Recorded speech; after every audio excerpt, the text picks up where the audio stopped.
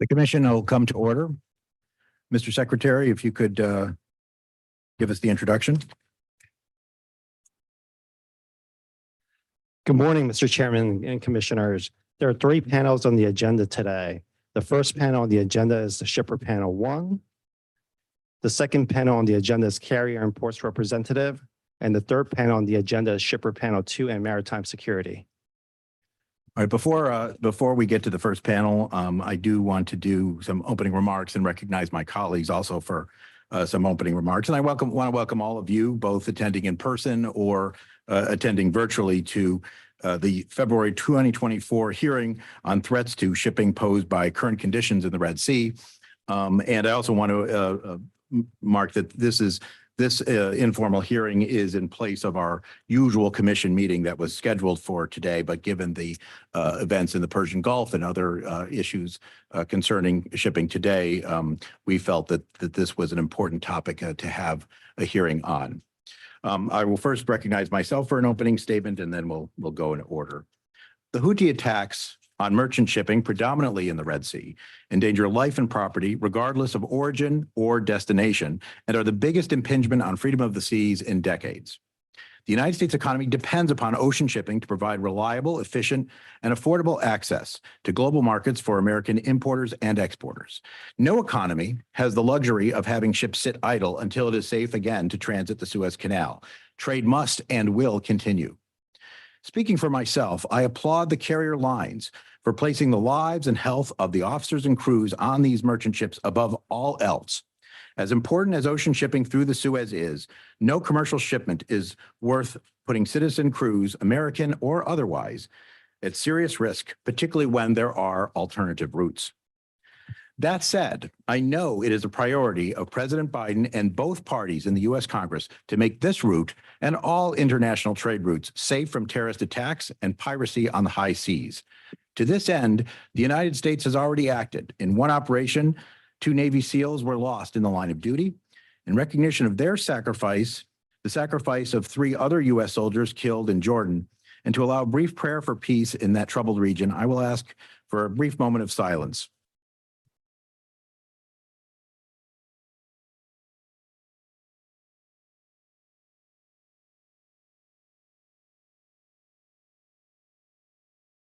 Thank you. At the Federal Maritime Commission, our responsibility is not to consider or debate how to stop the violence that threatens international shipping in the Red Sea region. That is up to Congress and the President and the Department of Defense and others.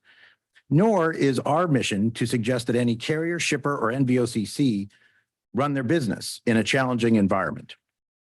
Our job when it comes to Red Sea trade route disruptions, and to my mind, the purpose of this hearing, is to ensure that our shipping laws are being obeyed, specifically to make sure any Red Sea related fees charged to shippers are reasonable and not deceptive, and that no unfair or unjust discriminatory methods are used to apply tariffs and service contracts, and that a competitive marketplace continues to exist, notwithstanding any unexpected shock to the market.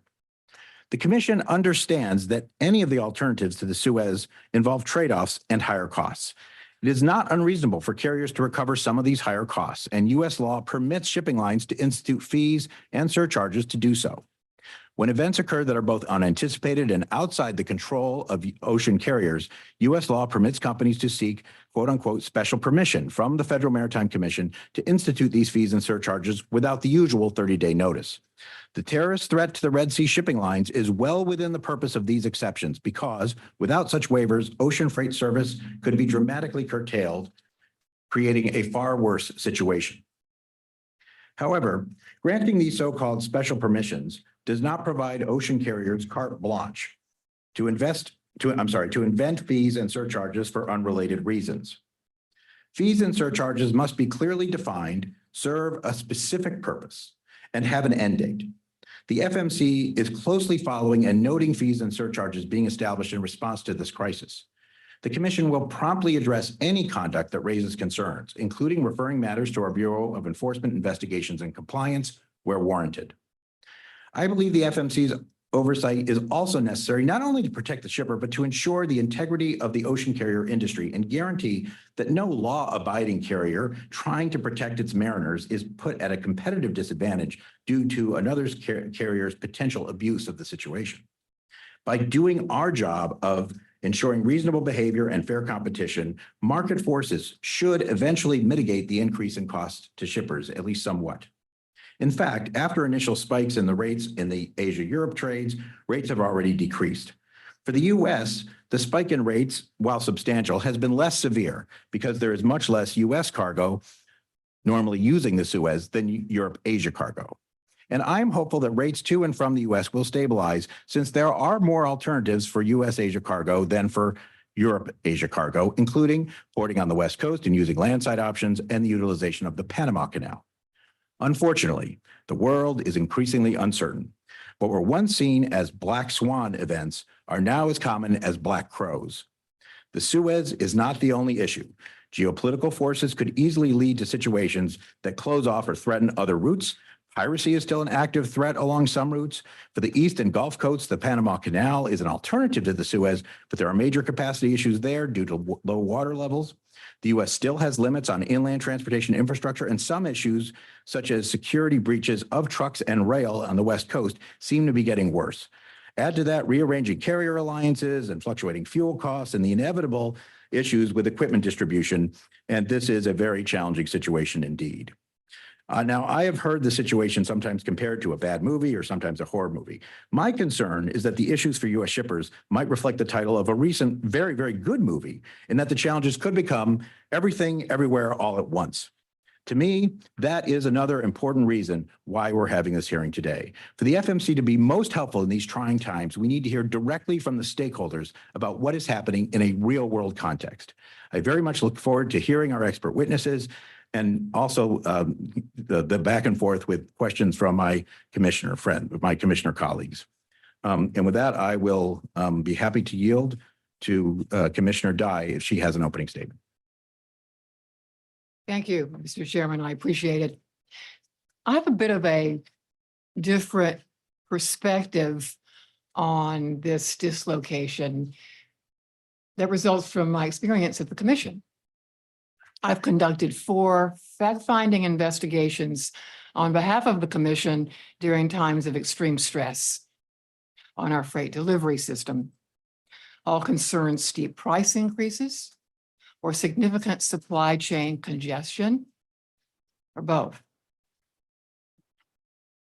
At the end of 2009, the economy bottomed out as the mortgage crisis ended.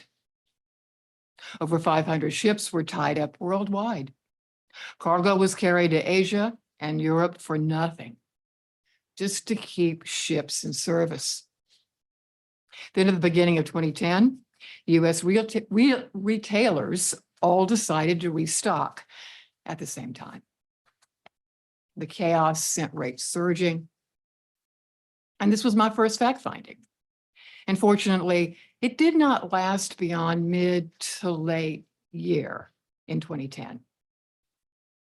This is what I thought was happening again as I started fact finding 29 in 2020. But I found the carrier executives knew immediately that the pandemic was much worse. And we experienced the situation as I explained in my report. My 2010 finding was that there was a serious lack of mutual commitment and understanding in service contracts between ocean carriers and their customers. This remains an interest of mine today. And I'll be delighted to discuss this with our shipper panels. My fact finding 29 finding included the observation that rates surged, especially spot rates, because capacity was overwhelmed with unprecedented demand for goods, especially in the United States. Much of that capacity was constrained because of land-based congestion, much of which is happening today. I testified before Congress that there are 3 things to keep in mind to strengthen the freight delivery system. First, The problems that we are experiencing are not new. They happen during every cargo surge or peak season. No supply chain actor can solve them alone. Operational processes must work smoothly, clearly, predictably to be effective. And finally, of course, the lack of mutual commitment and understanding between ocean carriers and their customers may stand in the way of a high-performing system of U.S. freight delivery. The FMC will continue to aggressively enforce the laws and regulations within our authority. But we cannot prevent external shocks to the freight delivery system. As global trade increases and trade lanes shift, we can, however, strengthen the ocean supply chain system and make it less vulnerable to disruption. We can change our business perspectives on the freight delivery systems and harmonize cargo delivery processes. Here are a few examples. Shippers don't use the marine terminals in our major gateways for storage. No more 30 days free time. Terminal operators and ocean carriers must operate in support of, not in conflict with port users, including truckers.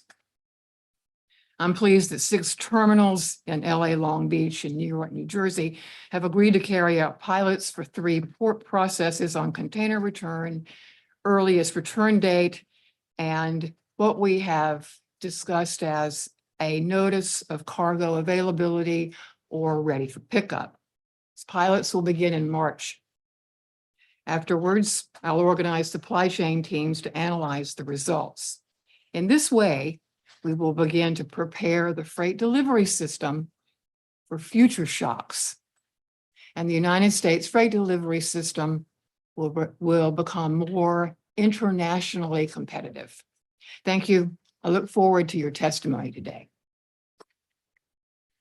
Thank you, Commissioner Dye. Commissioner Bensel, do you have an opening statement? Good morning. I wanted to thank everyone for participation today and their willingness to provide testimony on this critical issue. Mr. Chairman, I want to thank you for scheduling this open hearing to discuss the challenges that we face as a nation. In fact, we face globally as we consider the unprecedented impacts of deep cuts and service to the world's 2 most important transoceanic canals, Panama and Suez. The topic of this hearing is Red Sea shipping conditions, but we cannot consider or confine our review to just the impacts of the attacks on shipping emanating from Yemen, unless we consider the equally challenging impacts on shipping caused by reductions in service through the Panama Canal. In my view, the confluence of both of these challenges is unique. What is at stake is severe international economic disruption. We recently recovered from the impacts of supply chain disruption caused during the pandemic, as our nation recorded a close to 30% increase in imported container shipping, and we suffered congestion in the delivery of critical supplies. In my view, the impacts of inflation were largely caused as the result of delays in shipping. I do not believe that most Americans understand the level of importance that international ocean shipping plays to our economy. U.S. retailers are heavily dependent on the trade. U.S. manufacturers rely on just-in-time delivery of components necessary for production. Food and grocery products are imported or require packaging or other additives or materials for use in the United States. Critical medical supplies, chemicals are provided by overseas shipments. U.S. exporters of agricultural and other manufactured products are also heavily dependent on ocean shipping. Ocean shipping carriers carry over 90% of our overseas international trade, and reductions in ocean shipping cannot be overcome. Aviation alternatives cost 8 to 10 times more and cannot do more than just supplement maritime trade. As they used to say, mostly reserved for fine chocolates, perfume, and tulips. So there's a lot at stake when we consider the impacts of what could be the closure of 2 major maritime superhighways. I know that all of our commissioners experienced hundreds of meetings during the pandemic where businesses explained the difficulties of managing a very complex supply chain in items and products in the face of sustained cargo shipping records and the cause of congestion, delays, and increases in price. I want to relay one particular meeting in Salt Lake City, Utah, while meeting with the Chamber of Commerce. During the course of numerous meetings with affected shippers, I met with one of the largest home builders in the region. The home builder reported to me that they had intended to build 200,000 residential units in the region. This was during 2021, but had only been able to complete 140,000 units because of delays in securing overseas supplies, fixtures, the equipment that they would put into the residential units. That was a reduction of close to 1/3 of their potential productivity. This trend was a trend that was visited all over the United States.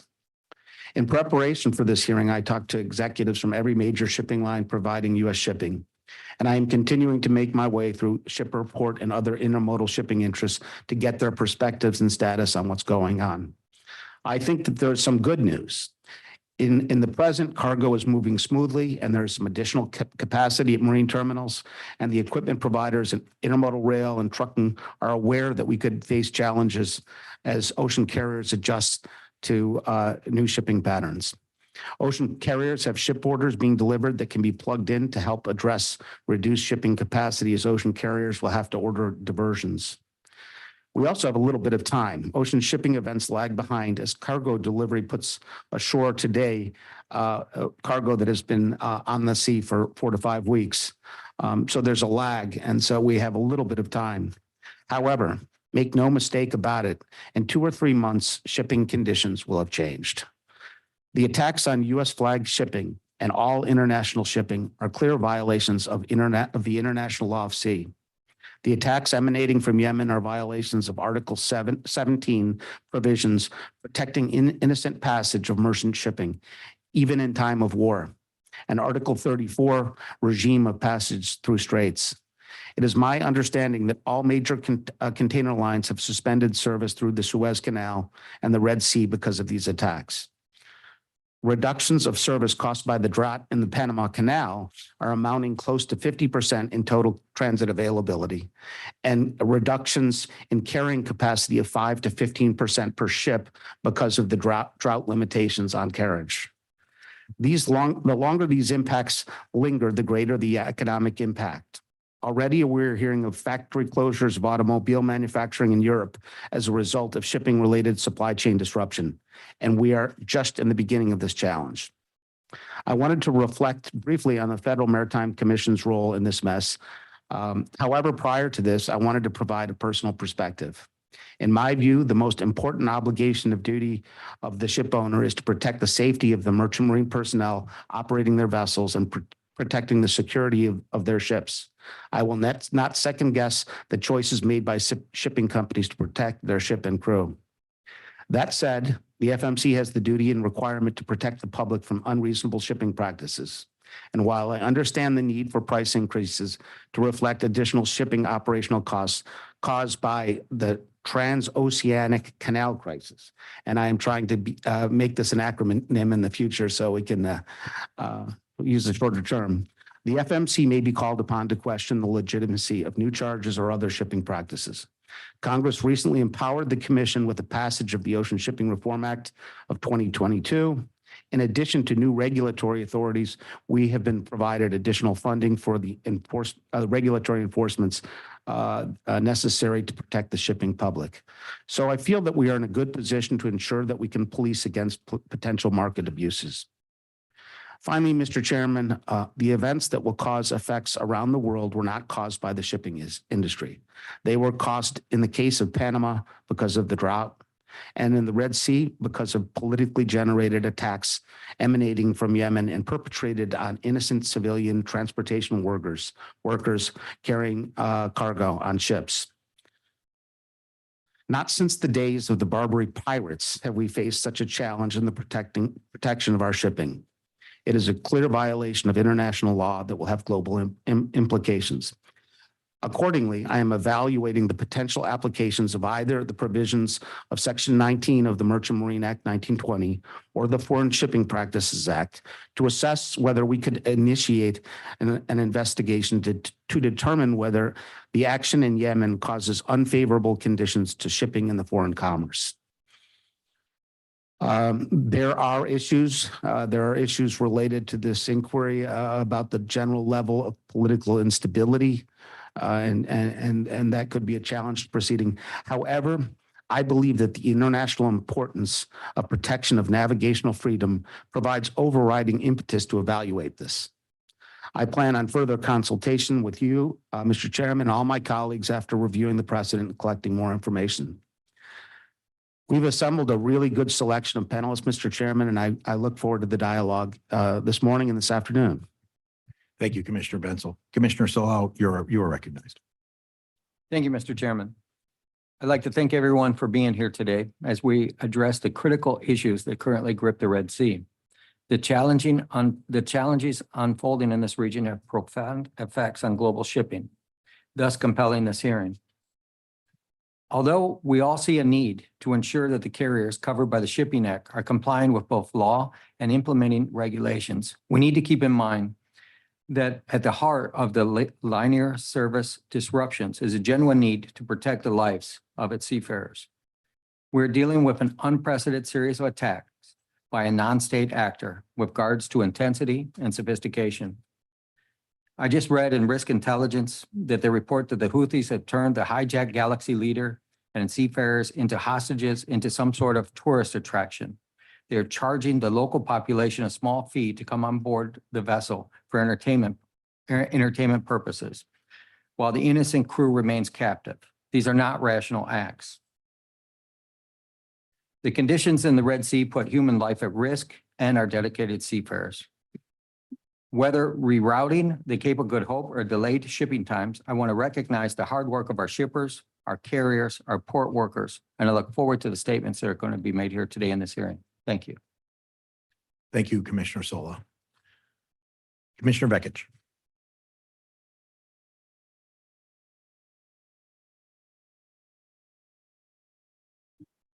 Thank you, Mr. Chairman. I commend the carriers for prioritizing mariner safety during this most difficult time. We recognize the difficulties, both the stress of the individual mariners, individual mariners, and to the supply chain created by the current crisis in the Red Sea. I echo the chair's opening remarks. Carriers are being required to employ novel solutions to adjust to constantly changing circumstances with broad impacts throughout the supply chain. We applaud them for their efforts to keep the cargo moving and for their willingness to communicate with us in advance of their concerns. We understand that the Red Sea crisis has, in many ways, upended the supply chain yet again. While there will be additional costs incurred by rerouting vessels, we must ensure that the costs that are passed along are done so reasonably.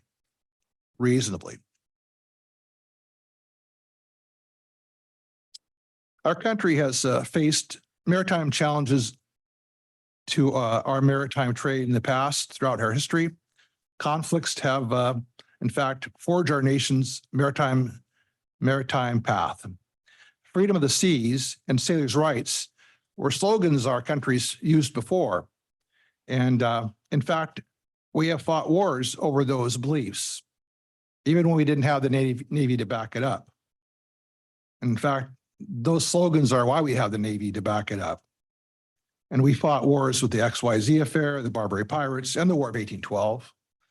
We're all fought on that basis of freedom of the seas and protection of American commerce. So these are not new ideas. These have been American values and American ideas. And I am pleased to see that again, we stand up and on the side of freedom of the seas. And our Navy is second to none. But, you know, it's time that they too had an ability to realign and redefine and re-equip what they need to do for their future missions. This is showing us that the world has changed and our challenges moving forward have changed. And we, as a country, probably need to deal with that. And as an agency, we need to reflect and keep the table level for the shippers and for the carriers, but also for the American importers and exporters.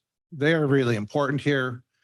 And although this is a global problem, we need to be sure that the costs reflected and surcharges are targeted at where the problem is and not affect everything. And the Pacific Rim's back to normal. And we hope it's going to continue to be prosperous and to normalize. And in this time, that would be a welcome addition, a welcome change from what's happened in the last few years. Thank you for being here. And again, we need to keep the cargo moving. Thank you. Thank you, Commissioner Bekich. Mr. Secretary, please again call the first item on today's agenda, and if you could briefly introduce the members of the first panel. Mr. Chairman and Commissioners, the first panel on the agenda is Shipper Panel 1. May the first panel please take your seats at the table.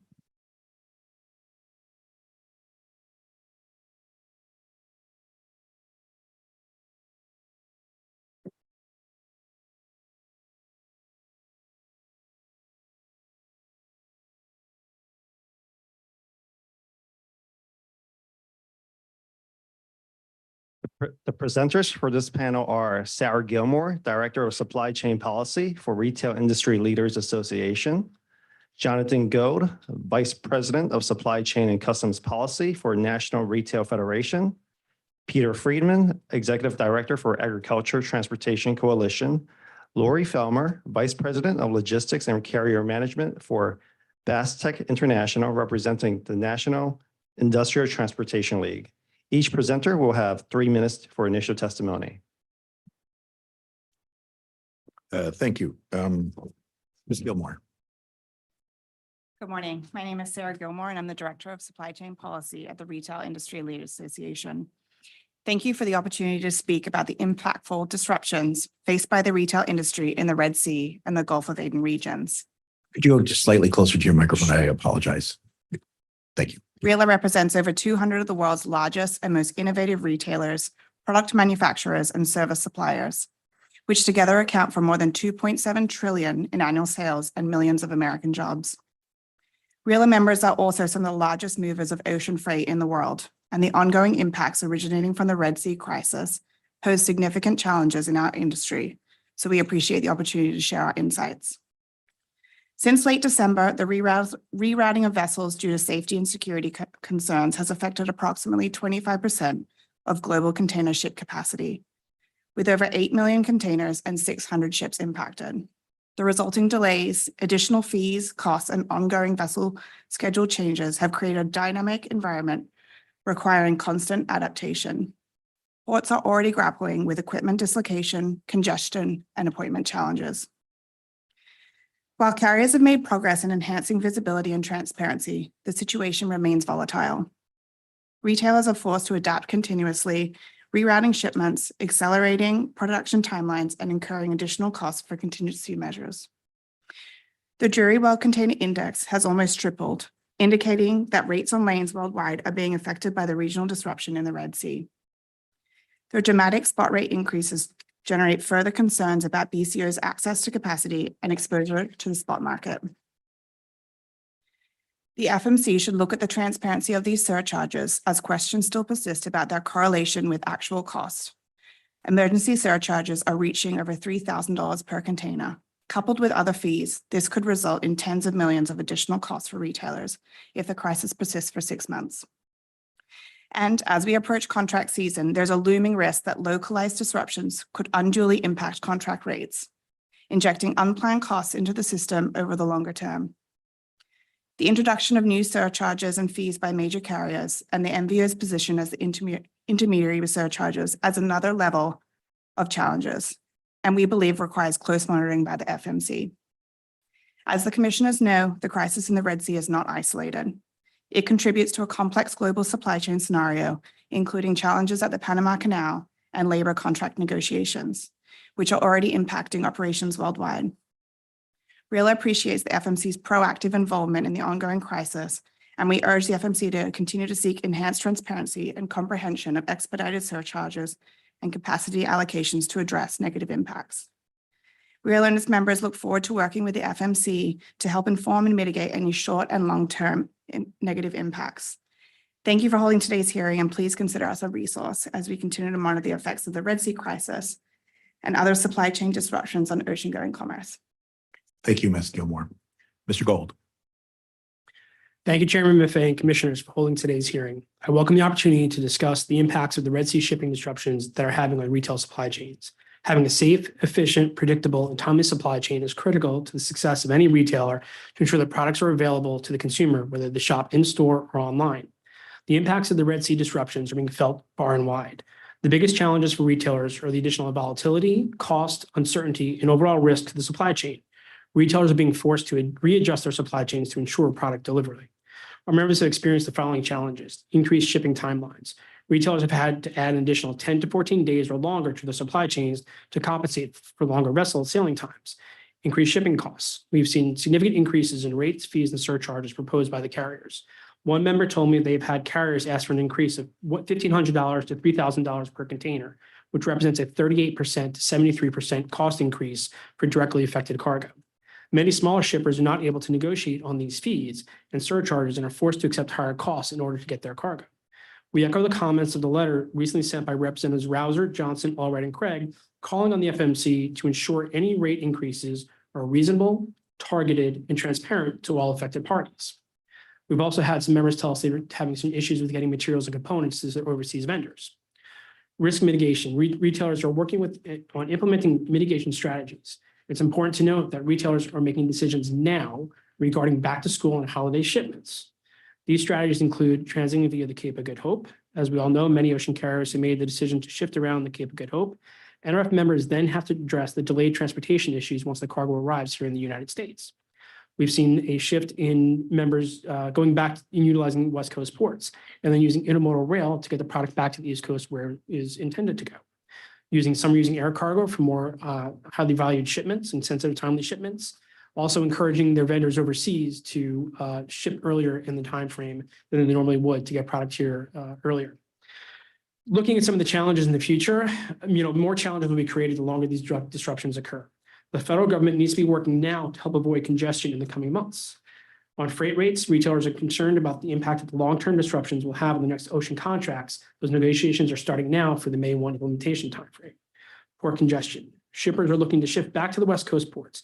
We need to make sure our ports, terminals, railroads, drayage providers, and warehouses are ready for increased cargo volumes. Some believe this congestion could begin within the next 4 to 6 weeks, so we need to start giving stakeholders now to plan appropriately. We need to make sure we address rail car, chassis, and terminal appointment availability in order to move containers out of the terminals in a timely manner. We also need to continue to talk about the impact of the Pier Pass program on available appointments and container movements at the ports of LA and Long Beach. And our members continue to have concerns about the need and effectiveness of this program. Finally, there are issues concerning vessel and equipment being out of position and being available in the coming weeks. We're concerned about vessel space issues as well. We've seen some carriers who've canceled some sailings in certain regions as well. While the focus of the hearing is on the Red Sea disruptions, it's important to note that other supply chain challenges, such as the Panama Canal restrictions and the impacts from the ILA-USMX labor negotiations, will further complicate the global supply chain. The challenges from the ongoing attacks in the Red Sea are significant and will get worse the longer they occur. While we're addressing the immediate issues, we need to make sure that we are preparing for the potential congestion issues that will impact U.S. ports in the coming months. Thank you again for the opportunity to testify this morning. Thank you very much, Mr. Gold. Mr. Friedman. Thank you very much. And I agree with everything that's been said already. It's all relevant for export and import, so I'm not going to repeat any of that. Let me just say that I've got my timer on here. The bottom line for agriculture products exports is that there's nothing we produce in this country that cannot be substituted from a source somewhere else in the world. And we don't have the alfalfa that goes out doesn't have a swoosh on it or 3 stripes, so because the cows don't care. And they can get the product from us or they can get it from another country. So we're all about making sure it gets delivered affordably, dependably. So I'd like to just focus on a couple of things. One is we put together in the testimony that's been emailed to all of you, a compilation of the actual specific experiences of agriculture exporters in the midst of this Red Sea Suez crisis. We left out the names of the companies and the carriers, but there's actual things that are happening now. So you can use those and determine to what extent you feel your jurisdiction allows you and your authority allows you to intervene if necessary. And then because while we wish you had aircraft carriers and so forth that you could deploy it from the Federal Maritime Commission, you don't, but there are things that you can do and we believe you should do immediately because they're within your jurisdiction and your authority. The two items that I'd like to focus on is the waiver of the 30-day notice. I think there was a debacle this time, and I'm not alone. There are people that are far more preeminent global economists and so forth that really scratch their head when on hours notice, just after hours after a carrier requested a waiver of 30-day notice, they were granted. Was there any calculation of the cost to the carrier, the cost to the shipper, the savings to the carrier not going through Suez, the impact, the amount of the surcharges? Certainly not. It wasn't done within hours. Yet they got carte blanche, blank check, approval to institute surcharges. That's wrong. I think the first request is investigate what happened, how it happened. And then second, start, whether it's a rulemaking, whatever process you deem appropriate, make sure it doesn't happen again. Because the distraction and deviation of our exports was dramatic because people sell the product all delivered and that price has already been baked. So when you get a notice like that, there are a lot of soybean exporters just said, stop, because we're going to take a loss on this thing. You can fix that, I think, pretty easily, but there's got to be a process when you get a request for a waiver of the 30-day notice that you actually know what you're doing to the trade, to the carriers and so forth. That was obviously not the case here. We appreciate that you published the request letters and published the granting of the waiver because you could see they were just hours apart. The second one, and the final one I'll mention just now, it's time to implement the detention and demurrage rule. What is it, 18 months? It's long enough. You've got to issue it. We get asked all the time on the Hill, what should FMC be doing now? And you've received some letters already. Issue that detention demurrage final rule. That will help a lot. That's my 3 minutes and 57 seconds. So, Thank you, Mr. Friedman. I am trying to resist the urge as a former member of Congress from an agricultural district to remind people how the American products are better quality, but I agree with you that that doesn't mean that there aren't substitutes available that would be used in these cases. So I'll resist that urge. Thank you, Mr. Friedman. Ms. Velmer. I am grateful for this opportunity to testify on behalf of the Knit League. Knit League is the voice of the shipper on freight transportation policy matters. Our member companies ship a wide variety of industrial products as well as consumer goods. Our members spend billions of dollars on freight annually and require reliable and cost-effective ocean transportation services. In my role with Bastec, we are a chemical distributor based in New Jersey and a member of the Knit League. Allow me to start on behalf of the Knit League by expressing our sincere thanks to the Commission for holding this hearing. The Knit League is very mindful of the dangers faced by our ocean carrier partners' ships and their crews in the Red Sea region. I want to be clear that the Knit League strongly supports measures to ensure their safety and security, a top priority. However, Knit League members also have concerns. The carriers are assessing unreasonable rates and charges, some with limited notice periods. These unanticipated costs, combined with the shipment delays, are resulting in substantial disruption to our members' supply chains. The Commission has granted 10 special permissions to carriers relating to conditions in the Red Sea and Gulf of Aden. Some of these carriers continue to serve that area, while others are avoiding the region entirely and circumnavigating Africa. I think that might have changed since just this morning. 0. These immediate and substantial freight increases have negatively impacted shippers. Small to mid-sized shippers who are more likely to lack service contract protections are especially impacted. But even larger shippers are facing pressure from carriers to accept higher charges. Another concern is the significant lack of clarity regarding the newly introduced surcharges. It is unclear when and where some of these so-called contingency or operation continuity or trade disruption surcharges, to name a few, are applicable. Knit League members are also concerned about the reasonableness of spiking rates and charges. The Commission has authority to address unreasonable charges and must consider whether a charge is reasonably related to the service rendered and whether the correlation of benefit to charges is reasonable. Against this criteria, the scope and scale of the current increases raises suspicion. Knit League encourages the Commission to use its authority to investigate these charges. As vessels reroute around the Cape of Good Hope, shippers are also experiencing longer transit times, less frequent sailings, and tighter capacity. These disruptions undermine the predictability of supply chains, leading to shortages, negatively impacting domestic manufacturing activities, goods distribution, and consumer sales. Our shippers are making adjustments by advancing orders and accelerating shipments. These actions incur their own operational and financial costs and can bring stress to a company's cash flow. As longer transits persist, the displacement of ocean containers is also a growing concern. Rerouting vessels away from the Suez Canal does not mean that carriers cannot redesign reliable schedules. The carriers must take steps now to normalize their services and to stabilize costs by adjusting vessel capacity, equipment availability, and their sailing schedules. Thank you again for the opportunity to present Knit League's views and concerns. We appreciate your important oversight responsibility and ask that you use your authority to prevent unreasonable increases to freight costs and to encourage carriers to make operational adjustments to minimize disruption and rising costs.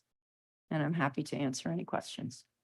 Thank you, Ms. Elmer, and thank you again to all of our panelists for very, very well-informed opening statements. I will now recognize Commissioner Dye for any questions or comments. Thank you for those excellent explanations of what's going on. While I have you, indulge me. Why haven't shipper associations actually caught on the way we assumed in 98 for small shippers? Is there a reason? Would you like to think about that and get back to me? Do you want to address that? Peter? We had high hopes in the 84 Act and so forth, as you know. And there's two things happen. In some instances, particularly on the import side, but also on some export, there are very, very successful shipper associations. The Gemini Shipper Association's one, the Fashion Accessory Shippers Association. Yes. Very successful, very large, very powerful. On the export, you know, the Wine and Spirit Shippers Association, and we have a number of these associations as members of the AgTC. Wine and Spirits is one. There's a citrus one, the dried fruit and nut exporters, and so forth. So then why aren't there more of them? I think a lot of folks who are logistics folks have a lot of pride in their ability, and they may be working with companies that have a lot of clout because they got a lot of cargo. And when you're in that shippers association, you're sort of sharing, if you have a lot of clout and get a good rate for yourself, you're sharing it with your smaller competitors, and they're all competing with each other for these markets overseas. So in some cases, if you really feel you have a lot of clout, you want to go alone. You don't want to let your small competitor down the road get the benefit of the good rate you can get. So I find that's often the case. Don't doesn't come up in kind of formal testimony, but that's often the case. But we do have shippers associations that when you got quite a homogeneous cargo, homogeneous origin, homogeneous destination. Wine and spirits is a good example. Citrus is another example. Dried fruit and nuts, basically same origins geographically and same destinations, and they can fit together. And they're Thank you. very important. Thank you, because we, of course, are interested in encouraging approaches that will allow our medium and small shippers to accumulate the volume and be competitive, and asking for contract terms, for example, Before I get from ocean carriers. Before I get in trouble from Hayden Swafford up there in Seattle in Puget Sound, the PNASA, Pacific Northwest Asia Shippers Association, is the small lumber guys, and it formed for everybody smaller than Weyerhaeuser, because Weyerhaeuser dominated, but the small Right. lumber exporters came in, and they've been in existence since 1985 for the smaller volume shippers, importers, and exporters. Excellent. Excellent. If you have, if there, yes, Laurie, I'd please, be happy to comment on that please do. because I am a big fan of shippers associations. Mhm. And Peter did mention Gemini Shippers Association. Yes, Very successful, very helpful. yes. Small shippers really do benefit from these arrangements. And without elaborating, I would just urge that the FMC continue to encourage them and to foster them and to make sure that they are protected in their negotiation abilities with carriers. Yes, I appreciate that, and I agree. I Thank you. agree. Are contract terms on surcharges common? Are they, is it mostly the purview of the largest shippers? I mean, I think most companies that have contracts will have language in there with regards to surcharges and how the surcharges are handled at any point in time, whether it's surcharges, rate increases, what have you. Obviously, it's going to depend upon the shipper themselves, what the terms are. Right. Um, Oh, no, so- I wouldn't want you to reveal any, I have no visibility into any of those no, terms no, whatsoever. nor Nor should I. nor do we seek it. Right. Except for law enforcement purposes, but But I think those that do have the annual contract, whether you're, big or small, you have a better opportunity to negotiate when those surcharges are provided to you by the ocean carrier, as opposed to those who don't have the contract and have to rely on the spot market and other avenues. So, there is language in there, and again, depends upon the shipper and what they can agree to with the ocean carrier. of course, of course. If you, would you like? Of course. I would agree with my colleague. Well, thank said. you. Yeah. Thank you. And finally, we chose these, I chose these three port processes to work on because they continually come up when our system is stressed. Tell me if you have any other suggestions. If you can, I know I'm using up all my time, as usual. If you have any other suggestions to strengthen the supply chain. I think all of us would agree where we are severely lacking in this country, and I think it's, from what I understand, worse in this country than others, is the communication of information. We've had a number of our ports in the Port Optimizer in Los Angeles, and Long Beach has one, and so forth, where, they're seeking information like when's the ship going to arrive, when's the appointment, all that, have a portal where they can, all that information can be aggregated and accessed.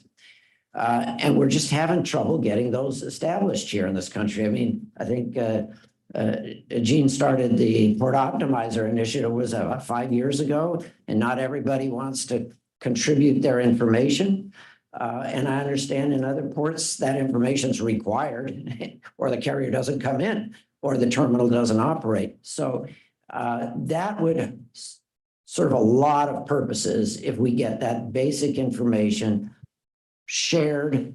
I know there's, between terminals, they want to compete on that, but it seems to work elsewhere. And that would be a very low cost thing to do. But you're going to have to require, and that's going to be coming back to you at the FMC. Somebody's going to have to require all the players to provide that information, that basic information that would help for the AgTC member who was in Junction City, Kansas, and got dried milk powder, and they've got to figure when to send it from Junction City, Kansas by truck, by rail, then by truck again to the port, to the terminal in Oakland or Los Angeles, and the protein. Think of all those things. If they don't have that information, they're always going to mess it up. The ports will be congested. They'll miss the sailing. And that's, I think, kind of the low hanging fruit, frankly, but you're going to have to require it to be contributed. Actually, a lot of carriers are experimenting now with pushing information out. Yep.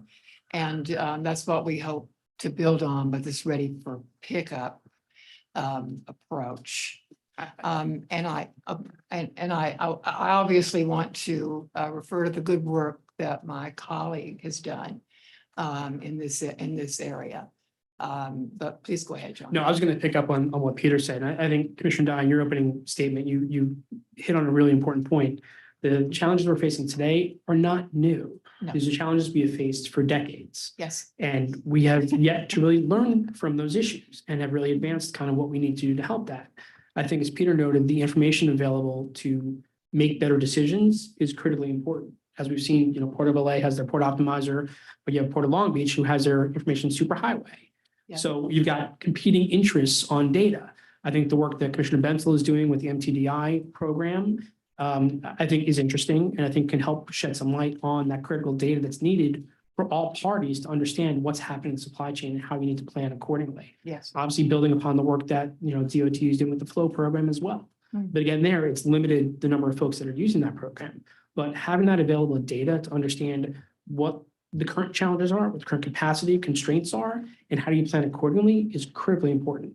Knowing when the ship is actually going to arrive and how you plan from there, we still don't know. And that's one of the challenges my members are facing now. It's because the reliability is off so much. Knowing when the vessel is going to arrive, and by the way, what terminal it's going to arrive at as well, to plan accordingly is incredibly important. So having that data communication that just doesn't go from the carrier to the terminal, but then it's communicated to the driver, to the warehouse, to the rail, so everybody knows exactly what's happening at any point in time is critically important. Yes. Yes. Yeah, Right. Yeah. Thank you. I think my time's expired, so thank you very much. Ms. Gilmore, continue with your comment. Okay, great, thank you. And I want to thank Commissioner Bensel for his work on the MTDI as well. I think we can all agree that sort of enhanced access to data and its enhanced visibility is always going to be helpful to ensure that our supply chain, runs as smoothly as possible. So I'd agree with what my colleague said. Thank you. Thank you, And I Ms. agree Gilmore. with you. And thank you, Commissioner Dye. Commissioner Benz. I thought all the testimony is really good. I appreciate you taking the time to talk. We've talked many times with all of you, and so appreciate your willingness and energy and advocating on behalf of your members. So I wanted to talk about ship schedules, and I was amazed when I started to look at this issue with respect to MTDI, the initiative to assess the transparency of information. And if you look at an ocean carrier's webpage to get information related to what their services would be 3 months or 4 months from now, you'll get a picture of one side of the Pacific and one side of the other side of the Pacific, and it'll say it takes 32 days to transit. I thought, well, my God, that's nothing. And but now we're in a situation right now where there's going to be a lot of requirements for adjustment to schedules and services.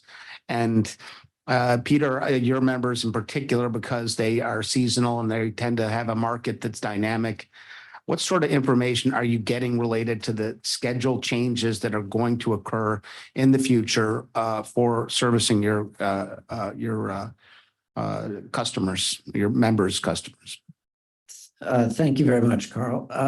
And that's a great question because for a while, people thought that carriers blanked sailings kind of 3 days before they were supposed to arrive, because that's when they found out, or maybe a week before that sailing's been blanked.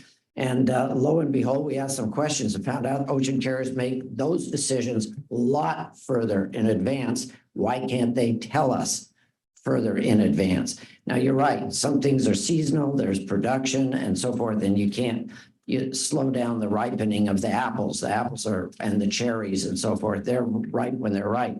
So they have to go.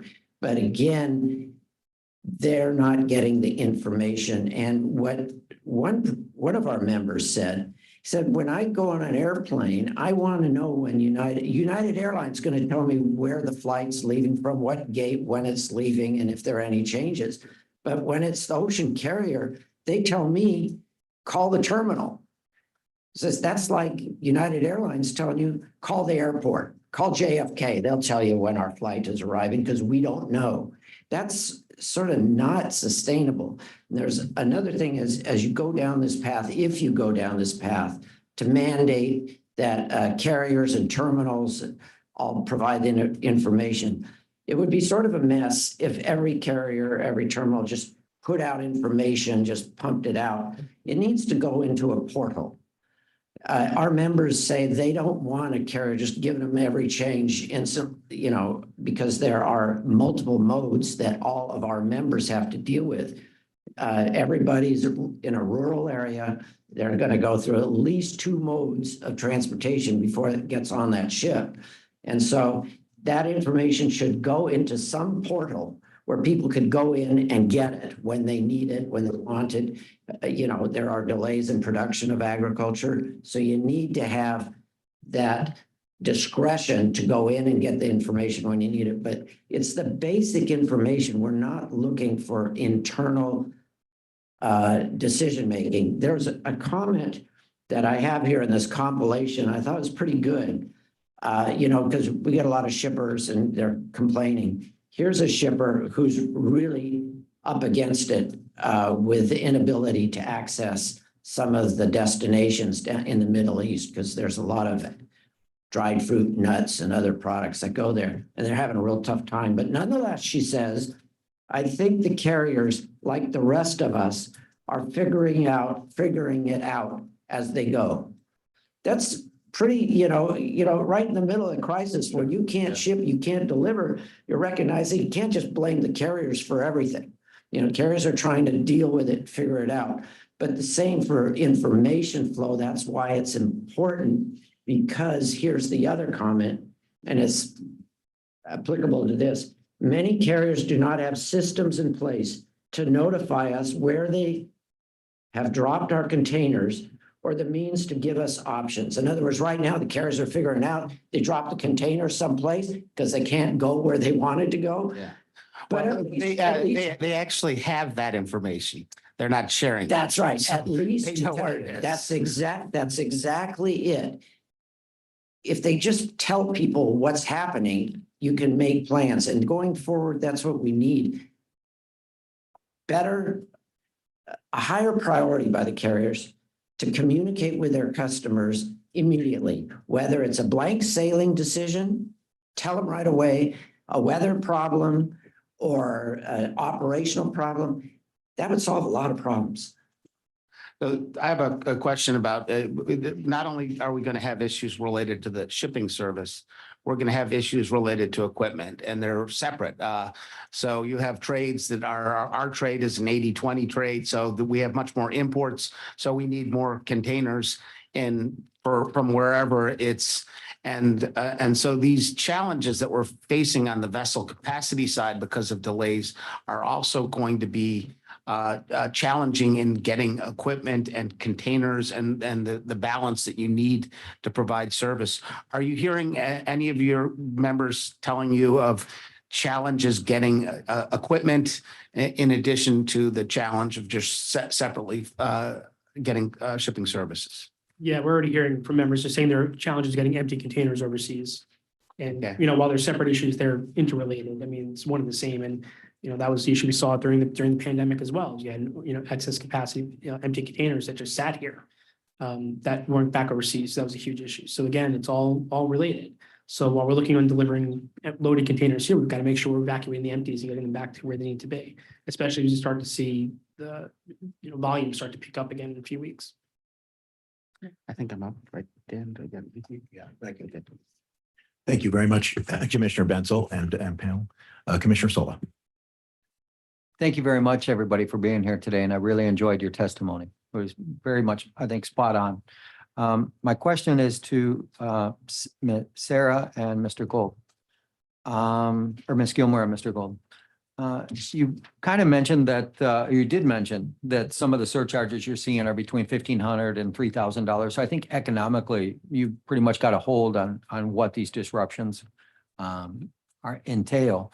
But you also mentioned that you kind of see a kind of a glut or a ship or a movement towards the West Coast ports in the next 100 days, 4 to 6 weeks. What kind of long-term strategy are you implementing, or are you advising your members, or some of your members advising you? I think as we're having the conversations with our members, they're looking at all different options as far as how to address these issues. And again, it's not just looking at the Red Sea, but it's looking at Red Sea, Panama Canal, East Coast, Gulf Coast labor negotiations, because they're planning now for what's going to happen, for holiday shipments. So they're looking at peak season shipping, which is, August, September, October. So they're planning now for how to adjust to make sure that their products get here without, any more delay than what they're seeing. So they're going to take the path of least resistance to get cargo to where it needs to be.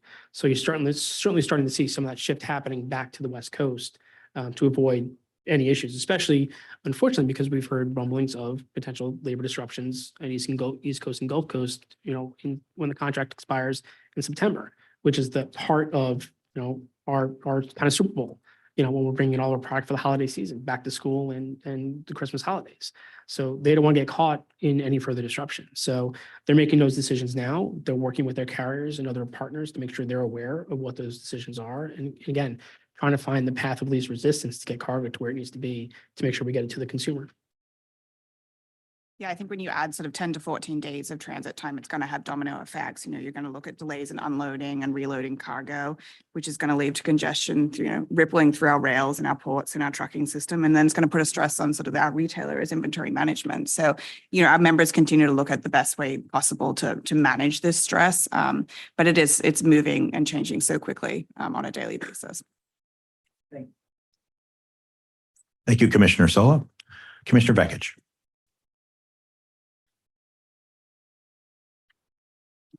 Thank you, Mr. Chairman. I was hoping to get more input of your impressions of the Red Sea specific problems and the things you've described here. I always learn so much when I have panels like this to listen from, and but many of those things we're living with and have been living with before. So Red Sea specific. New issues, new problems, new charges. Are there anything that are unique and of concern? If I'd like to hear from all of you, actually. I think one of the biggest concerns is that the new surcharges were put forward in what appeared to be something of a panic, a little bit of a, we don't know what's going to happen, so let's put out the worst case scenario, everything everywhere all the time. That's fine, but it is essentially then meaningless for shippers to be able to plan. Is this a real charge? And there was a complete lack of clarity on when these would apply. For example, it was unclear if cargo loaded on a ship that actually transited the Suez would incur those charges, or only on a ship that was rerouted. And at what point in time do these charges come to an end? Because as we said, there is an acute emergency, and there were perhaps some acute charges that needed to be addressed. But there is a lack of communication about the ongoing need for these. And we, as we said in our testimony, we would like the commission to encourage the carriers to normalize. There is a new normal. We do face disruptions in shipping everywhere every day, right? Whether it's weather, whether it's someone stuck in the Suez Canal, we're accustomed to this, and there has to be a pivot. But there becomes a normalization, and then the charges have to be equalized as well. The other point that our members had real concerns about are the assessment of peak season surcharges.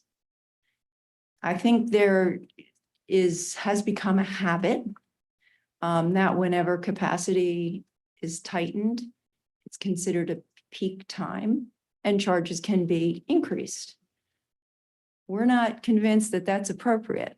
Peak season surcharges historically have been there to identify those times of the year where seasonality brings an increase in demand, not a reduction in capacity because of ships out of place. And this is a real problem. I think that could stand to use some evaluation. Thank you. Thank you.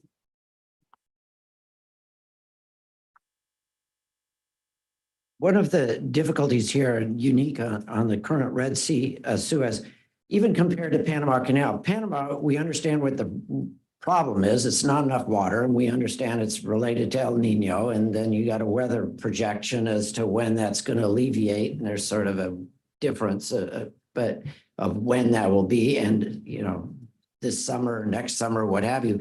But that's something that's sort of steady. The Suez situation, you know, you even got ocean carriers to say, you know, on this voyage, we're going to try to go through the Red Sea, but then they get close and they say, no, we can't, and they go down. So the decisions are being made, and we're encouraging the carriers to push forward if they can. But we understand that it's hard to predict, and we hope not to be able to consider this normal now. We don't want to normalize what's happening in the Red Sea. We don't know whether governments are going to be putting more military aid to put ships through, but some of those original long projections of it's going to add 15 days. As one carrier said, yeah, it adds 15 days if you start from Singapore and try to go up the Red Sea, and then you say you can't. So now you got to go down and around and avoid the Somali pirates and go around the Horn. But if you know when you leave that you're going to go around, well, that's a 5-day or 6-day delay maybe, so that you can sort of plan. But nonetheless, the conflict over there is not predictable day to day, even hour to hour. And so what we would not want to do is get the carriers to sort of normalize the worst case. You know, we want them to continue, and we want them to put pressure on the governments to settle this and to have escorts through and so forth. So that's going to be dynamic. But I think while uncertainty is nobody's pleasure in logistics, I think in this case, uncertainty leading towards reopening that channel is probably better for us than just writing it off and saying we can't go through there. Now, the other problem, though, is that the delays have this effect all the way through. We just finished some of our AgTC workshops. Here's where do we do it? We don't do it at the ports, although the Port of Long Beach is always inviting us to do it right there. We do it Boise. We just finished in Boise, Kansas City, Minneapolis, Fresno, Sacramento. None of them are particularly close, particularly those in the Midwest, right? So you need equipment. The carriers have to bring and reposition equipment to those places. It's expensive.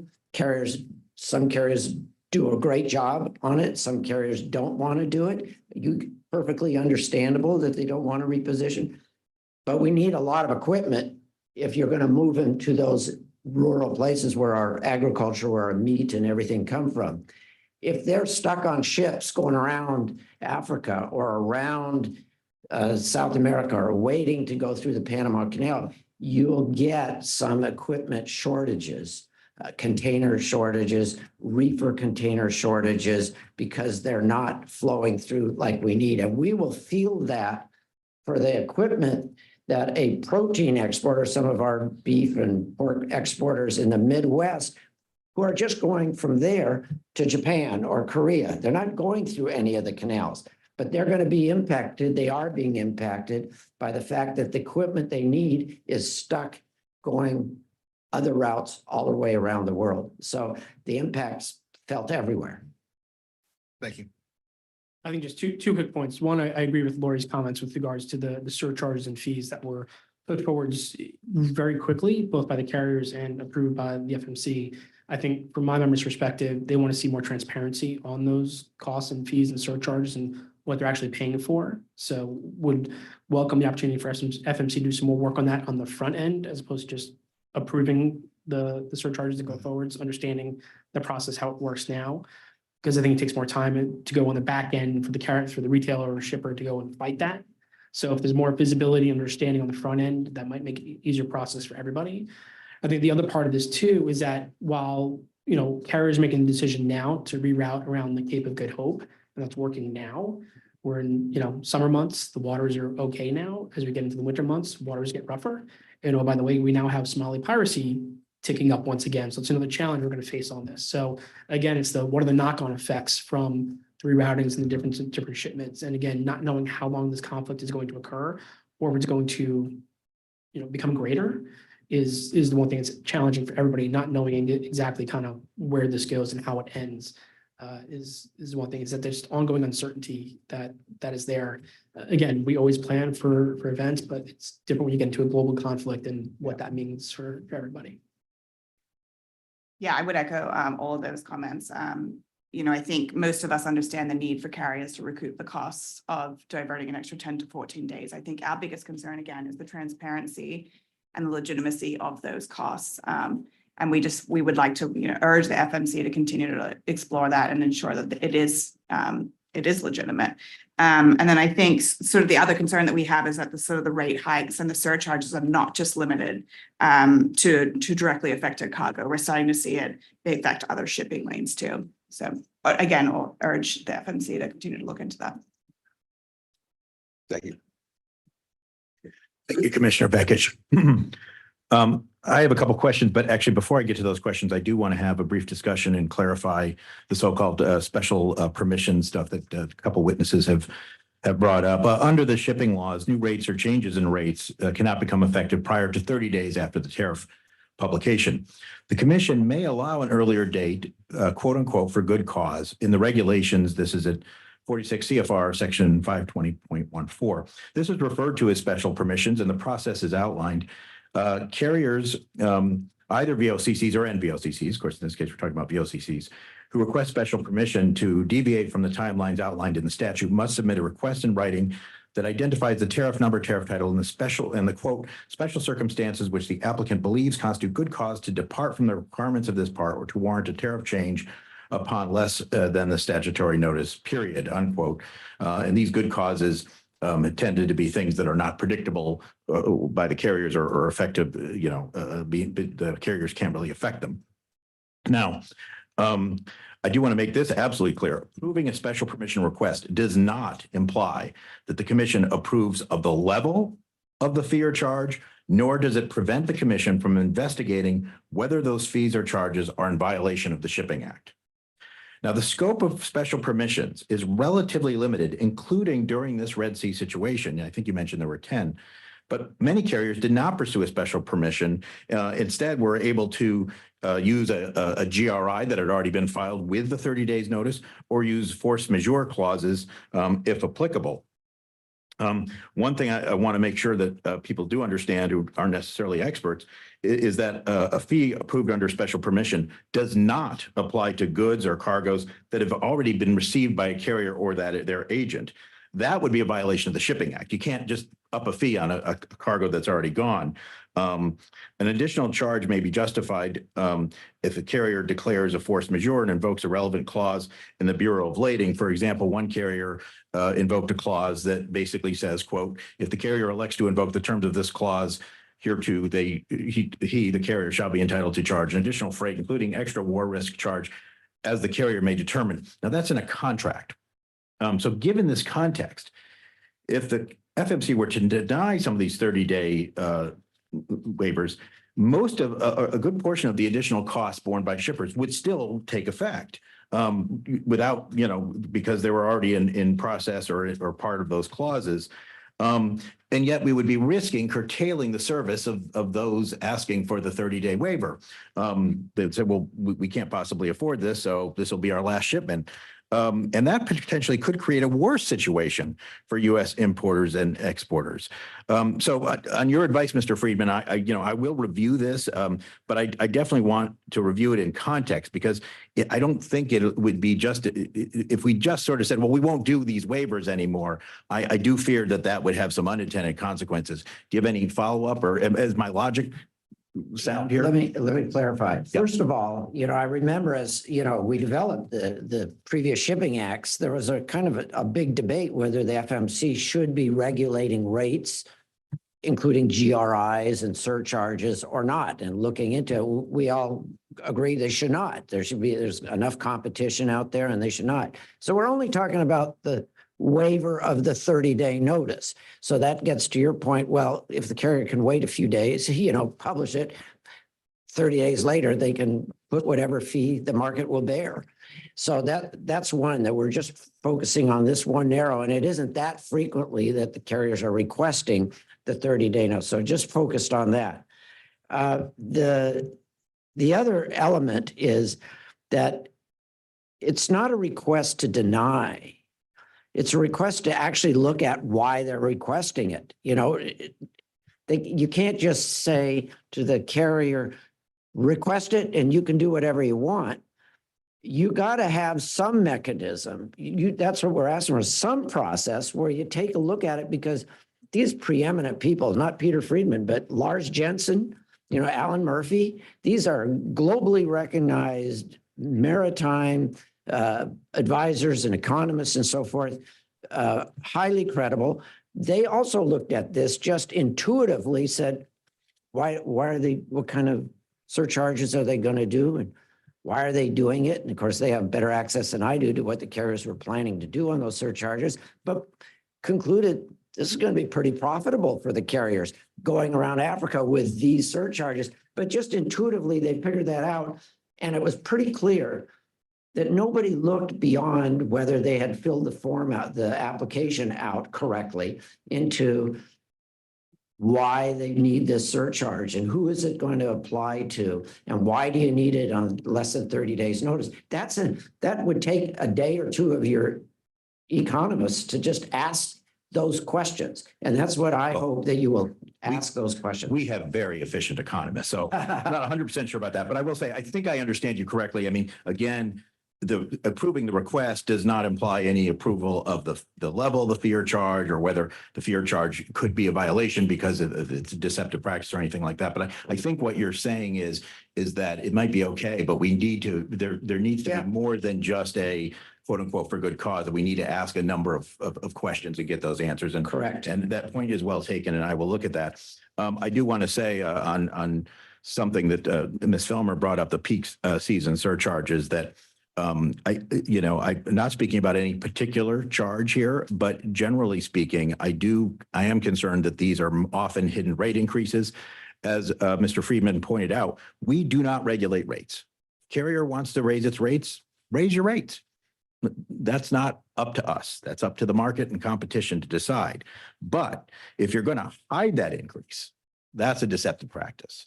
And so been wanting to, been taking a look at that for a long time. And certainly as we get things like the D&D rule accomplished in other parts of OSRA, we will be taking a closer look.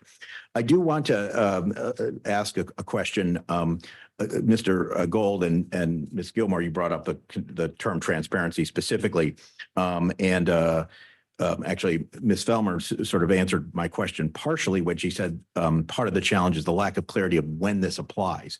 But if you could be more specific about what kinds of things that if they were provided you, kinds of information from the carriers, if they were provided to you, would help in terms of that transparency. No, I agree with the point, right? I don't think there's any question that the carriers at least should be more transparent, because their customers are unhappy and uncertain, and that doesn't work well for anybody. But if there's specifics that you have that you've heard from your members, that'd be great. I think if in reference to the fees and surcharges, I think it's exactly how they arrived at the numbers and what it's supposed to pay for. I think that's kind of what they're looking for. They just get these big numbers and trying to figure out what exactly is this going towards and how is it supplanting what's already happening. So a breakdown, like this much for fuel if we have to go Yeah, around. exactly. This much for added service costs, this much because the fees and the fuel costs in Johannesburg, well, no, that's not port. In the ports in South Africa are much higher than they would be. But if you look at the savings for not going through the Suez, not paying the Suez Canal fee, where's the breakdown? Where's the difference? And what exactly are you paying for with these surcharges? I think that's what they're trying to figure out. I think, as Sarah said earlier, I think shippers are willing to pay as long as they know exactly what they're paying for and they're paying for the service they're supposed to be getting. I think we all recognize that it's going to cost more and take longer to do, but exactly what are we paying for? That's what folks want to know. Yeah, I agree with everything that John said. I think, that transparency is one of the major concerns, but also the discrepancies among carriers for these fees too is something that our members are raising as a concern. Although that is also an indication of competition. Right. I mean, if there wasn't competition. Yeah. Exactly. Like my professor has just given me an A. No, but that is in some ways that's a good thing. But I totally understand. Like if they're different, why are they different? How did you arrive at this? How did another carrier arrive at this? Will there be a refund if the cost ends up being substantially less? I think I get what you're saying. Yeah. And look, I think we all recognize you're not going to get into the full operator carrying costs, and that's not what people are looking for. But just getting a better understanding of exactly what these fees and surcharges, the multiples are actually paying for is what folks are asking. Yeah, man, and I do understand why the carriers, some of it, that got too detailed, that obviously could get into, operational decisions that affect their competitiveness. So I get it, but I think that is helpful. I do think we have time for a brief second round if there is any questions. So yes, go ahead, Commissioner Dye. A couple of comments. I do know that there are some carriers who are negotiating with their customers. It's just plain good business practice. If you want to keep a customer, especially one that is sympathetic and willing to help recover some costs, then I would say that's certainly a reasonable business practice to expect from your ocean carrier. And also on information, I just want to put in a plug for the original innovation teams. So many of your members sat on those teams. They called for a national port information system. And that's where the optimizer started, actually. So thanks to all of your members. Thank you. Of course, Commissioner Bensel. I see the port director from Long Beach, former chairman of the commission out there in the audience, and Next day. I know he is. So my question is for this panel. I mean, during the pandemic, one of the challenges we had was the intermodal shipment through the rail system to inland points. I remember Union Pacific closed shipping down from the West Coast intermodal terminals for a week. And we're seemingly going into an area where congested cargo delivery will be the results. And so that is critical. I believe those two ports, about 60% of their cargo is intermodal rail cargo into the interior. Is there discussions with I know they're a little tough to deal with in terms of, are there shipper rail carrier discussions about whether or not they have equipment in place and whether, because there's an equal balance on getting those cargo containers from the interior back to the ports of Seattle and Tacoma and our West Coast ports, and that anything going on with respect to discussions with railroads about potential congestion challenges? Yeah, so our members are certainly having those conversations, but the problem is going to be you're diverting away from the Panama Canal. So you're going to go to the West Coast, and then you've got to get all of that, cargo across back to the East Coast, its originated destination, to then have basically empty rail cars coming back to facilitate. And those delays are just going to continue and build up and create more constraint within our supply chain. Well, hopefully those empty rail cars will pick up Peter's members' cargo to come back to the ports. That's Um, exactly. But those conversations are ongoing. And I think, look, I've continuously raised this issue when we've been doing the calls with the Department of Transportation, looking at those future issues and raising the issue of making sure that the railroads are part of those conversations. Those conversations are happening now. I mean, again, this is why we've got to start planning now, bring all the stakeholders together to figure out what's going to be coming down the pike and how do we plan properly so we're not caught off guard and don't have the rail cars where we need to be. So, again, while you guys don't have, authority over the FMC, we are in the STB's building. So, hopefully they are working with the carriers as well. But again, this is a whole government approach, just as we saw during the pandemic. So we've got to make sure everybody's working together to make sure we're prepared for the surge that is expected to come. If it doesn't come, that's fine, but let's be prepared just in case it does arrive. Yeah, we are in the Surface Transportation Board's hearing room, and I want to thank Chairman Olbermann and the rest of the Surface Transportation Board for letting us use this while ours is being renovated. Maybe we could just get them to come in right after us, and you all could say the similar things to them, because as I like to say, the container doesn't really care if it's on a ship or a train or a truck.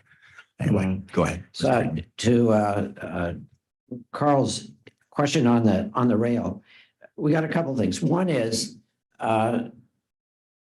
we need these guys. In fact, at our annual meeting, we always have a speaker from one of the top 25 importers into the United States, because we know they're paying the freight, they're inducing the carrier. We'd love to think the ocean carriers put their ships in service to carry soybeans, but they probably more carry John and Sarah's import cargo. But we have that relationship, but we need those importers to have access. We like that intermodal when they bring the containers all the way in to the Midwest and Memphis and other places.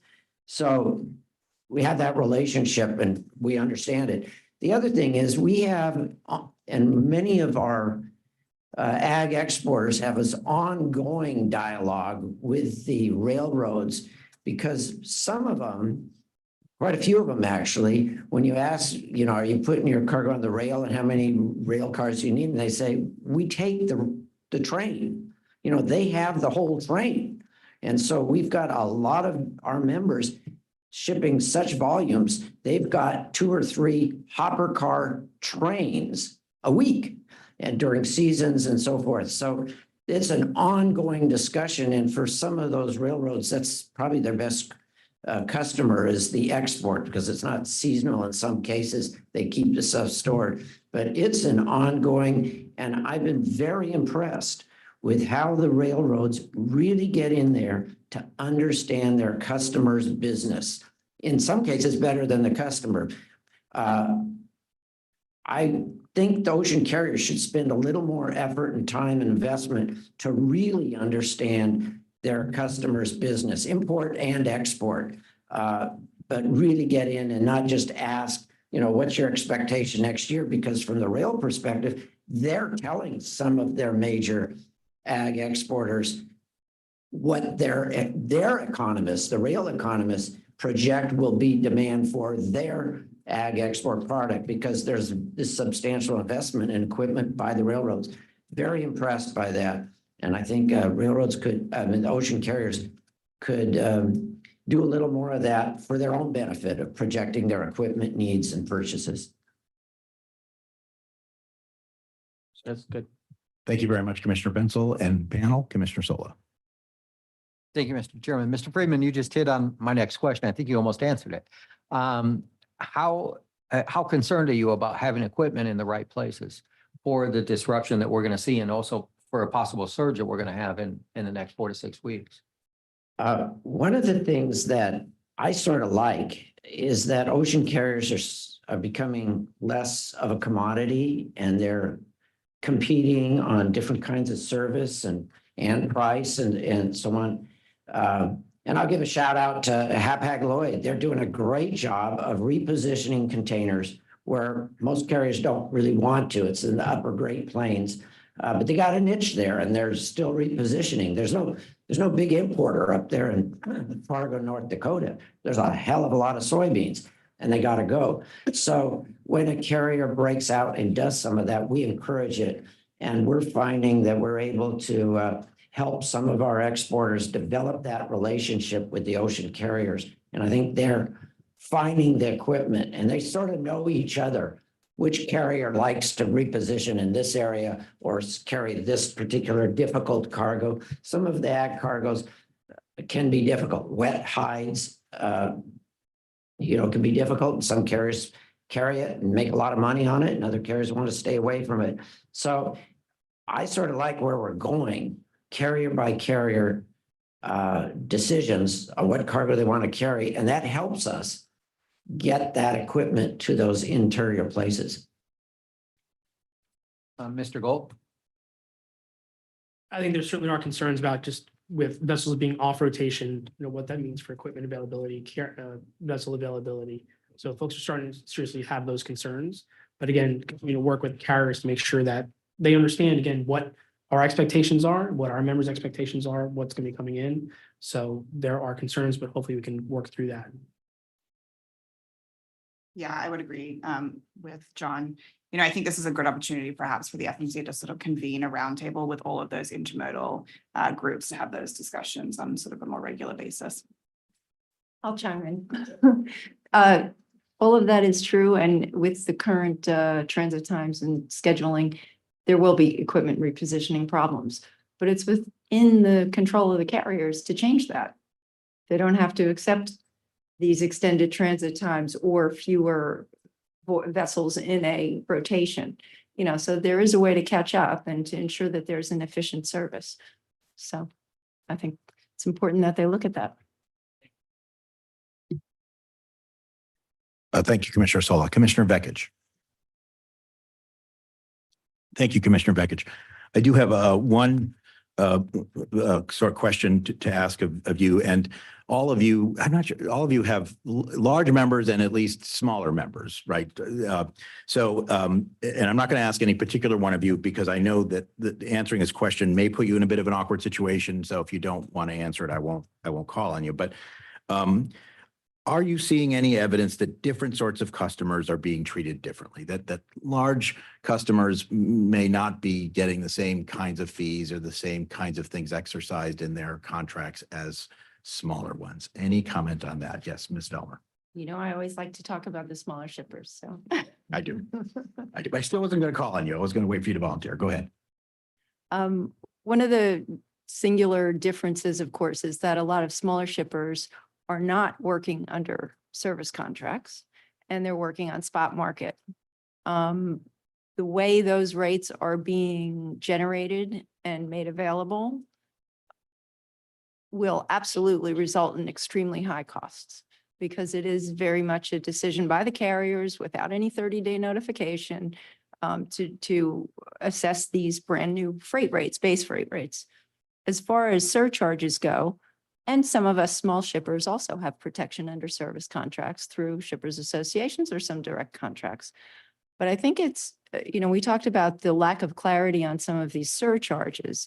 I would mention that even within a service contract, when you're dealing with surcharges that are tangential to security issues and safety issues, the carriers have a lot of leeway, or they believe they have a lot of leeway to interpret the language the way they like.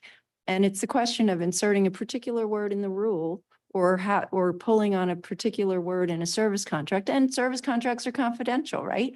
So I can't sit and talk to someone else, another shipper, about what'd you do with that clause? Do you have that clause in your contract? Did that allow the carriers to apply that surcharge, or did it prohibit them? And I think these are some of the problems. I think if we're honest, the carriers have the upper hand. They have that ability they control a large portion of the cargo, right? Under all of their contracts, the shipper has one or two or three or half a dozen, depending on how big your shipper is. And it's a question of individual interpretation. I think there's a lot of care needs to be taken for the smaller shippers. Thank you, Ms. Velmer. Any other volunteers? Mr. Friedman.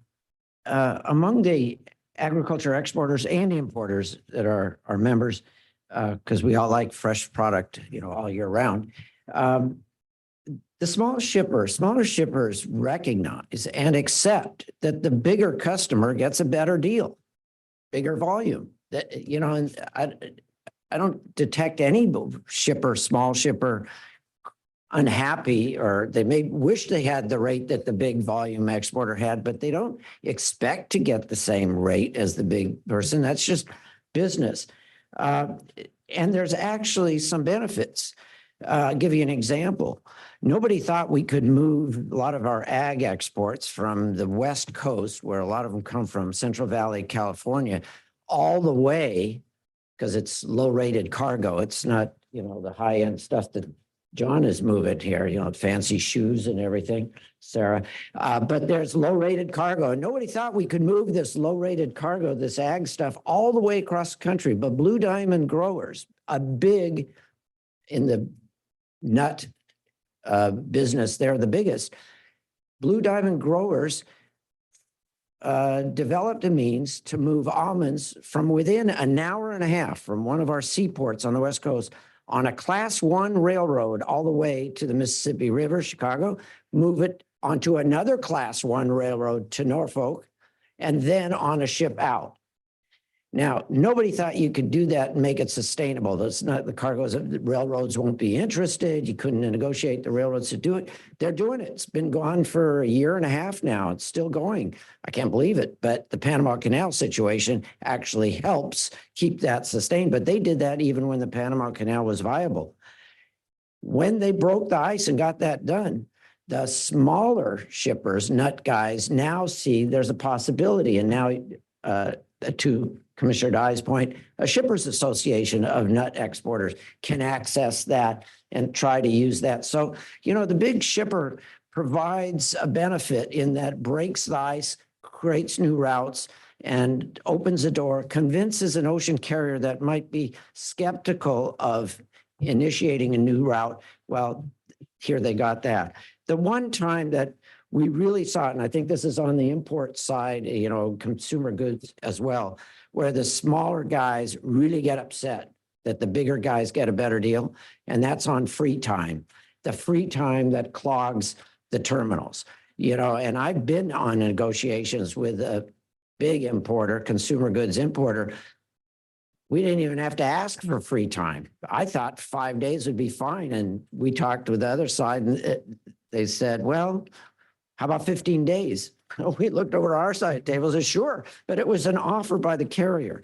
And I sense on, and you can talk about yours because you have large and small, but I think people, the small guys are pretty upset that they would get 3 days free time. The big guy would get basically unlimited free time, and then you get the terminals clogged. So that's where I see some big, small conflict, but not otherwise. Yeah, and look, let me, very, very helpful. Thank you, Mr. Friedman. I'm right. I'm not saying that there shouldn't be, or one would certainly expect there to be rate differentials. It's one of the reasons why we have a contract system, right? Is because if the shipper offers a bigger guarantee of cargo, obviously they should get a better rate, or at least that gives them the negotiating power to do so.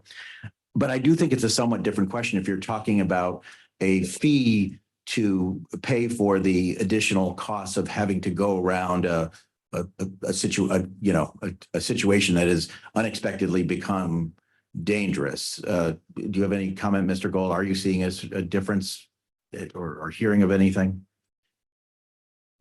I mean, just to reflect on kind of. And I only call on you because I thought you wanted to talk. I'm not trying to put. Not necessarily. Oh, okay, sorry. No, but just to kind of reflect on what Lori, said, obviously there's a difference between those that, are under contract and those that aren't. Obviously, smaller, medium-sized shippers that aren't under contract, they're essentially forced to have to pay the fees and surcharges or they can't get their cargo. And that's kind of the message I've heard from some of my members. Is the fee the same rate as what was proposed to the larger shippers? I think that needs to be looked at too. It's got to be fair and reasonable, for the small shipper. Should they be paying the same amount as a larger shipper for the fees that are being proposed? John raised something very helpful, and came about during the pandemic, and it could come about. The real difference as well, other than rates, was getting on the ship. And that's where we had the small guys weren't allowed to get on the ship. Now, a lot of the big guys also had their allocation reduced from, 400 containers a week of 500 containers a week down to 50, and that plays havoc. But the little guys weren't getting on at all. That is a problem, and that's what led to the provisions in the Ocean Shipping Reform Act of 2022 when it gets implemented, the export carriage thing. That was one where the small really suffered. Great. No, thank you for all the panel. Yeah. I mean, obviously I'm where I'm interested would be if there, was ever, if there's potentially a Shipping Act violation in terms of USC 41104A3, where it talks about unfair or unjustly discriminatory methods in tariffs or service contracts. So I do ask that you keep an eye on that, have your members keep an eye on it. Obviously, I'll be asking the representative from the carrier industry to address that as well. But I really appreciate all of your comments to all of us commissioners. Any other? Okay, I'm going to recognize Mr. Sola. Is there another question that's already been answered that you want to ask? No, Okay. Mr. Chairman, it hasn't. Actually, you guys chimed it up perfectly.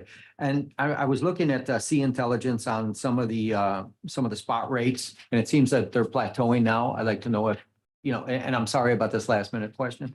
I'd like to know if you're seeing that, if your members are seeing that we do have a plateau. Maybe it's even starting to regress a little bit. And I'm also seeing that agriculture is probably the least affected. Has that been the case, and is it the case?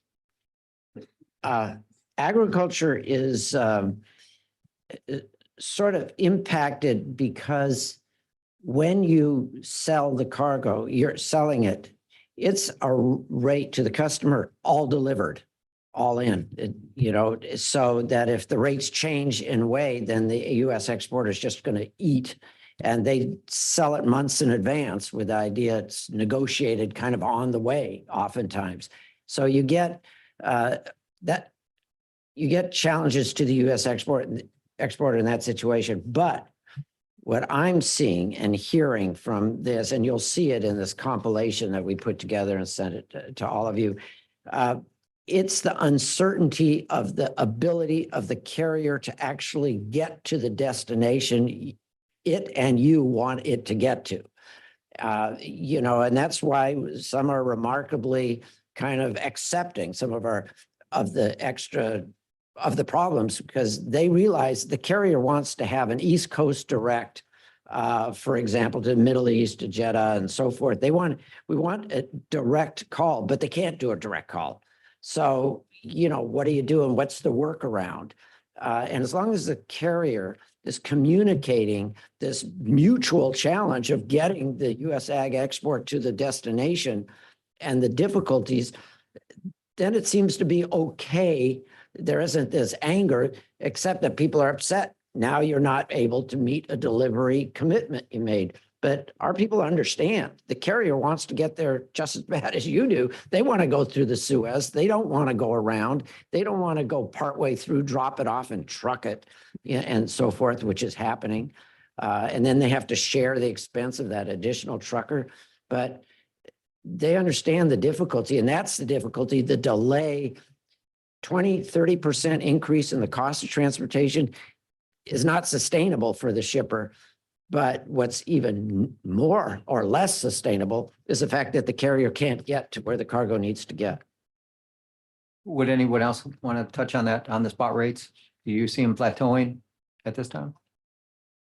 I haven't heard directly from anyone, but I have heard all the things that you're seeing in the reports, and I have not heard anyone objecting to that. People seem to think that this bodes well. It's the general. Thank you very much. Thank you, Mr. Chairman. Thank you. Without objection, thank you very much. The four of you are extraordinarily good experts and representatives of the groups you do, and we're really honored that you could come on pretty short notice and very, very appreciative. We are a little ahead of schedule, but we are going to plow on because fortunately the two people on the next panel are both chronically early people. And so we will go, Mr. Secretary, if you would please call the next item on the agenda, panel 2, and introduce briefly the two witnesses. Mr. Chairman and Commissioners, the second panel on the agenda is Carrier and Ports Representative. May the second panel please take your seats at the table.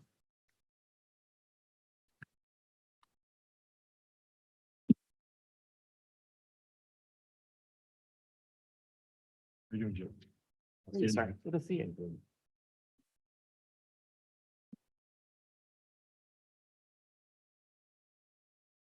The presenters for the second panel are Mario Cordero, CEO for Port of Long Beach, Joe Kramick, Director of U.S. Government Relations for World Shipping Council. Each presenter will have 3 minutes for initial testimony.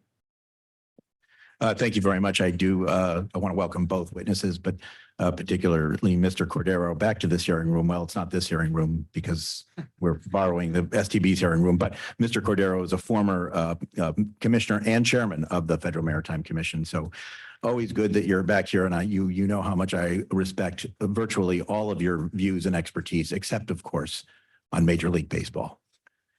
Mr. Cordero, you're recognized. Thank you, Chairman and Commissioners, for this opportunity to testify and comment on another unforeseen event that could impact the supply chain. So I will begin my formal comments here with the following commentary here. So again, it's a great opportunity for us, and I really appreciate the opportunity for the Chairman and the Commission to take testimony from the various stakeholders impacted when things happen in the supply chain. I think it's very apparent that the supply chain is now national prominence for a reason, because of the impact to the economy or potential impact to countries' respective economy. So the threat of international shipping posted by recent incidents at the Red Sea and the Gulf of Aden are indeed critical. And we at the Port of Long Beach appreciate your attention to this situation. Global trade, as we know, is the foundation of the international economy. And the situation overseas threatens not only the safety of mariners, their vessels and cargo, but also the very network of international commerce. The Port of Long Beach is closely monitoring the incidents as well as any shifts in international shipping patterns that they have caused. And I will say, I'd like to take the opportunity that it's not just the Port of Long Beach, it's Port of Los Angeles, San Pedro Bay Complex. So while I'm not here to speak on behalf of the Port of LA, I could represent that the Port of LA has similar concerns and similar monitoring aspects in terms of we're all looking at this situation. We understand we had the responsibility in this crisis. All ports do. We and our supply chain partners are prepared for any diversion of a cargo that may occur due to the situation in the Red Sea and Gulf of Aden. Following the surge of cargo to the West Coast ports during the COVID-19 pandemic, we have had the opportunity to incorporate lessons learned and become more resilient as a port complex, especially when it comes to unexpected and steep increases of cargo volume. Also, I can represent to you that our operations are stable, our docks are presently well ordered, and long gone are the scenes of ships at anchor waiting in a harbor. In addition, the Port of Long Beach has been continuing to improve its infrastructure. For example, completing 2 major rail projects in the port within the last 2 years, removing bottlenecks and improving the flow of cargo. Construction's underway on a 3rd rail project, and we have seen even more improvements in the years to come, with a massive new rail project breaking ground later this year and an additional development of digital infrastructure to allow our partners to better plan movement cargo. And as I said, we have been closely monitoring the Red Sea and Gulf of Aden, the situation there. So far, we have not seen any more than a nominal increase in cargo volume at the Port of Long Beach due to the incidents. The same is true up and down the West Coast. As has been referenced earlier, the East Coast have seen some delays, but query whether or not they have lost some volume, at least at this point. Meanwhile, the San Pedro Bay Port Complex is well prepared if the situation necessitates that we need to accommodate additional cargo volume as diversions may happen to ensure the safety of crews, as well as the ships they operate and the movement of cargo. So in conclusion, again, I think that as we noted during the pandemic crisis, there's never a time or an unforeseen event will approach us or hit us. And here we are again with a potential of a global supply disruption. So with that, I'll yield now back to the chair. Thank you so much, Chairman. Thank you very much. Mr. Kramick. Thank you, Chairman Maffei and Commissioners. Joe Kramick from the World Shipping Council. You all know us well, so we'll leave it at that.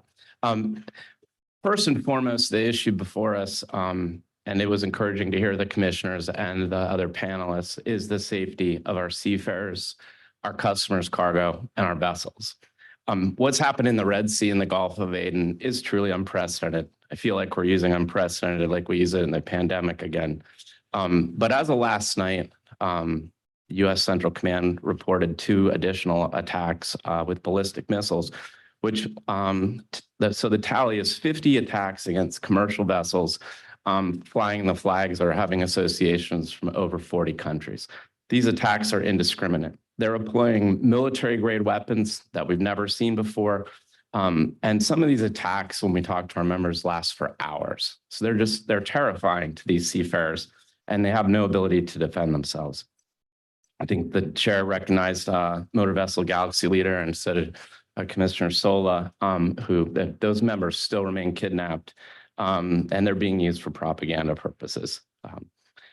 These attacks obviously have required many ocean carriers to make the decision, and now we heard this morning all the majors to do a significant deviation and go around the Cape of Good Hope, which is approximately an additional 4,000 miles. And depending on the route, and we've heard different estimates, 10 to 14 days of additional travel time.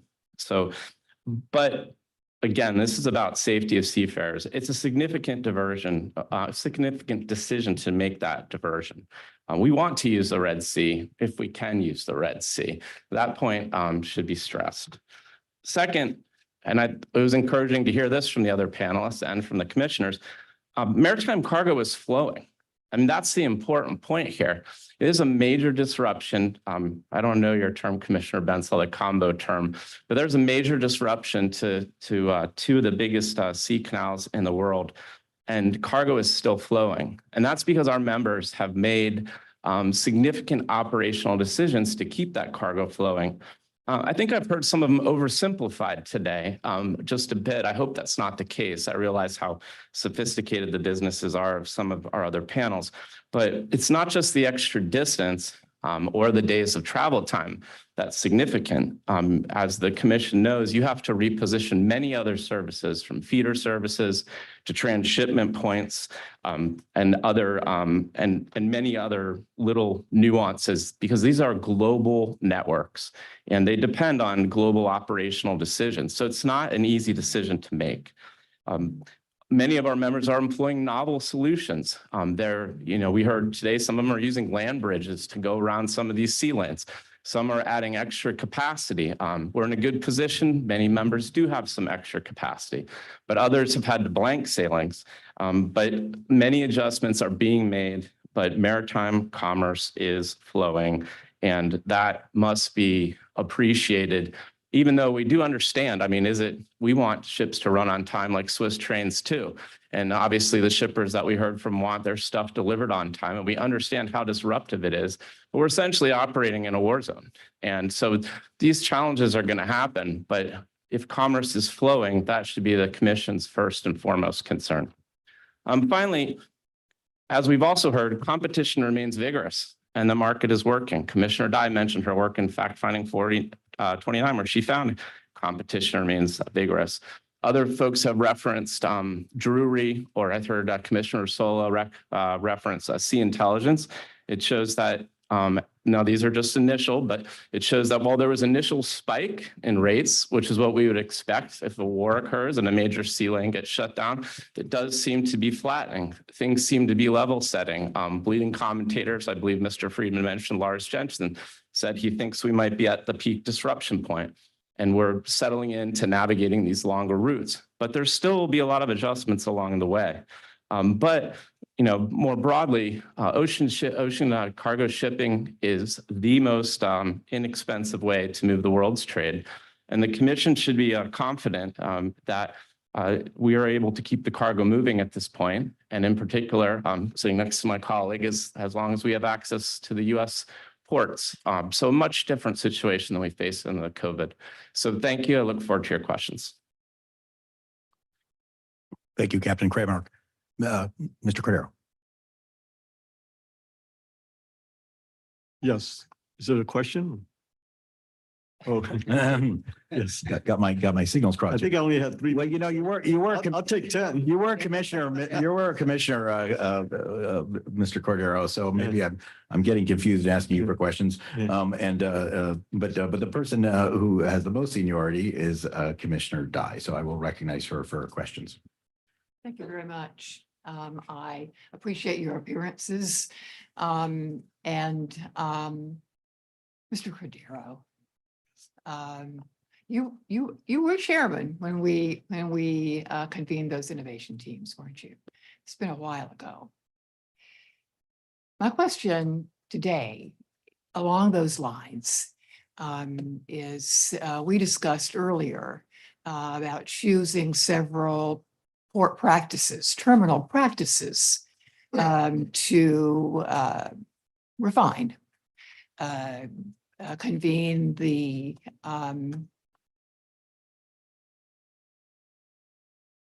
teams to assess pilots by terminals and container return, earliest return date, and this idea that originated with the original innovation teams, pushing out a notice of availability or ready for pickup.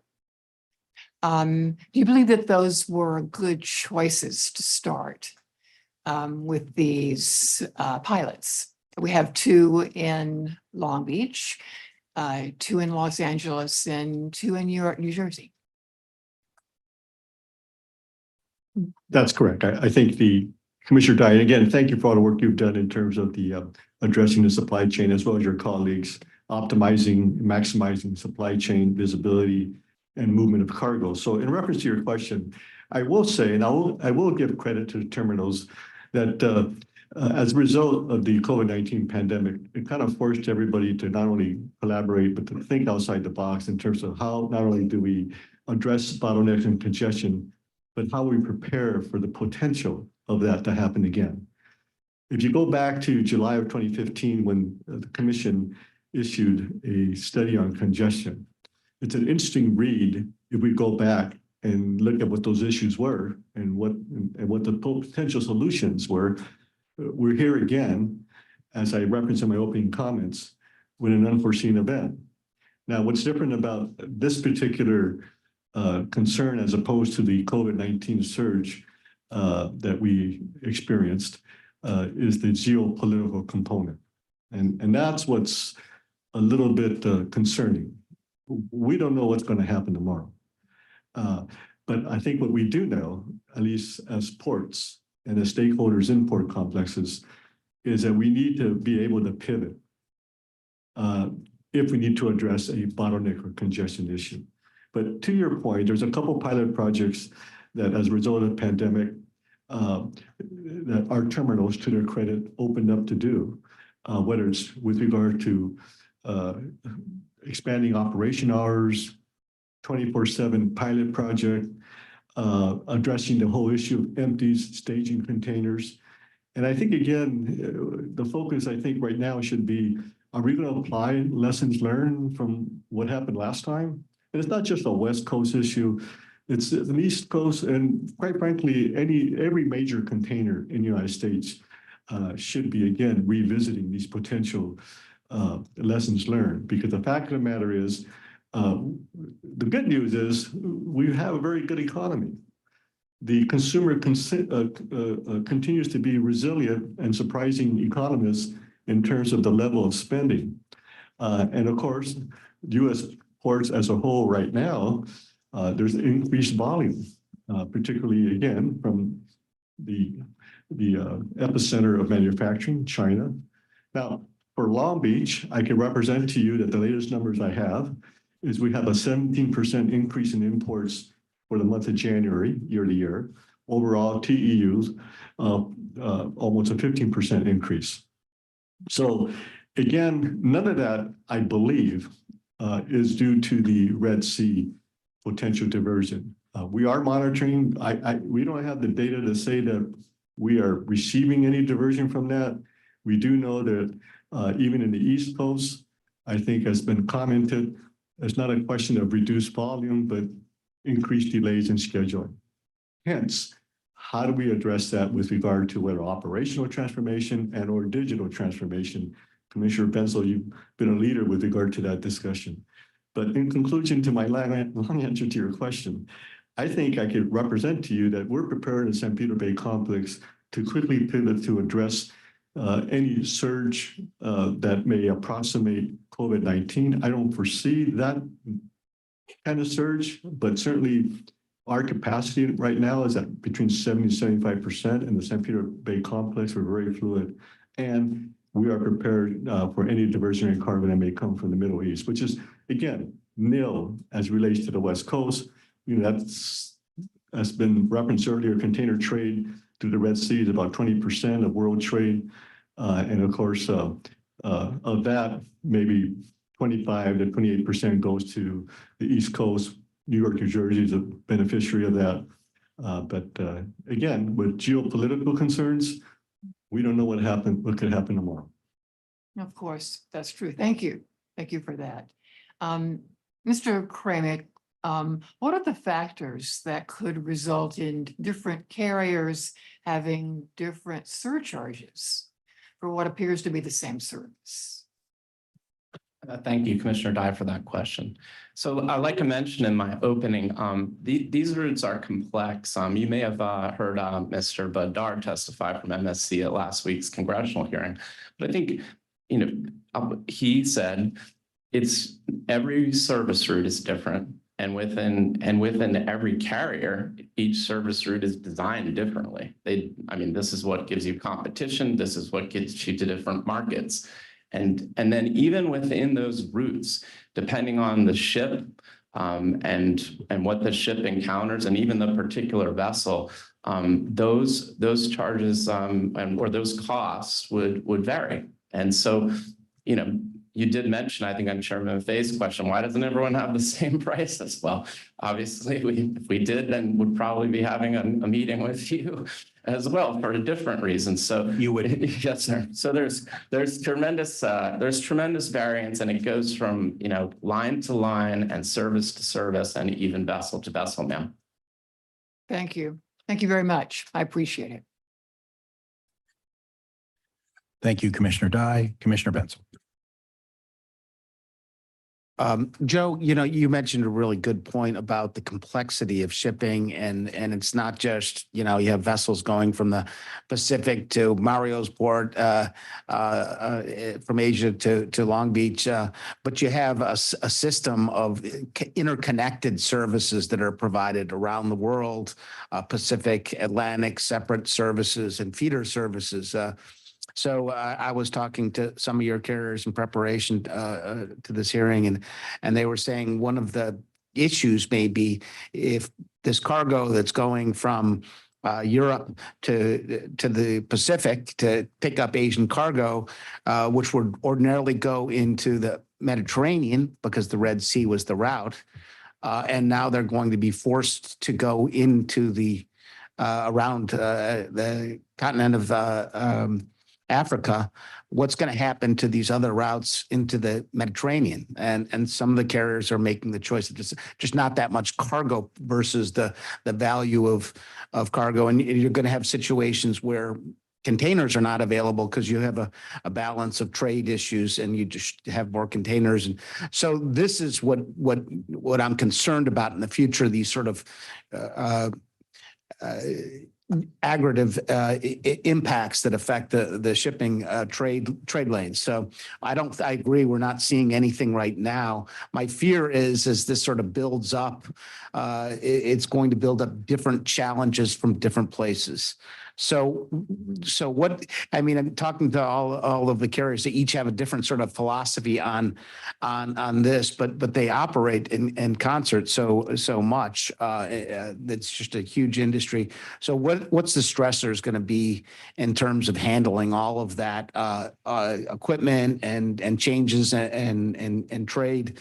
Are we going to have some winners and losers out there based on the areas that they are? So I probably can't predict the winners and losers, Commissioner Bensel, but I do appreciate the question. I think it's just like anything else. I mean, you are, like you correctly described, you're managing a complex operational global network. Repositioning of equipment is definitely one of the concerns for our members, but right now they're confident that they're able to address it, but they're also working closely with their customers. And so, like we heard from the shippers panel, it's more important than ever that we have great communications with our customers so they tell us what they're seeing. Because ultimately we serve the trade. And so we need to get both the vessels and the equipment and containers where the trade needs it to be so that we can carry their cargo to where they want it to go. And so it's just going to have to be managed, sir, is probably the best answer. But I mean, we have seen some really out of the box thinking on. We did hear you were talking to some of our members and that's appreciated. But even for some of the Mediterranean ports, you discuss, I won't say which line, but their lines looking at maybe they can duck into the Suez and service the Mediterranean ports and not get into the zone of danger above 18 degrees north, I believe, and then they can come back out the other way. So there's other lines that are using some land service across the Middle East. I read in one of the trade presses that the Euro to Asia trade is using some rail there as well. So all those options are being actively looked at and worked. Mario, I'll do deference to Seattle and Pacific ports that my colleague will undoubtedly bring up, I assume at some point. The LA Long Beach complex is a national complex. It's something that serves the entire nation. I think 60% of your cargo between the two ports, between on-dock rail and railroad intermodal from your port goes into the interior. And so last time we had some disconnects on both the trucking services and the adequacy of chassis and as well as that railroad service. And so the two questions that I have is, one, a lot of the information that we got on cargo shipments coming into the pandemic was inadequate. The forecasts that were being provided really didn't give anyone an opportunity to adjust. And then secondarily, there was issues related to the shoreside services, the intermodal service and the railroad services. Is there better communication now? Are people paying attention to this? You think we're in a better position if it is to get into a congested environment? The answer to that question is yes. I mean, I think both ports have really invested not only in terms of whether it's digital data sharing type technology, operational type changes that would again help the flow of cargo. Port of Los Angeles have identified a very good chassis operation in terms of what they have contemplated there as the Port of Long Beach. So I think there's various aspects to, again, going back to lessons learned. Now, I'm not saying that everything's perfect. We're not at 24/7 yet, but set that aside. Set that aside. I think that we have, in answer to your question, again, great communication with stakeholders. And I think the pandemic and the supply chain conversations led by the White House not only brought everybody together, but we took good notes in terms of what needs to be done moving forward. And so, as mentioned in the FMC study of July 2015, unforeseen events do come. And I think COVID-19 was and the reason we could not predict that one, I mean, that was the health pandemic of the century. Right. I mean, when you talk about shelter in place, whether it was in the USA or China, unprecedented. No one could have predicted that. And hence the surge that resulted from that was unprecedented. But again, what was also unprecedented was the kind of collaboration we had, again, led by the White House envoy, funding that has gone to U.S. ports, whether it's the East or whether it's the West or Gulf. I think it was a wake-up call for the United States to make sure that maritime infrastructure is important. Ports are important. So I think there's a lot of momentum in terms of, again, as ports moving in the right direction in terms of amplifying not only what we need to do to operational transformation, but in terms of digital. Now, last I'll say in terms of equipment, That's an important lessons learned. That's a little bit out of our control. But I will say, which is the reason why I focused on or made some commentary on rail in my opening comments, we believe that, again, the West Coast, I believe, has the best rail infrastructure, in my view. But we are amplifying that rail infrastructure. And the good news is you had both Union Pacific and BNSF now investing in their intermodal facilities in the West Coast. In the case of BNSF, the Barstow International Gateway Project, that's going to be huge because what we did learn is we had all these containers at the terminals with nowhere to go during the COVID pandemic. And Union Pacific is exploring some pilot projects amplifying their operations in Phoenix, outside of Phoenix. In other words, moving what cargo ordinarily would go by way of truck, now to go by way of rail to the outskirts of Arizona. These are very positive steps in terms of making sure not only we focus on cargo velocity, but the continuality of cargo movement. But then again, I'll end by saying the warehouses, distribution centers, and the BCOs also have to be at the table with this discussion, because in fairness to the terminals, there were a lot of containers there, but nowhere to go. I was visiting the port of Rotterdam and Antwerp a couple of months ago, and they have 24/7 terminal operations because they have automated gates. The problem was 99% of their cargo went through Monday through Friday because truckers didn't want to work on the weekends. And so there's issues with all of these things that are comprehensive in scope because you have to have some place to bring your cargo. So they were basically wasting money keeping their terminals open for services that were not showing up. So I think you got to look at all of those things as they emerge. And so the Peer Pass program does extend the gate hours right now. And so I don't know if that's the goal posts that is Well, don't get me necessary. going on Pure Pass, Commissioner, but Yes, anyway. yeah. So I think I'm probably out of time. So It was brought up by an earlier witness, but we won't talk about that right now. Thank you very much, Commissioner Bensel. Commissioner Sola. Thank you, Mr. Chairman, and thank you, Chairman Cordero, once chairman, always chairman. I believe that you spoke a lot about the planning process that you have upcoming, and also, as my visits to the port of LA and Long Beach, many times during COVID, I think that there was no other port in the country as affected as you were. But also, I believe that you're definitely setting the example on how to plan for these type of events. And I am sure, as you just stated, that you're ready for what is going to come in the next 4 to 6 weeks. I think it's going to be a blimp rather than a bomb. With that being said, and I believe that Commissioner Bensel touched on a lot of things. Is there anything that you specifically would like to implement or have in the ready for a possible surge in cargo in the next 4 to 6 weeks? Well, number one, the surge I was referencing earlier, and by that, the increase in TEU volume at the Port of Long Beach. And I'm sure LA has the similar number for the month of January to year. I think what that's telling us, we're getting our cargo back from what was diverted because of the labor negotiations. So like I say to my good friend Beth Ann Rooney, give me back my containers, So I think that increase is a result of that.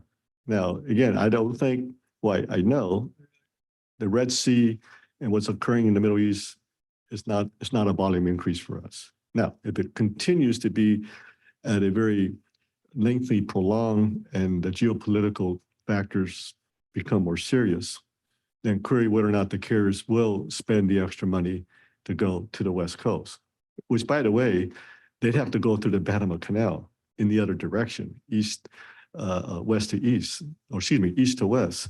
So, and that's another cost. And Panama Canal has their own issues. I think what I can say is we may be seeing in the West Coast some increased volume as a result of the Panama Canal, not the Red Sea. But in either regard, I think, yes, we are in a better position now in terms of my concerns in case something does approximate what we experienced recently is, again, the supply chain movement. Whatever the ports can do and the terminals, we can only do so much when international trade begins at the port, that is the imports arriving. The supply chain needs to be flexible here. And that's goes back to my commentary with the warehouses and distribution centers. The railroads are all in terms of moving that cargo. As a matter of fact, I believe, and when I talk about 24/7 rail movement, night movement, is going to be a lot more of a possibility in the years to come in terms of what I see the San Pedro Bay complex moving to. So the equipment issues are historic when bottlenecks do happen. I'm talking about chassis, rail cars. So I would like to believe the Class 1 railroads also have lessons learned. I'm giving them the benefit of the doubt. I can represent to you, we've had very good discussions with the railroads going back to the supply chain collaborative discussions, and even to the current day with, UP has a new CEO, Union Pacific. I think Katie Farmer is doing a great job at BNSF. So I think these Class 1 railroads, by further investment in intermodal facilities in the West region, I think you're starting to see they're getting it. We got to move that rail, we got to move that container by rail, particularly when it comes to instances where we get cargo that's diverted back to us from whatever region, for whatever reason, to get that rail, get that container to Chicago, Kansas City, even Atlanta. And so, I think the short answer to your question is the equipment issues, which is out of our control in terms of what the chassis owners and the railroads are able to do next time we have a surge. I think you hit on it exactly, that the Panama Canal is a 14-day delay right now is probably affecting the West Coast ports and East Coast ports much more. And that doesn't seem to be as well. We may be able to fix a geopolitical problem with the Houthis. We may not be able to affect that. For your planning processes, you mentioned 24/7 a couple times. What about possible WHO hours or the OWL hours, as I think as we discussed before, is that on the table in discussion? The hoot shift. So the hoot shift, that's like from 3 a.m. to 8 a.m. The good news about what happened during the pandemic, we had 2 terminals, one on the Los Angeles side, Phoenix Marine, and on the Long Beach side, the TTI MSC terminal, who did have a hoot shift demonstration hour project, what we call a 24/7 project. Now, of course, people like to say, well, was this successful? My answer to the question is that it was for this reason. They agreed to have a pilot project, and for them to take that step was a big step. Now, do you measure success by the number of truckers and TUs that showed up during that time? Well, it wasn't successful with regard to volume, but it did open the door to furthering operations. We went from an average of 16, in some cases, 18 hours of operation during the COVID, the worst scenario of that. That's a betterment for San Pedro Bay Complex.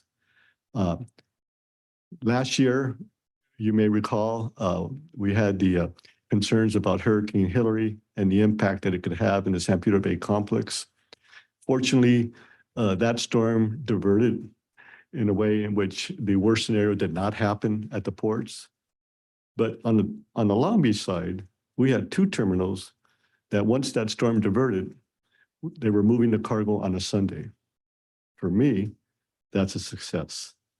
So those are the things that we have to look to, because to move to work on Sunday, even on Saturday, sometimes is, we don't do that here, But in fairness to the terminals, they're doing all they can, working with labor to make sure how they move to operations in a more expanded fashion, which I call a 24/7 framework.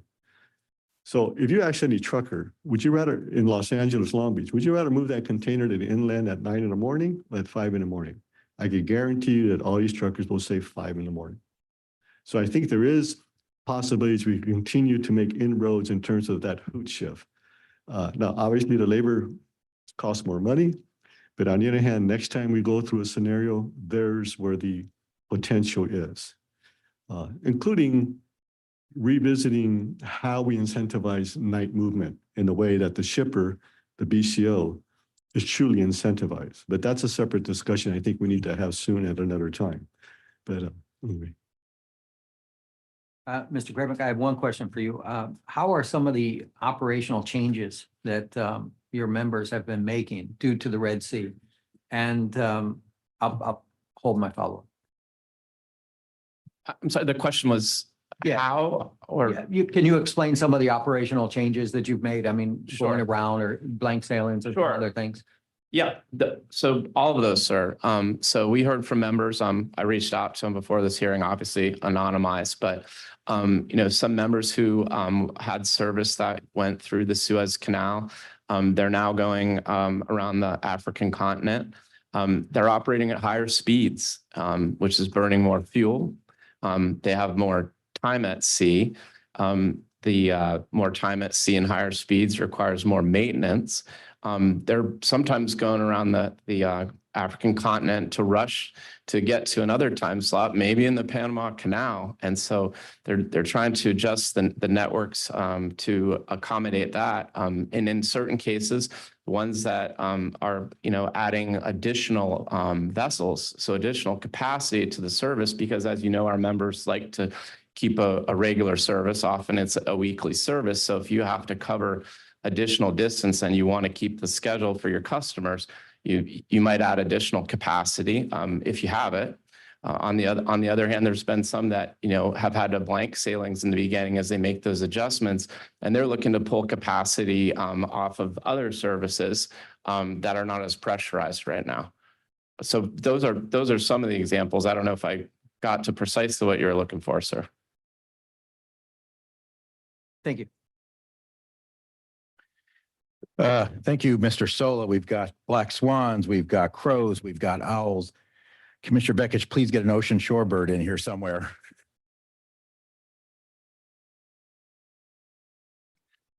Thank you, Mr. Chairman. As you know, I'm from the West Coast, but I did move to the absolute Garden of Eden of waterfowl. I now live on the Chesapeake. So, Chairman Cordero, it's good to see another West Coast person here and have you here. A lot's been said about the West Coast, but a lot's been said about it. Now we're talking about our responsibilities are global. But I'm fascinated by where we were and where we are. And I recall, and in 2022, I was a working marine supercargo, and I actually worked hood owl shifts, Lou, and that was my primary shift. And they actually did hire me to work hood owl shifts. They had to pay me a little more, but that's okay. I took it without a problem. And I'll tell you, Lou, though, it's tough on families. My spouse hated it. So the fact that I worked from 2 a.m. till 8 a.m. or 9 a.m, yeah, it's hard on families. So, and that's the truck driver problem too, I think, with getting them to change their behavior. But let's face it, we're all going to have to make some changes moving forward. And one of the things we could change is the whole concept that no one really talked about 24/7 years ago. And President Biden, when he came out here and the start of the port congestion issues, he says 24/7. Well, I'll tell you, he had me from 24/7. And then I thought, I think I'll write a letter to this guy and say, hey, you need any help? I'd be happy to give you whatever I know. I've been on the waterfront for 50 years. And in that 50 years, I got to also say, I was an ILW member, 50 years, I was never on strike. So sometimes all this fear about labor problems and strikes, well, I was never on one. So I think sometimes the propaganda gets too carried away in negotiations and takes it away from the reality of a deal getting made in the interest of all the parties. So I just wanted to say that because the West Coast suffered from all that and we're playing catch up. West Coast suffered from a number of things. The West Coast suffered from lack of infrastructure improvements, but that's the whole country. But that's changing. I mean, we're seeing some money, real money being spent. And I know the carriers, when I met with them recently with the alliances, and I do have a question coming, Mr. Chairman. They said their number one concern now was infrastructure. And I thought, And that was before the Red Sea problems. So now finally, we're at this point where we need to invest and we need to take care of our, how we make our money and how we deliver our product, how we move our cargo. So, but this 24/7 framework, I know you're concerned. I know you try to implement it and make it a reality. I mean, aspirationally, I think that's what everybody wants in the port world is the ability to work 24/7. And I think there's some real advantages to society for having that because we're not making new ports. We may make little additions here and there, but we got to work with the footprints we have so much to some extent. So we better utilize our labor, better utilize our equipment, and better utilize our time, our hours in the day. So you have a lot of thoughts on 24/7 framework, and I know you've tried to push Long Beach more in that direction. So That's correct, Commissioner. I mean, number one, the West Coast is all quiet on the Western Front. You know, a year ago, there was a lot of drama about the labor discussion, the labor negotiations. And I will say legitimate concern. I'm not going to be dismissive of those concerns. But on the other hand, I think the record should be clear. The men and women on the docks continued to work throughout that prolonged negotiation. There was never a stoppage. So the cargo moved. And for 2023, you know, these two ports, LA Long Beach, on the average, moved anywhere between 1.4 to 1.5 million containers a month. Now, what's the forecast for the San Pedro Bay complex as we move towards the end of the decade, 2030? If you go back to the 2016 long-term forecasts, and even forecasts prior to that, we may not reach that number, but conservatively, that forecast is anywhere between 24.7, potentially to 27 million containers a year. So let's take 24.7. So that means that you will be moving 2 million containers a month between the two ports. Anybody who doubts the 24/7 framework needs to think about how we do that. Now, I can represent to you, we are thinking on how we do that. We will be able to do that.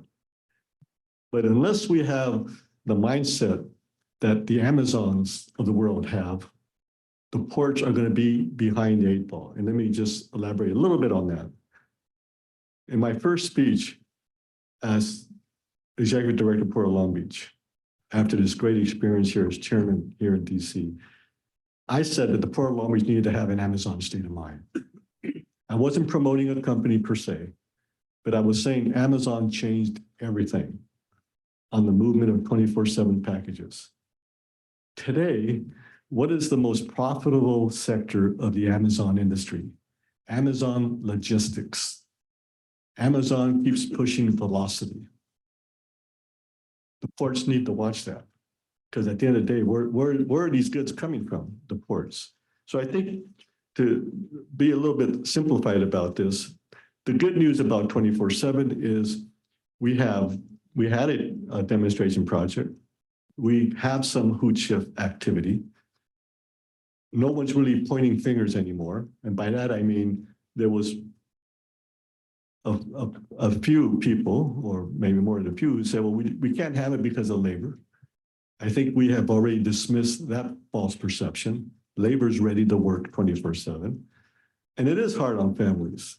But on the other hand, Commissioner, what the COVID pandemic did establish is that the men and women who work on the docks are frontline workers, just like public safety, just like the health sector. Could you imagine public safety working limited hours? Or hospitals, you know, we're closed at 10 o'clock, so if you have an emergency, come back in the morning. In my view, the supply chain is just as important as those front line workers, and the pandemic proved that. So I think in time, we're going to get more and more people who are going to buy into this. Because the last comment I have, what is the cost of not doing anything and accepting the status quo when we move to 2 million containers a month? It may cost $1 to $2 billion, given that those who study these impacts, if it's a port closure, the cost of that would be $1 to $22 billion a day. So the cost of doing nothing far exceeds the cost of investing in expanding operational hours. Thank you, Mr. Chairman. If I could follow up with Mr. Kramick. Of course. Mr. Kramick, you talked about, I just want to underscore one of your comments about vessels. The Port Association says when you've seen one port, you've seen one port. You know, that's very true. But it's even drilling it down further, closer to what you said. When you've seen one vessel, you've seen one vessel. Because all ships are absolutely different. None of them work the same way. They may be identical blueprints, but they load differently. They have different quirks. They're really, it's a fascinating place to work, but no day when you work on vessels is ever the same. Everything, the challenges are always different, new every day. So I appreciate the fact that your emphasis is on cargo movement because that's where it should be. I think we can work around everything else as long as we keep the cargo moving. And I think the carriers have done a good job on trying to do that. Again, I hear from the shippers plenty, and customer service is one of those lessons learned, I think, from the pandemic. And I think everybody can do a better job on customer service. And I've seen improved customer service, or at least I hear less complaints than I used to. And I think that's progress. And I think that you're taking care of that. And your regard for mariner safety is I think absolutely your priority should be there. Have we lost many mariners so far in the Red Sea problem? Have there been casualties? Somehow by luck, there have not, sir. I hadn't thought so, but you know, I thought, how is it? I mean, you're pretty big targets. Yeah, yes, sir. I mean, Chairman Maffei praised the U.S. Navy, I believe, on his opening remarks. I mean, we work closely with Central Command and NAVCENT and Fifth Fleet and Operation Prosperity Guardian. And those men and women are literally putting themselves between where the incoming fire is coming and the commercial shipping lane. They're doing a heck of a job. They've been given a heck of an assignment. And I have to think that the reason we haven't lost anyone is because some of the hard work they've been doing, putting themselves in harm's way. Too many missiles, though, in the air is not going to be a good thing in the future. And hopefully that can get suppressed and stopped, and a diplomatic solution can happen. But because conflict doesn't help anybody make money or doesn't help anybody's health. So I think that, and we don't need global inflationary pressures over situations that can be solved another way. But another time, I think the talk about a new maritime initiative and United States reassessing their place in the maritime world is welcome, and the idea of building different kind of ships in the Navy and more gunboats, fewer carriers, and more of them. As Todd Shipyard Toad has told me over the years, and those companies. Makes a lot of sense. And I think this is a good time to reexamine, but it all starts with logistics. I mean, you need the logistics going on and you need the trade to go on to justify everything else. So I compliment you in keeping the cargo moving. And I appreciate the input from the various carriers in your association and your council, and, you know, communicating to us ahead of time what you see and what you thought. And frankly, communications with you is the carriers have done better than I expected. So moving forward, I hope we can continue and improve communications at all levels and with the shippers too, so that everybody's in the know and in the loop. But thank you. Thank you, sir. Appreciate the compliment, and we will continue to endeavor to even do better. Thank you, Commissioner Bekich. A lot of good stuff there. You know, if you've read or seen, there's some video of these encounters in the Red Sea, I think you agree that even if there's not a physical injury, I don't think any of us would ever want to go through that. So, or have our families go through that. So I do again repeat that I appreciate that at least all the carriers I've talked to, I think sincerely may want to make sure their officers and crew are not subjected to that, notwithstanding the fact that there's no question that both the United States Navy and our allied navies have been tremendous in this. But to topics that we deal with, I kind of want to ask you both this question. There's a bit of debate kind of amongst people who know about the Red Sea disruption in the Suez Canal and whether this is primarily a problem that really Europe has to deal with. Obviously, if Europe goes into recession because it can't do its trade, then it would have fairly large indirect effects on the United States. But overall, we're talking about at most, a third of 12 to 15% of the, cargo of the world's cargo goes to and from the United States, predominantly on the eastern Gulf Coast. But yet there are others that say, oh gosh, no, this everything is connected to everything else. A number of the witnesses earlier mentioned imbalances in containers. What do you think? And I imagine both of you think, I mean, it's both, but how long would this have to last? I guess I'll start with you, Mr. Cordero. I keep on wanting to say Chairman Cordero, but I want to say Captain Kramick because of your distinguished Coast Guard service, but you're Mr. Kramick and you're Mr. Cordero. Mr. Cordero, how long does this have to last before you start getting worried about the negative effects on your port? Chairman, it's difficult for me to answer that question. I think that clearly worst scenarios, hypothetically, what happens if the Suez Canal closes? Well, then we know there'll be diversion. And like you mentioned, it's 12% of the world trade, about 20% of the container trade.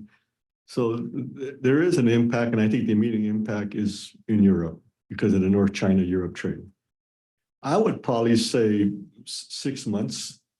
If in 6 months from now this continues and it's elevated, then you may be looking to some diversion by the carriers, because right now, as been mentioned earlier, and Joe, the option right now is to go through the Cape of Good Hope and then go up the east coast of the continent of the Africa, the Europe. Well, and that is a diversion, but if you're coming all the way from, say, China, it's not as big a diversion, of course, as it would be going to Europe. Certainly, it's really like India and Italy, that's a disaster. But for the United States, even going around the Cape of Good Hope is several more days, but it's not. And that's why I think at the beginning, I referenced it's not so much as the loss of volume for East Coast ports, it's scheduling delays. But I think what's important about this discussion and the fact that we're having it is a step in the right direction, because I think all container gateways in the USA need to have this kind of preparedness. Things could happen in the China Sea that impacts the West Coast in the future. You don't know. I mean, obviously, I'm hopeful that nothing proves up there, but I think as port complexes, the lessons to learn is what we knew already. We are a big focus on the economy of our respective nations. If things go wrong at ports, it impacts the economy. So I think the issue here is, here's a geopolitical issue that we all need to get prepared for. Because again, going back to the FMC discussions back in 2015, we do know one thing, that there's always going to be an unforeseen event that's going to impact the global supply chain. And nothing more proved more than that than what we saw in COVID-19. So I again, I can't be definitive about that answer. I mean, I know you have people above my level in terms of the expertise in forecasting these things, but I would say that continues for the next 6 months at an elevated level, and we start seeing diversion that is other than the option of going through the Cape of Good Hope, then you're going to see some volume increases. Well, would that be your biggest concern, volume increases, or would it be equipment as well, or you expect possible transshipment through the United States to Europe, or is that too absurd? I don't, the latter I don't see, because it's, you know, it does become a cost issue. Yeah. But I think when I say volume, anytime you have higher volume, you need more equipment. And the residual impact of high volume is in fact the need for more equipment. But I will say this, again, as I stated earlier, I believe the San Pedro Bay complex is prepared, whatever that number is in terms of volume increase, whatever surge that is. Because again, what both ports are looking to is moving at the end of this decade, more than 2 million containers a month. So this is something that we are prepared, and right now we're very fluid and have the capacity to do it. You mentioned earlier some inland changes that I appreciated you mentioning, because it gives me some room for hope that actually we have at least in part learned some lessons from COVID and are improving our inland infrastructure as well. But I've also heard about increased issues with security with both trucks and rail and that sort of thing. Are there inland concerns that you're monitoring that could become more acute if there's a surge in cargo because of the Persian Gulf issues? The Red Sea issues. You're talking about land transportation? Yeah, well, but transportation from the port Yeah. to wherever it's the final destination is. I don't have any immediate concerns. I know that in our discussion, not only with the Coast Guard, but border BVP protection. I lost the acronym. Oh my God. We'll put it in Custom Borders and Protection. Yeah. I think we're very prepared for that. I think when it comes to security concerns and movement of cargo, I'm thinking more of the borders, be it Mexico or even Canada. I think the congestion there is continuing to increase, and I think the security issues there could be more apparent than in the water ports. It is interesting. I was listening to an interview with the CEO of Flexport, and I have not had time to independently verify what he was saying, but I believe he was saying that the transportation costs to go from somewhere, in Mexico, where you might have a factory over land to the US is roughly twice as much as it is to go in a ship from China to LA Long Beach. So that is interesting. So much for nearshoring, I guess. But nearshoring will work if you put it on waterborne transportation. Touche. I wanted to ask you, Mr. Kramick, in terms of sort of are all of the carriers that you talk to issuing some sort of additional fee? Are some of them, is there a greater variety of difference? I mean, obviously you can't talk about an individual carrier, but you talked a little bit about how there are differences among the carriers, and that is confusing a lot of the shippers, because they're like, well, isn't it the same cost for everybody? Why would different carriers have different costs in dealing with the same crisis?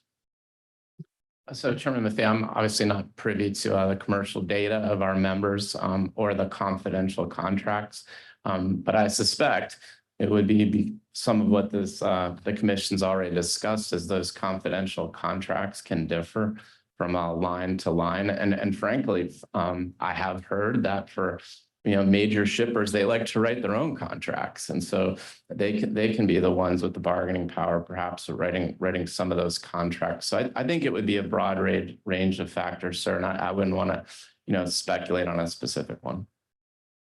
You said earlier that it's more important than ever that we have great communication with our customers. I couldn't agree more, but we also had several folks earlier today, but also in many, many other interviews I've heard talk about the lack of transparency. Is there a reason why the carriers can't be more upfront about how they calculate these charges? Are we missing something here? Sir, I think it's everything we've been discussing today. I mean, when you say you go and you're sailing and you are planning to go through the Suez Canal, but the Suez Canal and the Red Sea, but then you get a little bit closer and you are instructed by operations to divert around. Well, it's not like you call your war insurance carrier when you get to the Bab el-Mandeb and you say, I need to cancel my policy or I need to get a policy. It's been as dynamic as all the things that we've been talking about. So you're sort of getting underway, if you will, and you're preparing for all contingencies. And there are a lot of contingencies and some are expected and some are, not, perhaps high probability, but they likely might happen. And so that's why you see, different carriers, putting out, a range of different charges that we've been discussing today. And I do, I come back to your communication piece. That's why communication is more important than ever. I think we heard Mr. Gold address that. I think I've heard, on the DOT calls that the commission has been on, they've been stressing, stronger communication. And of course, as commission, we're not encouraging people to get into disputes with and have the commission oversee those. But of course, the commission, has that role if that's the ultimate last resort. I mean, we hope it doesn't get there. We're able to resolve these issues. And if someone gets a charge that they don't agree with, they should bring that up and address it with their carrier. Do you agree with my opening statement that it's actually good for the industry that we keep a close eye on things to make sure nobody does abuse, even if we're not accusing anybody, but we're just keeping make sure we're keeping a close eye, like Harry Truman did as a senator during World War II, when almost 99% of U.S. companies were very patriotic, but there were some. I mean, it's not impossible. Of course, I agree with you on that point, Chairman, but, it's also important that, the commission and I'm not here to tell you what your authorities are, but, there's this uneasy tension between, and we've heard it expressed here today, between the way it was in 1984 and the way it is now. And it's important to note, I mean, it was shippers that urged the change and moved to confidential contracts, and we're not a public utility. And there were huge benefits for everyone. Shippers were able to negotiate lower prices, and that had a trickle-down effect. I think we even have heard that from several of the panelists as well. And even in the heart of the COVID, there was no one ever saying like we should go back to the way it was in 1984. And when we look at statistics, we have the Container Trade Statistics Aggregated Price Index. Lloyd's List just they publish it every month. Just came out, said it was 71%, which means that essentially it costs 30% less today in real dollars than it did in 2008 to move cargo by container. I mean, what other industry can say that and have that kind of efficiency? And that efficiency is twofold. I mean, it's obviously from, the hard work that our members have done, but it's also, from this commission's oversight and playing a proper role. Great, thank you. I will admit to being somewhat disappointed that no individual carriers sort of took us up on our invitation. I do want to state, though, that unlike, I think, the Congress, we didn't go out and invite anybody. We didn't have any invitation turned down. We just sort of put out an open invitation. And I can understand why no particular carrier would necessarily want to come. And Mr. Kramer, you've been a very, very good witness. But I will say that whether they're here speaking publicly to us is far less important than that they speak to their customers, and that even if there aren't published things that they put out explaining these things, that at least on a customer carrier basis, the more they can explain exactly what this is for, I think the better. And I guess I would hope you agree and ask you to just encourage your members to really, really up their communication, particularly with their customers whenever there's a crisis like this. And I know it's hard because I know everybody's on deck, but I do think, in terms of keeping the credibility of the industry, it's very, very important. We do have a complaints process. We have a specific billing complaints process with a fast track charge complaint process rather. And we want to hear from folks with complaints, but I think some of those complaints could be mitigated if the communication were better between the carriers and their own customers. Yes, sir. Thank you very much. We'll go one more time just to see what folks want to say. We are running early, so I'm not trying to rush anybody. Commissioner Dye. No, thank you for your testimony. Thank you. Commissioner Bensel.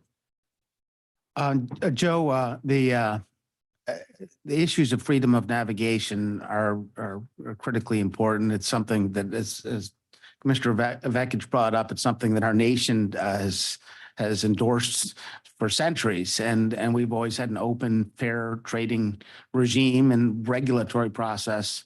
So we're seeing issues with respect to Yemen and the Houthis. And I'm also hearing that I believe that these actions are accelerating other places. And you mentioned piracy and you're now taking another route that's taking you right into the route of pirates. And there is increasing incidents of piracy. And I heard a report, some of the insurgent groups, terrorist organizations were looking at attacking as the Houthis were in Tunisia and through the Straits of Gibraltar. And so these are all sort of increasing the pace of maybe attacks on innocent shipping assets. And so I'm looking at whether or not there's a way to motivate international condemnation of this, but this affects everybody, and this will be a constraint and trade. And so what are you hearing about piracy in Somalia and either other places that may be emboldened to follow the same footsteps? And what long term is this going to be, the modus operandi for lawless nations that are pursuing this? Thank you, Commissioner Benzel. So maybe I'll take it in two parts. In terms of international condemnation, we have seen resolutions from the United Nations Security Council and the International Maritime Organization, where we have consultative status, both condemning these attacks, stressing the importance of international norms and freedom of navigation, and really, trying to say, I think even, Secretary Austin, when he initially launched Operation Prosperity Guardian, said this is a Guardian. This is an international problem, and it requires an international solution, and to have more coalition partners, come to the table in that regard. So definitely on the international front, and in terms of law, this and international norms, it's a huge issue that, and that's, I think, Commissioner Vekich said, that's why you have a Navy. I mean, the reason you have a Navy is to protect the trade lanes of your oceans. So I think you'll also have the benefit of talking to Dr. Raubi on the next panel, who's an international expert on this. So, we have seen some increased incidents of Somali piracy. And we asked then Admiral Cooper, who's the commander of NAVCENT, what is there a connection? What's happening? Are the Somali pirates back, or is there something else going on here? I think Dr. Raubi should hear from me on this. I'll tell you the Somali pirates never went away. There are relationships between the Houthis and the Somali pirates, and I'll go with what Admiral Cooper told me, which was it's too early to assess whether there's a connection here or not, or there's just increased Somali operations. And finally, the most dangerous thing about the Houthis is that it's asymmetric. And so you really have, these folks, they don't necessarily have to sink ships or kill people to shut down a sea lane. And that's pretty much what they've done. And that should really give us pause and do some serious thinking about, we have drones, sea drones and aerial drones, and non-state actors can get their hands on these kinds of sophisticated weapons. And it's something to really do some deep thinking about, sir. Yeah, no, I believe that we have a major challenge here, but because of that asymmetrical nature of the attack, and I think it's going to increase because they're succeeding. Frankly, the Navy had a tough time protecting the merchant fleet, and no one's using the Red Sea despite our efforts in there. And so we've got to look at what we can do to make sure that 6 months from now or 8 months from now, you're having a resumption of service. So anyways. Thank you, Commissioner Benzel. Commissioner Sola. Thank you for coming today. Thank you, Commissioner Sola. Commissioner Vekich. Thank you. Well, I actually made a mistake earlier when I said we were ahead of schedule. We are not ahead of schedule, but let's see, I have 15, 16. 17 more questions to ask, but because we're not ahead of schedule, I will refrain from that. I will thank again our distinguished panel, Joe Kramick from the World Shipping Council, Mario Cordero, Executive Director of the Port of Long Beach, and we will take a recess for lunch and anything else, and then we will reconvene at 2 o'clock sharp. Thank you very much.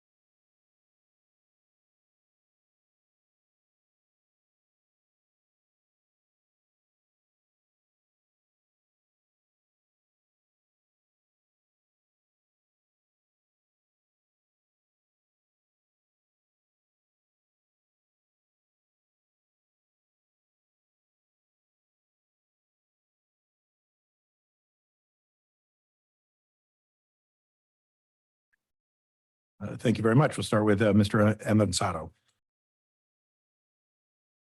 Good afternoon. First, I want to thank you guys for having this. You know, I think anytime as a trade and a community, we all get together and talk about these important issues, it helps everybody tremendously. Another great thing about going at the end of the day is a lot of my opening statement has now become redundant, and I don't want to waste anybody's time. I guess the most important thing is that, you know, this situation, I have to commend the steamship lines on their ability to quickly react, dropping port pairings and rerouting around Africa and doing all this stuff in real time. You know, I can imagine it's got to be quite a feat. Me personally, for my business, I mean, yes, there's some disruptions, there's some delays, but the system is working very well. There hasn't been, there's no equipment issues. There hasn't been any, you know, catastrophes as far as, you know, not being able to get cargo to certain markets. Again, it might take longer. You know, customers might not like that, but it's getting to where it needs to go. There, you know, if this thing escalates, I mean, it could cut off certain parts of the world, but that wouldn't necessarily have a direct impact on my business. My business in the Middle East is, you know, is affected, but again, it's getting there, a little bumpy, but it's getting there. And, you know, and another important thing is that, you know, it's under my service contracts, much of my stuff, you know, that does come in from Asia is going through the Panama Canal, which is also seeing severe, you know, delays. The steamship lines have honored my contracts. They have not risen my rates. And if they came out with a surcharge for the Panama Canal problems, I would deem that as acceptable, you know, depending on the amount. As far as them adding an emergency surcharge around for sailing around Africa, I feel that it is a valid charge. I'd like to see it based on, you know, the amount of extra time it takes, based on fuel, other operational issues that as a cargo owner, I might not be able to understand, but I'm sure they have, you know, some valid reasons. I'm sure they might have some things we could argue about or possibly gripe about. But if it's kept within a reasonable scope that people can digest, I think communication and information is key. And then, you know, lastly, you know, this is just a general comment on the industry.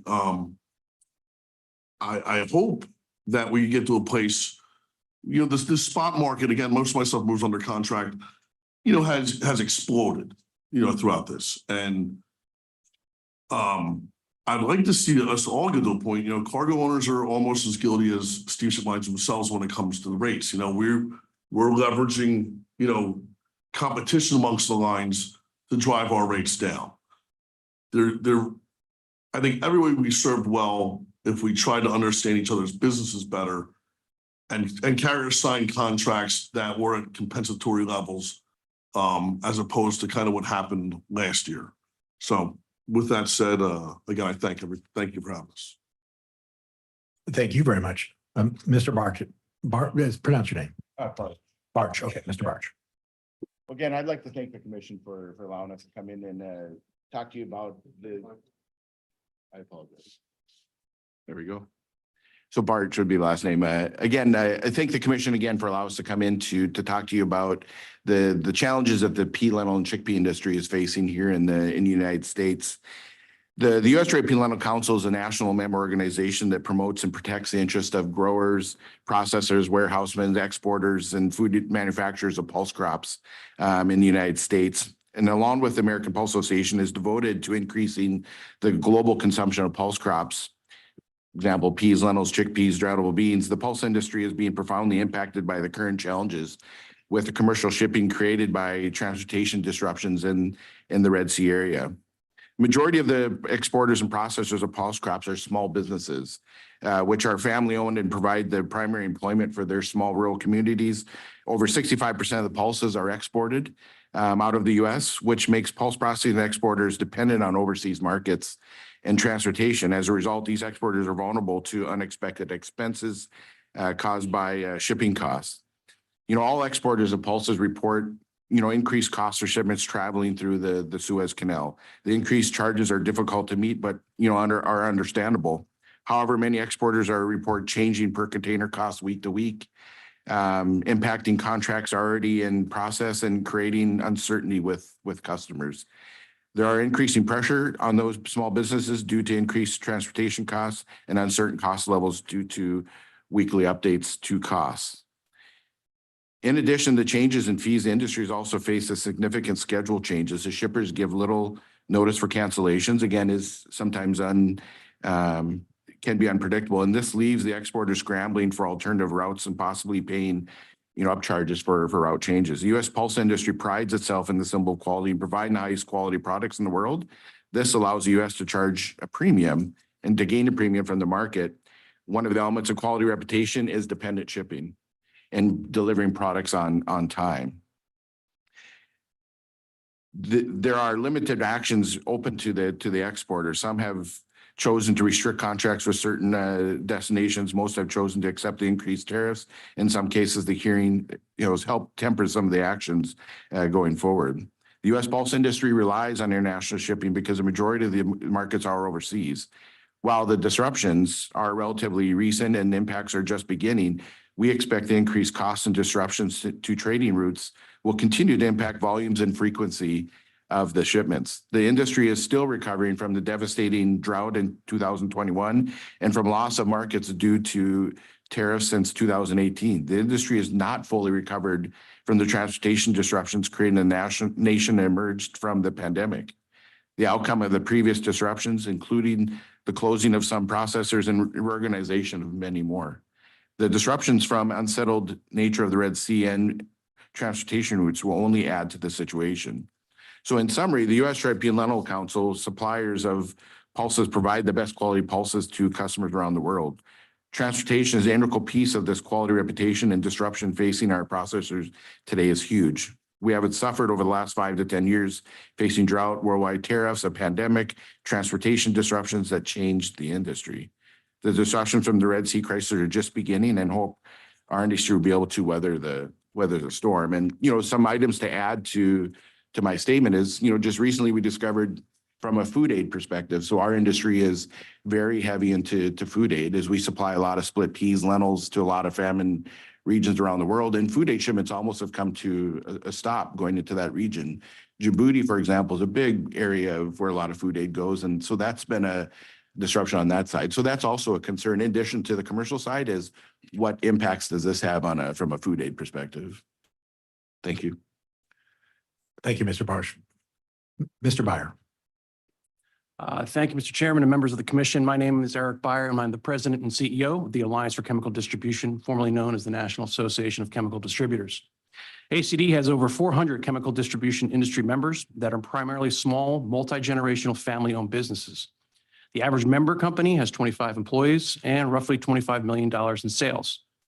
Our members formulate, blend, repackage, warehouse, transport, and market the chemical products produced by large quantity manufacturers to 750,000 end users in nearly every industry sector, including aerospace and transportation, cosmetics, detergents, electronics, automotive, paints and coatings, pharmaceuticals, food, and water treatment.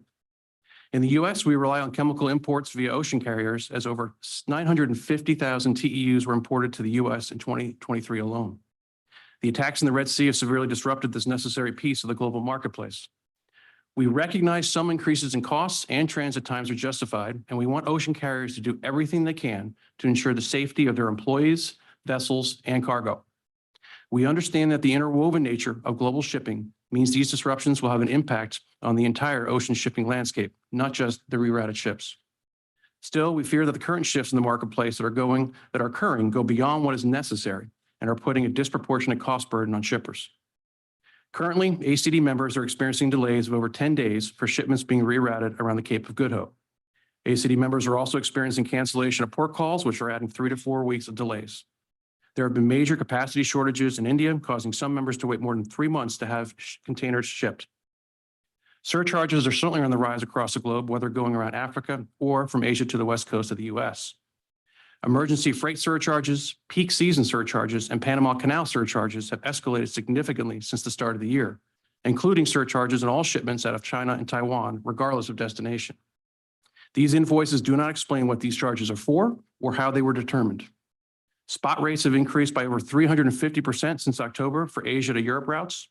Spot rates have increased by 130% for Asia to East Coast routes and almost 100% for Asia to West Coast routes since October. With the Pacific Ocean routes, our members are seeing an increase from $1,400 to about $4,500 for the average rate of shipping a container from China to North America.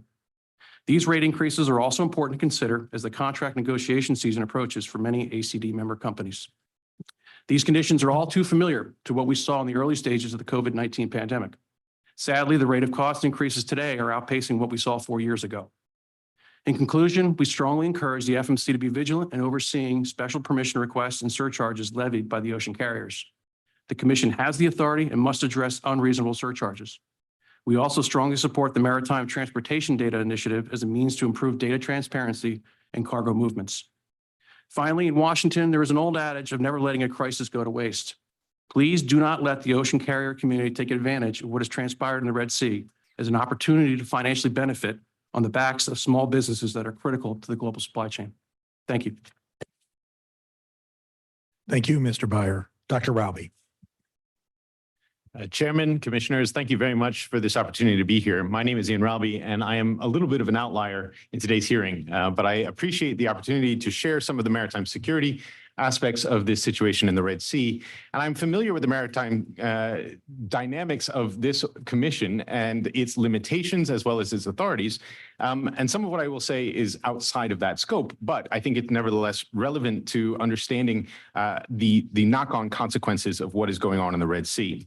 So I want to make just a few very brief points. The first is that while we have spent the day talking about the very many maritime symptoms of this seemingly maritime problem, at heart, it is fundamentally a land problem.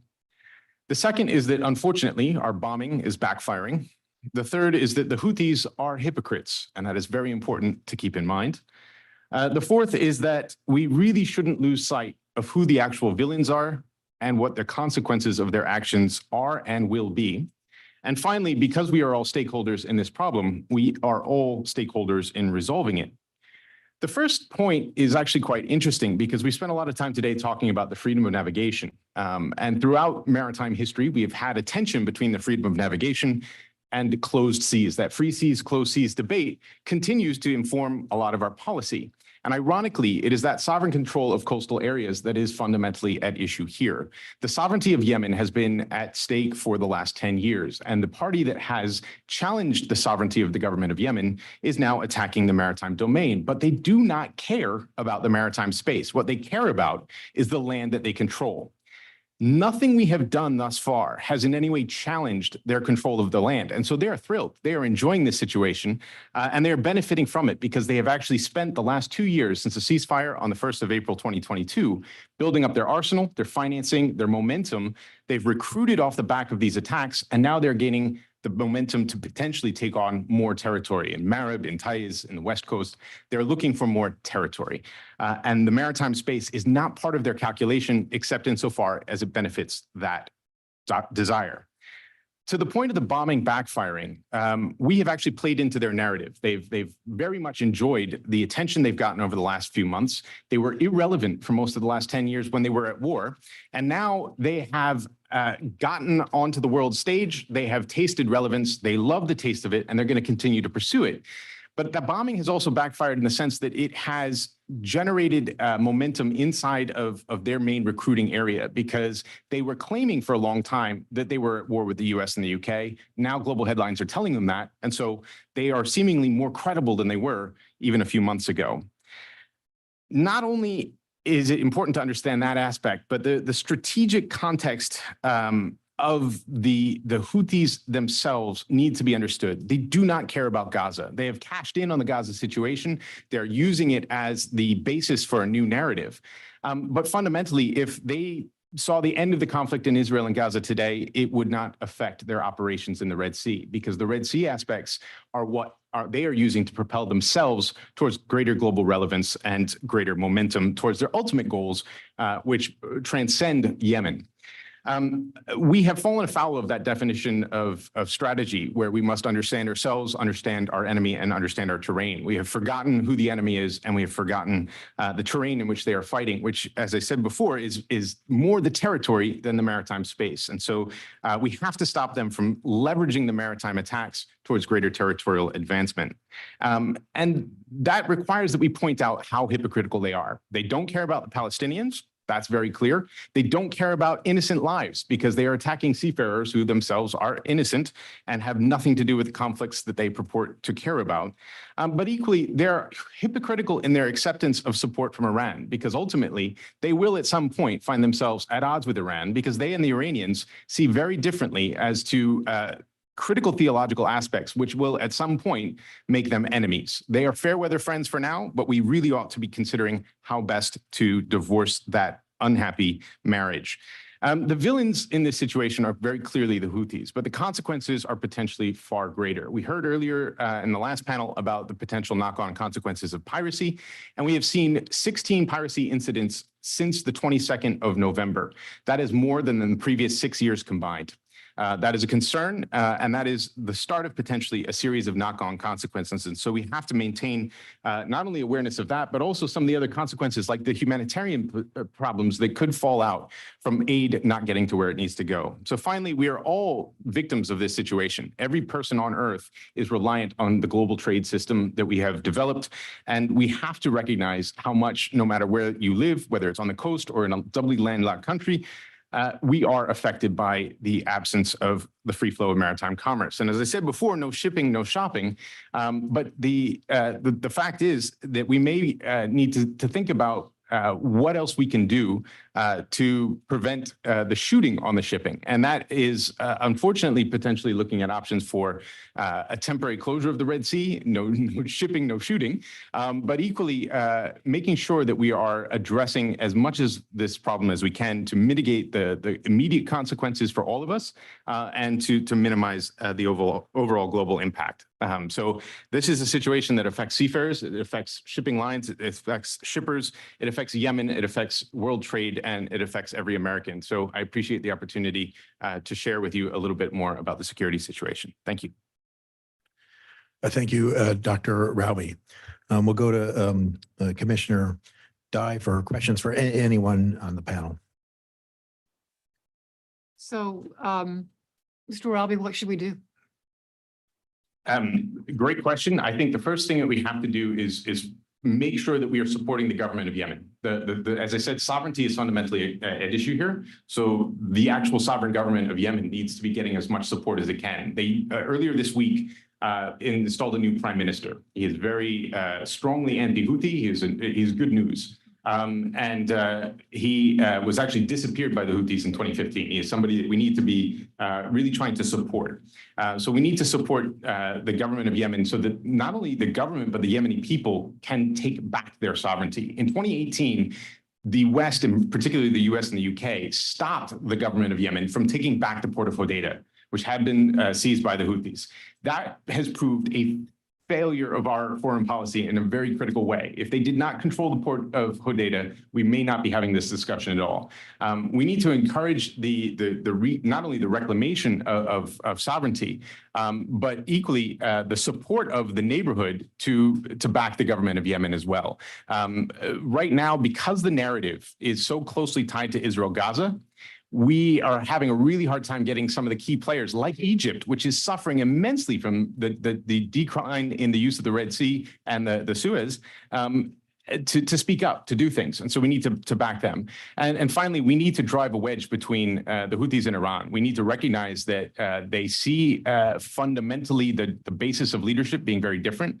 The Houthis see it as having to be descended from the Prophet Muhammad and thus a Hashemite leadership, whereas the Iranians do not. And so that seemingly subtle difference could prove a key in divorcing what is unfortunately the relationship that is fueling this ability to attack shipping. And so to get the Houthi attention away from shipping, we all need to participate in finding ways to minimize the Houthi interest in continuing to attack. And part of that means pulling their attention towards other interests.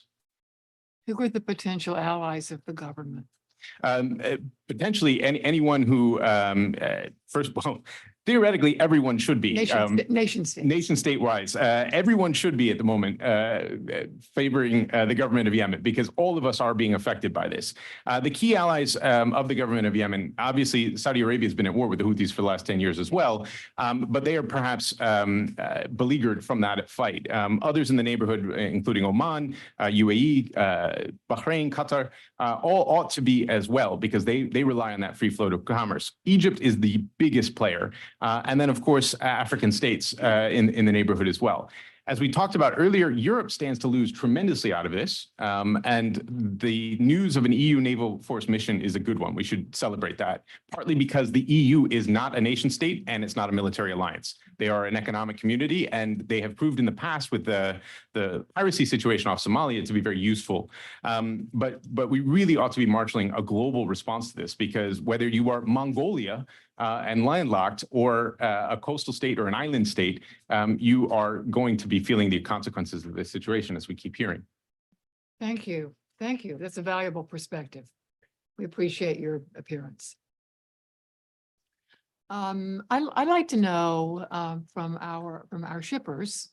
My interest is in the freight delivery system and has been since 2014, 2015.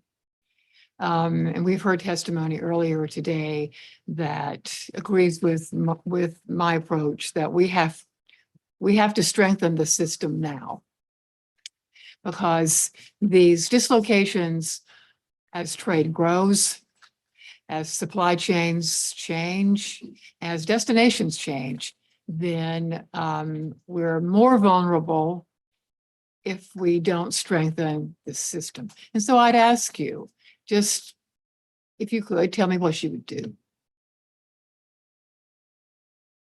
I'm sorry, I'm asking what we do for a To living? strengthen the system. Oh, well, I mean, as you've seen, I mean, I know that, I don't know if that the chassis study ever came out. But there's a few different. It's commissioned, it's coming. Okay, so let's just take the chassis thing real quick. So there's really only one solution for that. You know, if you need chassis, let's just say, take the Port of New York, so I'm domiciled there. Private leasing companies aren't going to keep so many units because they need to make money. So they always have a little surplus. But if you want to make sure that we're protected against a big surge, the Port Authority itself, you know, has a bigger pocket and a larger interest in the port, should maintain a surplus. You know, it's going to have to be some sort of quasi state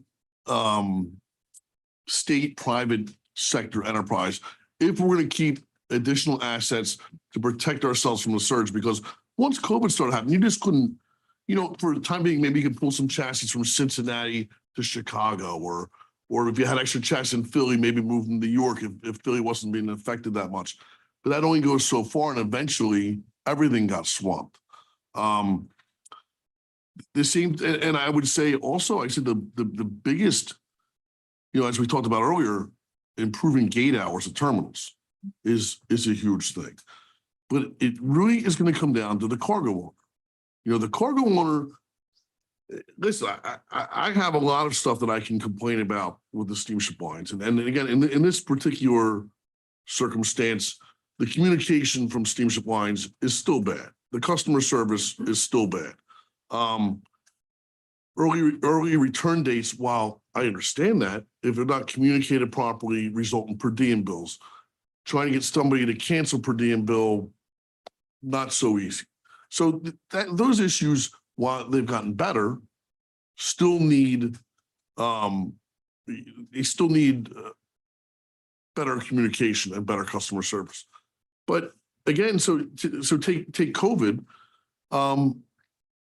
If a cargo owner, if I'm ordering more cargo than I can, because my sales are through the roof, but if I don't expand my warehouse hours, or if I don't do anything, and say 20 containers come in and I don't have the guys to unload it, it's tough. It's a tough situation, but I'm at fault. I'm not the one that got the labor there.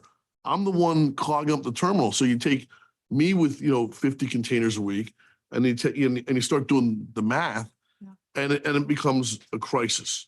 So again, I would say in the short term, we're going to have, some possible state private sector Interesting.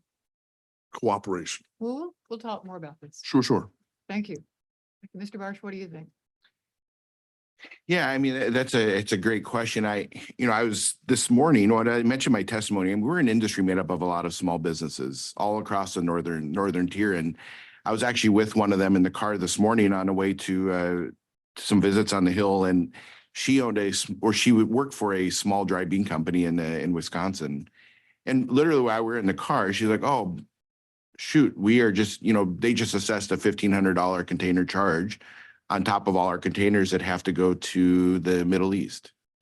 So they have to go around, around Africa up, which extends them by another 14, to 30 days. So not only is she having to pay more dollars for that container, which takes away from the bottom line, but she also has to finance that cargo for another 30 days. And you look at— What's a better way? What's a better way? We, as an industry, we want predictability. We want predictability in rates. We want predictability in timing. Obviously, there's a lot of, things in the industry that chip away at that, but that's really our goal. And how we get there, I'm not 100% certain today. But I talk a lot about clarity and predictability in processes. And I can understand that. Yeah. When these, the trick is responding when these dislocations, I think everybody's read The Black Swan. Yep. I read Nassim Taleb. And I was shocked when I read that he said that the COVID was not a black swan. So, it seems like one to us. Right. But how do you deal with those sorts of outside the box occurrences? Why don't you think that and write me a long email? No, absolutely. Well, yeah, and we can put some thought to that. Yeah, I'll CC everybody. That's fine. Yeah, you've got and this is the thing. The answer is that, and I've been doing this for too long. I'm sure my colleagues. I disagree. But the there's no, when you look at the options, there is no, this is great and this is terrible. There's just a lot of middle ground.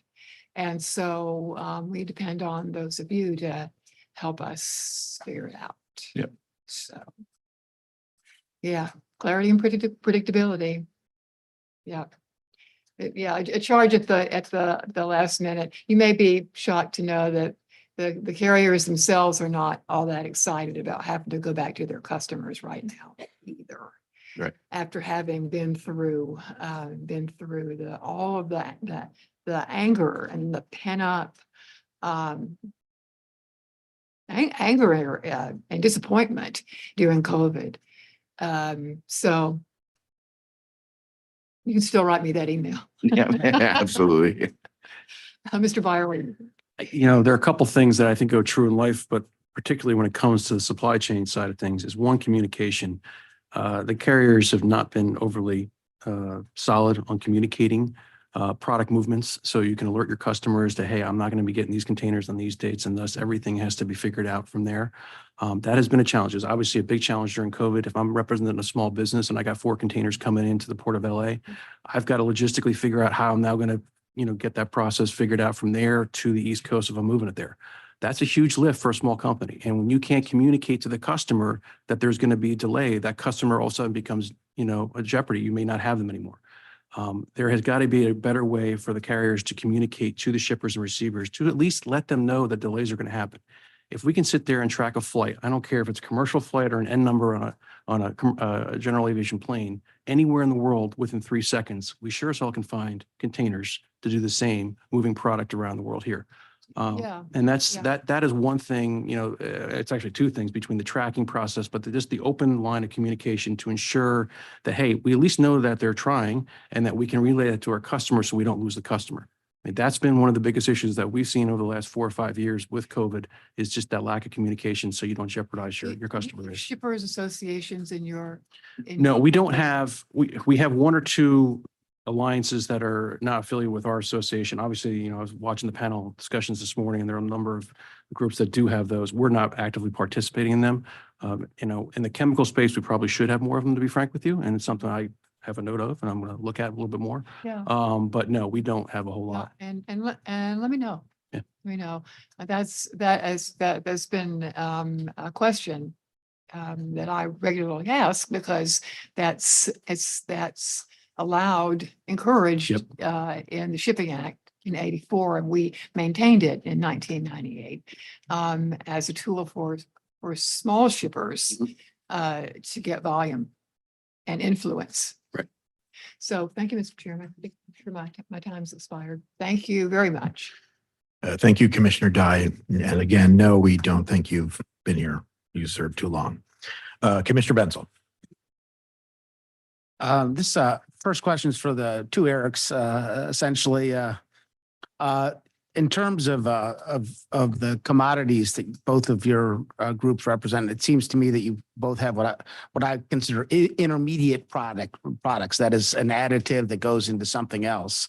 I thought some of the pulse things were maybe not as much, but it seems that we have a really big challenge when we have these intermediate products, those products that go into other products, because not only do you have to follow one supply chain, you have to have 2 supply chains or 3 supply chains. And I remember talking to companies who do construction of large office buildings, and they said, every time we do a building, we have a new supply chain. And we have 150 suppliers, and each one of our suppliers has another 30 suppliers. And we have to recreate that every time. I'm sort of interested in what that means to the complexity of what you do. So for instance, if it's an intermediate product and it goes into something else, what's the pressure to make sure you get into that product and sustain that market, that secondary market? And so I know, Eric, we've spoken before on this, but it's you have your products go into a lot of other products. And I had experience during the pandemic where I'm talking about water purification and getting drinking water for people. So why don't you comment a little bit about that in the context of the challenges of the Sure. I mean, one of the things, and thank you, Commissioner Benzel, there's a lot that goes into water treatment, for example, something we've talked about off and on during COVID and making sure that, our focus was getting rail cars of chlorine to water treatment facilities at municipalities throughout the country, especially when chlorine wasn't being manufactured as rapidly and there wasn't availability of it as much as there had been historically.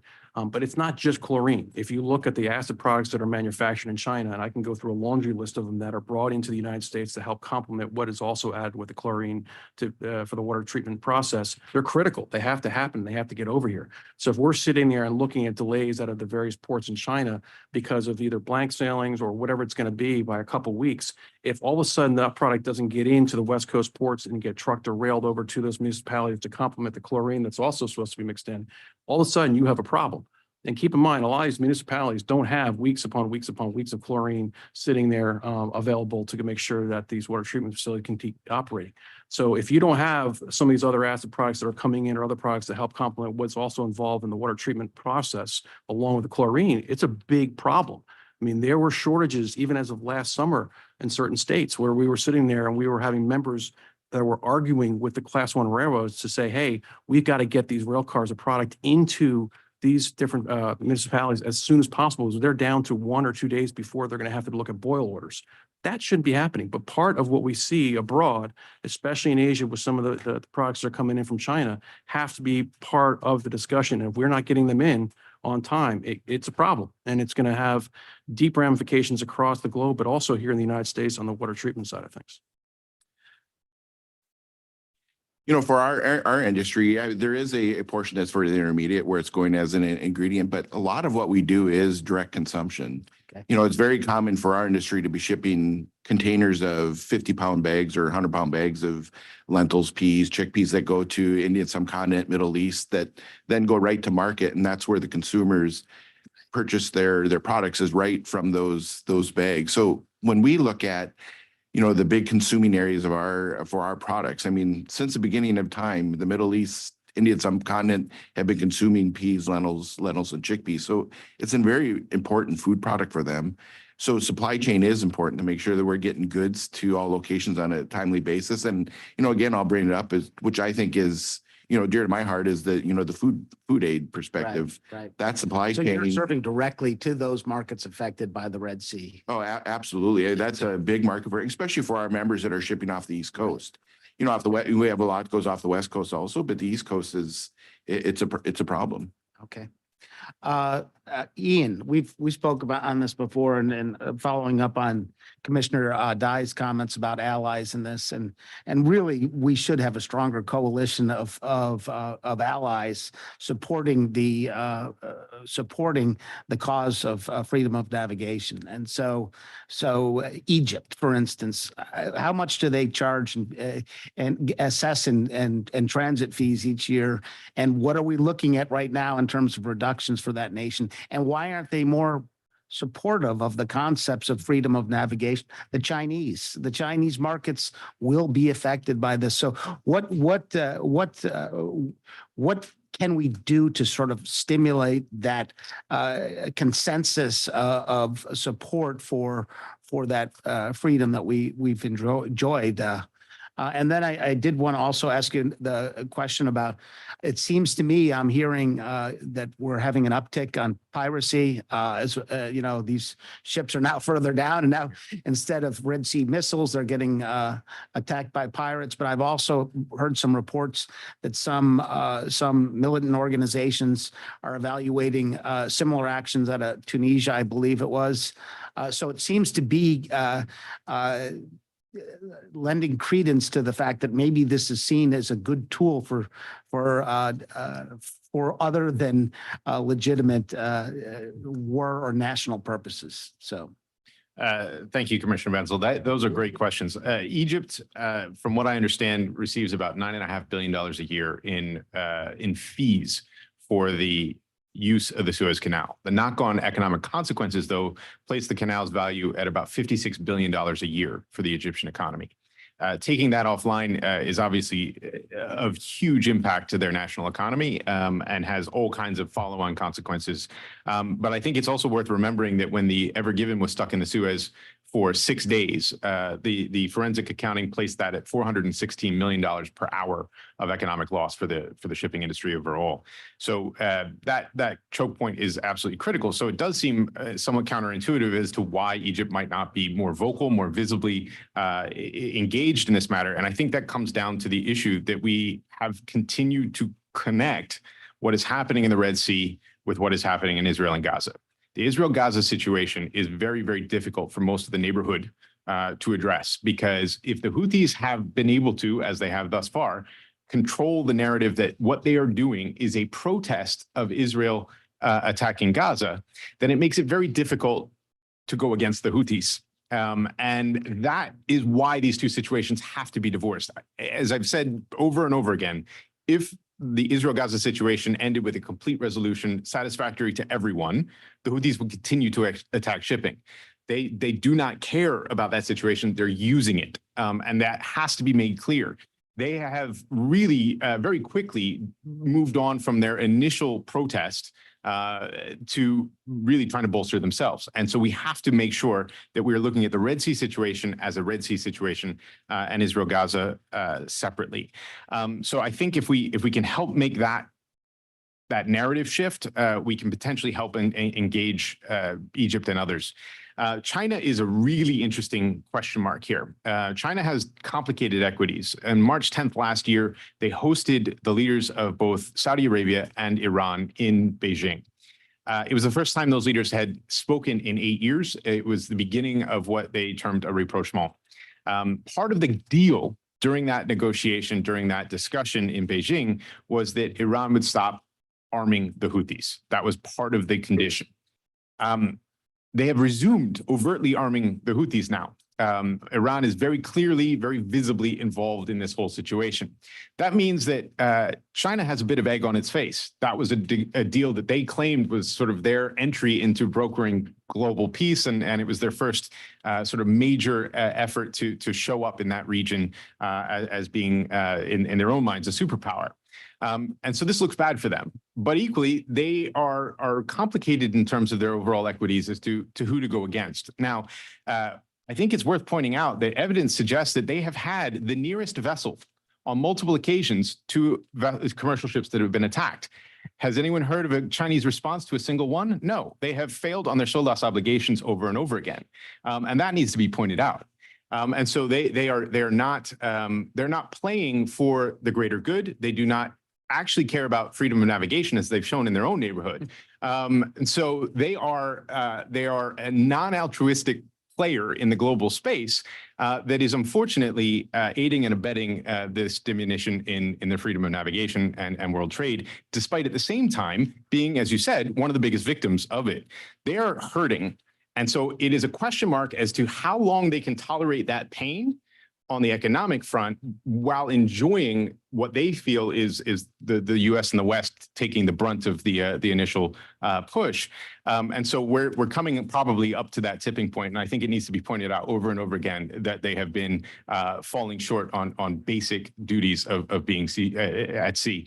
And having a naval base in Djibouti, it is unforgivable thus far that they've not done more to protect ships or to respond to those who have been attacked.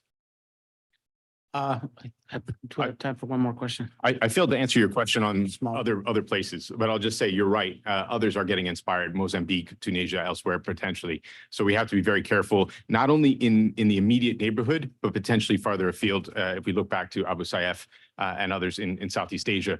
And so this is potentially a model that others could replicate, because attacking shipping, as we've seen with piracy, is not all that difficult. And so it is a real concern. Okay. Thanks, Ian. Thank you, Commissioner Benzel. Commissioner Sola. I'd like to thank all the panelists for coming today. My first question is for Mr. Avanzado. You mentioned earlier that you didn't see a very drastic change in some of the spot rates and some of the adjustments that are being on there. Is that specifically for the Red Sea, or is that Trans-Pacific? We operate under service contracts, and I would say a very small portion of my shipments, move, on the spot market or, not under contract. So we haven't seen a large spike. Granted, I'm not a huge player. I mean, I'm not a huge player in the Middle East. I mean, I ship containers to Dubai, Saudi Arabia,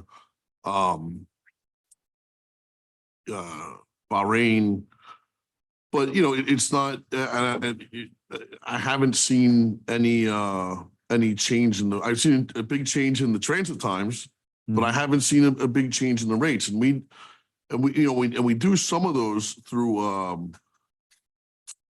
as a named shipper, but through, I don't know if I'm allowed to mention steamship line specific. Okay, there we go. But for example, like Maersk, Hapag-Lloyd, CMA have these online platforms and that work well. And again, the rates I haven't looked at anything and said, well, forget it. This is way out of bounds. Thank you very much. So the transit times are the main concern. Yeah, and again, I mean, what are you going to do? I mean, like, we all wish on certain trade lanes, like I do a ton of business to Puerto Rico. So there's a huge volume from the States to Puerto Rico. So there's a reason why this ship goes from Philadelphia to San Juan and comes back each week. I mean, the thing's full both ways. It's not going to be that way on every trade lane. I mean, we might want it to be that way, but there's only so much cargo that goes to certain ports, and a lot of that might just be seasonal too. So I mean, there's a reason why things transship, and especially now. So, Mr. Barsh, Mr. Bear, I really enjoyed in reading some of your written communication that you sent here to the Secretary's office. A lot of really good facts in there, and also it highlights some of the pains or concerns that you may have for some of your members. In there, it really deals a lot with some of the surcharges that you say, or that, let's say, for non-impacted ships for the Red Seas that are being applied in other trade routes. Would you like to expand on that? Yeah, I mean, we did as goods were going to those destinations, ships being rerouted, additional surcharges being put onto the cargo. Again, without, predictability, which caused, issues for a lot of shippers. And we've seen general increases, Trans-Pacific, different regions. Those have seemed to come back, and it's really focused on the charges that we're seeing going to that region. It's, not only the length of time to go around, but also the additional cost. So a lot of our customers, they have contracts, destination contracts that they have to abide by. And, they're in some cases absorbing the additional freight costs or the rerouting charges, all those different things that are being charged because of the situation. Thank you. I think one of the things that gets a little frustrating for our guys, after what happened with COVID and what we saw with last minute pop-up charges, and just it's the whiplash effect. I think, Commissioner Dye was talking about it. People are burned and are still feeling kind of that sensation from COVID. I think for our folks, they are fully supportive and understanding of the delays that are, taking place because of the Red Sea and going around the Cape, South Africa. And so they understand that. They understand the cost that has to be associated with it. I think what they are frustrated with is that they're seeing, shipments coming from ports in China going to the West Coast that are not affected whatsoever, that are now seeing, and I'm looking at rate increases by all the major carriers of, anywhere between $1,000 to $2,500 starting in February 1 and going up $1,000 for next month. That kind of stuff, they start questioning, saying, okay, we understand there's got to be a market, correction to some degree because of what's happened in the Red Sea. At the same time, how much of that cost is actually justified when you're taking ships going from what the normal routes are on the Pacific lanes from India or China over to the West Coast? And so I think there's some frustration there, and rightfully so. I mean, they get these charges. They don't know what they're used for. I said in my testimony, half the time they're just getting these surcharges. They have to pay them. They have no idea exactly, is it for fuel? Is it because of the longer times? Whatever it's going to be, they don't know. And I think that gets to the heart of the problem, which is better communication, understand what exactly is being assessed. So our guys can say, I can understand that, I can justify it, I can absorb some of it, and I can pay, put some of it on the end use customer. Thank you very much. You specified that in your written testimony that you had here. Dr. Welby, as a 12 years in counterintelligence, I was really excited to have you come here. Let me say that I sat next to Commissioner Bensel at lunch. He took every question I had on China, sitting on the sidelines. What's the economic impact to the canal? How can we get Egypt involved? How can we do this? So I basically, the takeaway that I got on that was that we're very happy that Yemen has elected a new prime minister in the last 24 hours. We look at that as a light at the end of the tunnel. Also that one thing that I think that we see is that we do have capacity in the Suez Canal, which just being underutilized because of the trade lanes.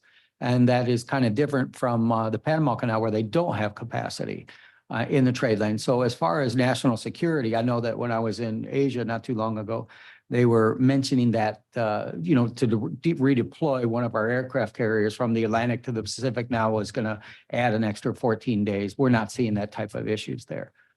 So I wish I had a question for you. As I move up in rank, I'll get to ask my questions earlier. Thank you. Thanks very much. I do want to point out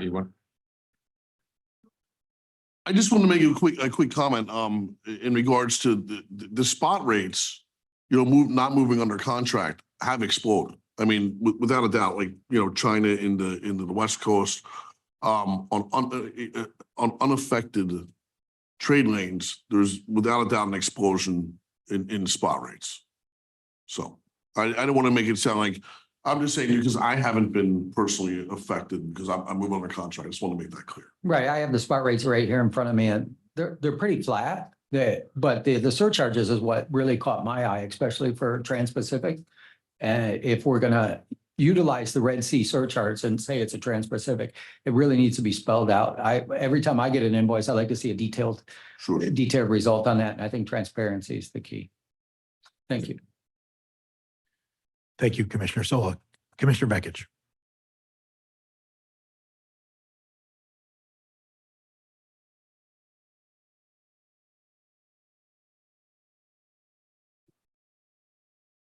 Mr. Barch, U.S. food aid. I've loaded some of those ships over the years, and that's the clasping hands stuff on the big heavy bags of grain that are. When I was a younger man, I used to manually load, but yeah, bags were too heavy. But 104-pound bulgur weight, was that yours?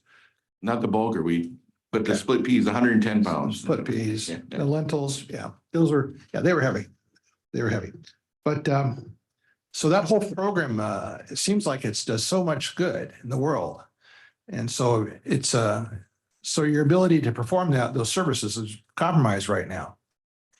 Yeah, I mean, the food aid has had a long history of good. I look at countries like India, who used to be a huge recipient of food aid. Today, they're self-sufficient, obviously. We were just visiting, we just had a luncheon with a bunch of the PVOs and NGOs talking about food aid and and the good things that crops or products like peas, lentils, chickpeas are doing from a food aid perspective, because it's a low cost protein, that really can have an impact from a nutritional perspective.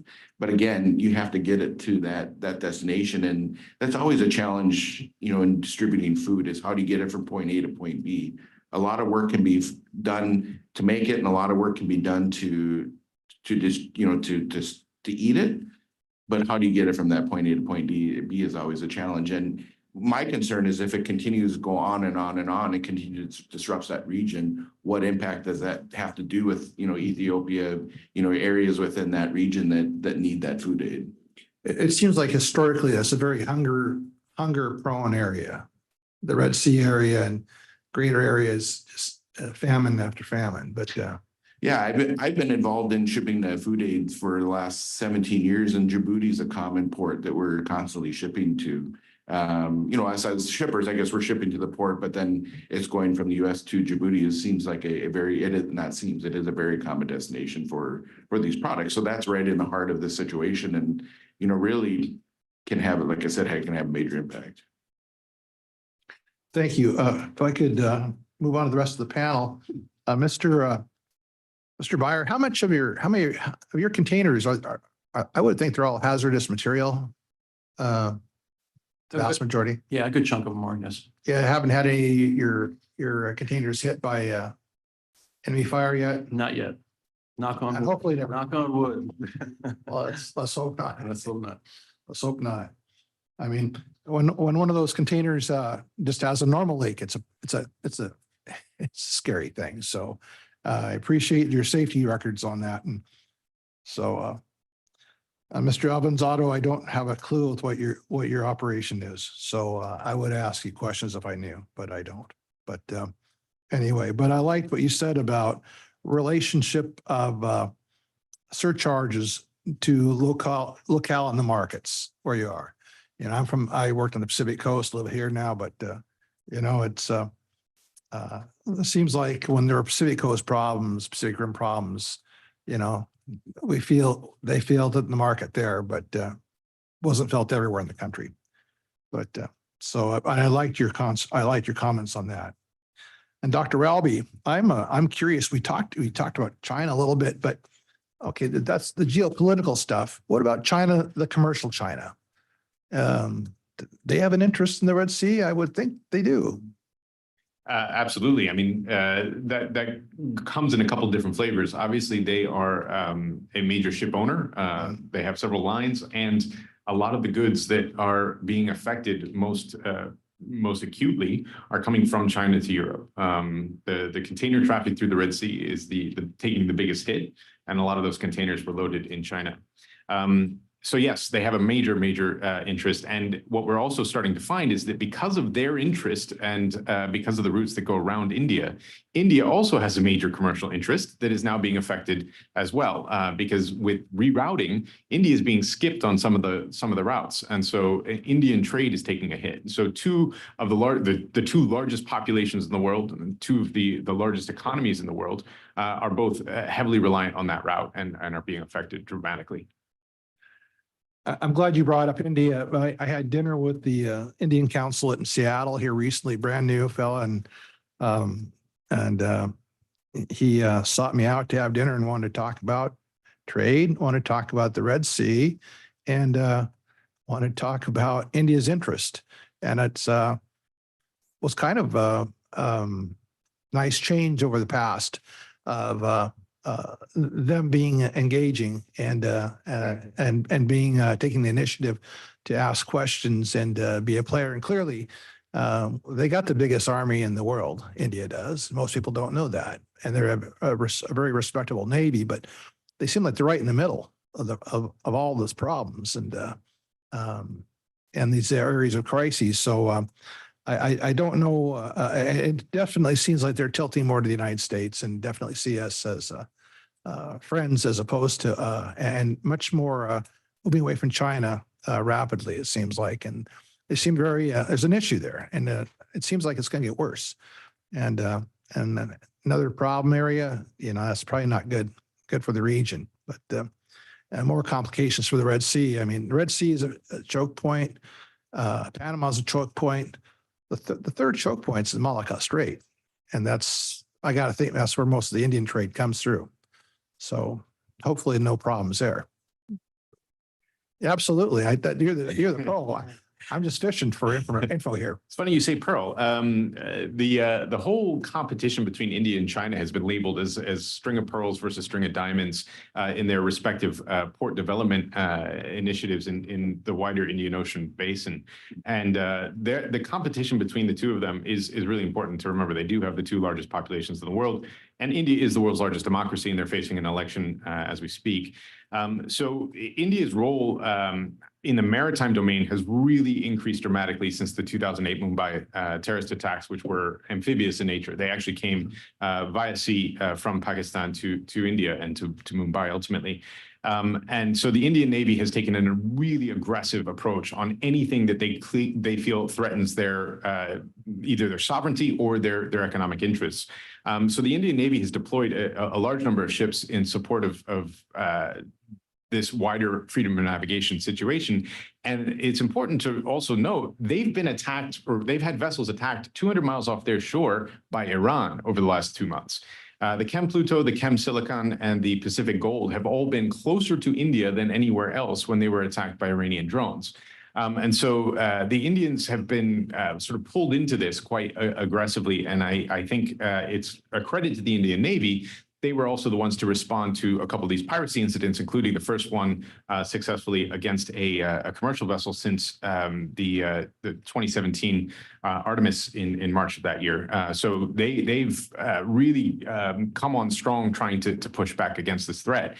But we are seeing a challenge in that there isn't coordination. There isn't a clear sense of the overall strategic direction. We have issues like, to Mr. Sola, from a counterintelligence standpoint, one of the things that we haven't looked at is how Iran is getting all the intelligence that they are using and providing to the Houthis for which ships to target. We had a ship that was claiming to be Chinese ownership over the weekend, or just yesterday, I think, that was attacked 57 miles off of Hodeidah, when it was clear that it did have a nexus to the US and the UK, as has become their goal. And one of the ways they've been doing that is using commercial ships that are at sea, as well as their commercial involvement in the maritime domain. So the MV Bashad is a commercial Iranian ship that sits in the southern Red Sea and is providing on the water intelligence. And so all of these things need to be looked at and considered more acutely. And right now, India could be a player, but has a volatile relationship with China, and could also be a spoiler if it got goaded into something with Pakistan. Iran's been attacking Pakistani targets. The whole powder keg of concerns is really quite challenging. And right now, if we're not willing to admit how bad things are, we may set ourselves up for things getting a lot worse. And so we have to deal with things being as awful as they are right now in order to keep them from getting worse. I got to ask the obvious question, though. Is Russia anywhere involved in this Suez problem that you can, I mean, I got to think, aside from eating their popcorn and sitting on the sideline and rooting, unpleasant things to happen to the West, or anybody else who likes Ukraine. Yeah, Russia's had a couple of equities in this. So prior to all of this kicking off, they had been really pushing for a few years to get a naval base in Port Sudan on the Red Sea coast. We have a base in Djibouti. China has a base in Djibouti. The French have a base in Djibouti. So 3 of the P5 on the UN Security Council already have bases on the Red Sea. Russia wanted one too. The US kind of pushed back and helped push the Sudanese to reject that. And it's perhaps no accident that a few months after that decision, Sudan descended back into a pretty intense civil conflict. And so Sudan's now at war with definitely Russian actors and Russian fingerprints all over it. So they do have interests. In terms of the direct consequences of the Houthis, we know that Russia has provided some of the arms and the arm flow to the Houthis over the years. There's a long ingrained illicit trade route, or many illicit trade routes that bring weapons into Houthi-controlled areas. But in terms of their current equities, I think they're not only eating their popcorn and enjoying watching all of this, they're enjoying the lack of attention that is now going towards Ukraine. Their momentum has certainly built up on this as well. And so actually keeping quiet and keeping a low profile is to their interest at the moment. Now, Russia loves to be chaotic, kind of like the Houthis love to be chaotic, albeit slightly differently. So I wonder how long they can keep quiet. They have a tendency to be self-destructive in terms of wanting to make noise. So we'll see what they do. But for now, they are benefiting greatly from everybody's attention being shifted to areas south of Ukraine. And unfortunately, that makes for a very cold winter for the Black Sea states. Thank you, Dr. Ali. Thank you, Commissioner Bekich. I think Mr. Emanzato brought up the chassis study. I just want to make sure everybody, the so-called chassis study, best practices for the efficient supply of chassis for transporting intermodal containers. This was a study mandated by the Ocean Shipping Reform Act that the FMC had commissioned to the National Academies, specifically the Transportation Research Board, and they are preparing the study, have completed their public meetings, and the committee is drafting the report. It is slightly delayed, but should be done roughly around mid-July. So that is coming in. Certainly everybody on this commission looks forward to seeing that. I did want to ask you, Mr. Emanzato, so you talked about your contracts, but as sort of mentioned earlier, that contracts do have a number of clauses that can be executed in certain, cases, particularly force majeure, et cetera. Have you seen any of that? Those clauses executed to up not your rate, but various fees and things like that in your contracts? No, we haven't. it's been, again, most of our inbound, I would say inbound Asia traffic goes through the Panama Canal. All right. And I, again, I've been doing some business inbound. I do some inbound. I would say that again, the spot rates from what we've seen have gone up tremendously. But on our export business, we haven't seen any change. Yeah, well, to be fair, spot rates could be going up certainly because of this, because of reductions in supply, because it takes longer for container ship to go around or whatever. That could affect the rest of the world and or the Panama Canal, or simply increased demand, which as there has been some before this crisis, even or concurrent with in the United States. But I'm curious, are you at all concerned about renegotiating those contracts? I guess it's a bit of a personal question because I don't know when they come up, but well, traditionally they expire at the end of April. But again, our business, we're an exporter and we're out of New York. So there's always a ton of empty containers in New York. So I do very little intermodal points. Most of the stuff, we have our own trucking company, we have our own chassis.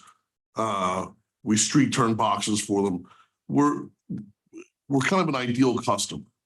So does that, and again, we've been in business almost 50 years. So we have, and you can easily guarantee a certain number of boxes. Yeah. So again, is it part of that tight relationship that keeps us whole? And again, like we're not requesting repositioning anywhere. We're kind. They never hear. We do. We do our own documentation. We file our own SED. So we're not a pain in the neck customer, I would say. So that could maybe that has a part in it. And again, I'm not going directly into the trying to go into Djibouti or some of these places that are right there. So right. No, appreciate it.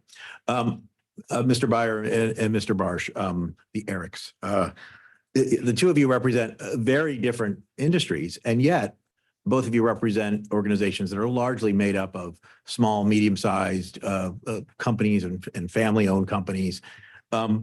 There has been some concern, and I'm going to quote from an article from the Journal of Commerce, February 2nd, so just a few days ago. Shippers balk at new ocean carrier surcharges levied amid global network strain. And I hope you'll indulge me while I read part of this. Ocean carriers, this is according to this article by Michael Angel. Ocean carriers are selectively imposing surcharges and higher freight rates due to ongoing issues at the Suez and Panama canals, with a cost burden falling hardest on small volume shippers, forwarders, and cargo owners, say. And then a little earlier, it goes into a little more detail. 3 ocean forwarders and 4 beneficial cargo owners that spoke to the Journal of Commerce about their contract of carriage terms agreed that ocean carriers have been opportunistically targeting certain customers for higher rates and surcharges. A U.S. agent for a Hong Kong-based ocean freight consolidator said the ocean carriers were pushing freight of all kinds rates on ocean forwarders of $5,000 per FEU to U.S. West Coast and $7,000 per FEU to East Coast for cargo loading in the second half of January. However, he said the BCOs with the contract commitments that move upward of 60,000 FEU, so a lot more commitment that they're doing. So in that sense, they're definitely a better customer, my parenthetical. But these are, according to this article, annually still paying their contracted rates of $12.50 per FEU to the West Coast and $23.50 per FEU to the East Coast. So according to this article, these shippers are at least saying that they're very concerned that they're not being, that regardless of the rates that were the contracts negotiated, they're paying a bigger share of the new increase in costs due to the Red Sea situation. Are you seeing any of that with your groups? We certainly are seeing the surcharges and the increases, especially going to that region. We've had a shipper, tell us a story of containers that were on the water. The cargo was, the shipment was canceled. He had to reroute. He was charged, or tried to be charged, twice as much of what the original shipment was, just to reroute it to a different region. So our industry, and he was able to, thankfully negotiate out of that and get to more reasonable rates. But the fact that, yes, a lot of our shippers, they don't have, long-term agreements on shipping rates. So they are shipping, more from the spot rate. So they're being charged surcharges, for the longer distances or charges to go through the Red Sea. So they are absorbing, a lot of charges, and a lot of times it's 100% increase. So for a small shipper, that's a big amount to absorb, and you try to negotiate that with your end customer, and that's part of the contract negotiations. But it does slow movement and impact. Mr. Byer. Yeah, we were seeing the same thing. I mean, you heard Lori Felmer, who actually is a member of ours as well this morning, talk about, rate changes while, products are on water going from wherever. And we've seen a couple of our members have those situations arise.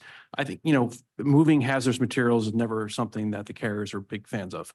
And so they're looking for opportunities to increase costs. Yeah, but they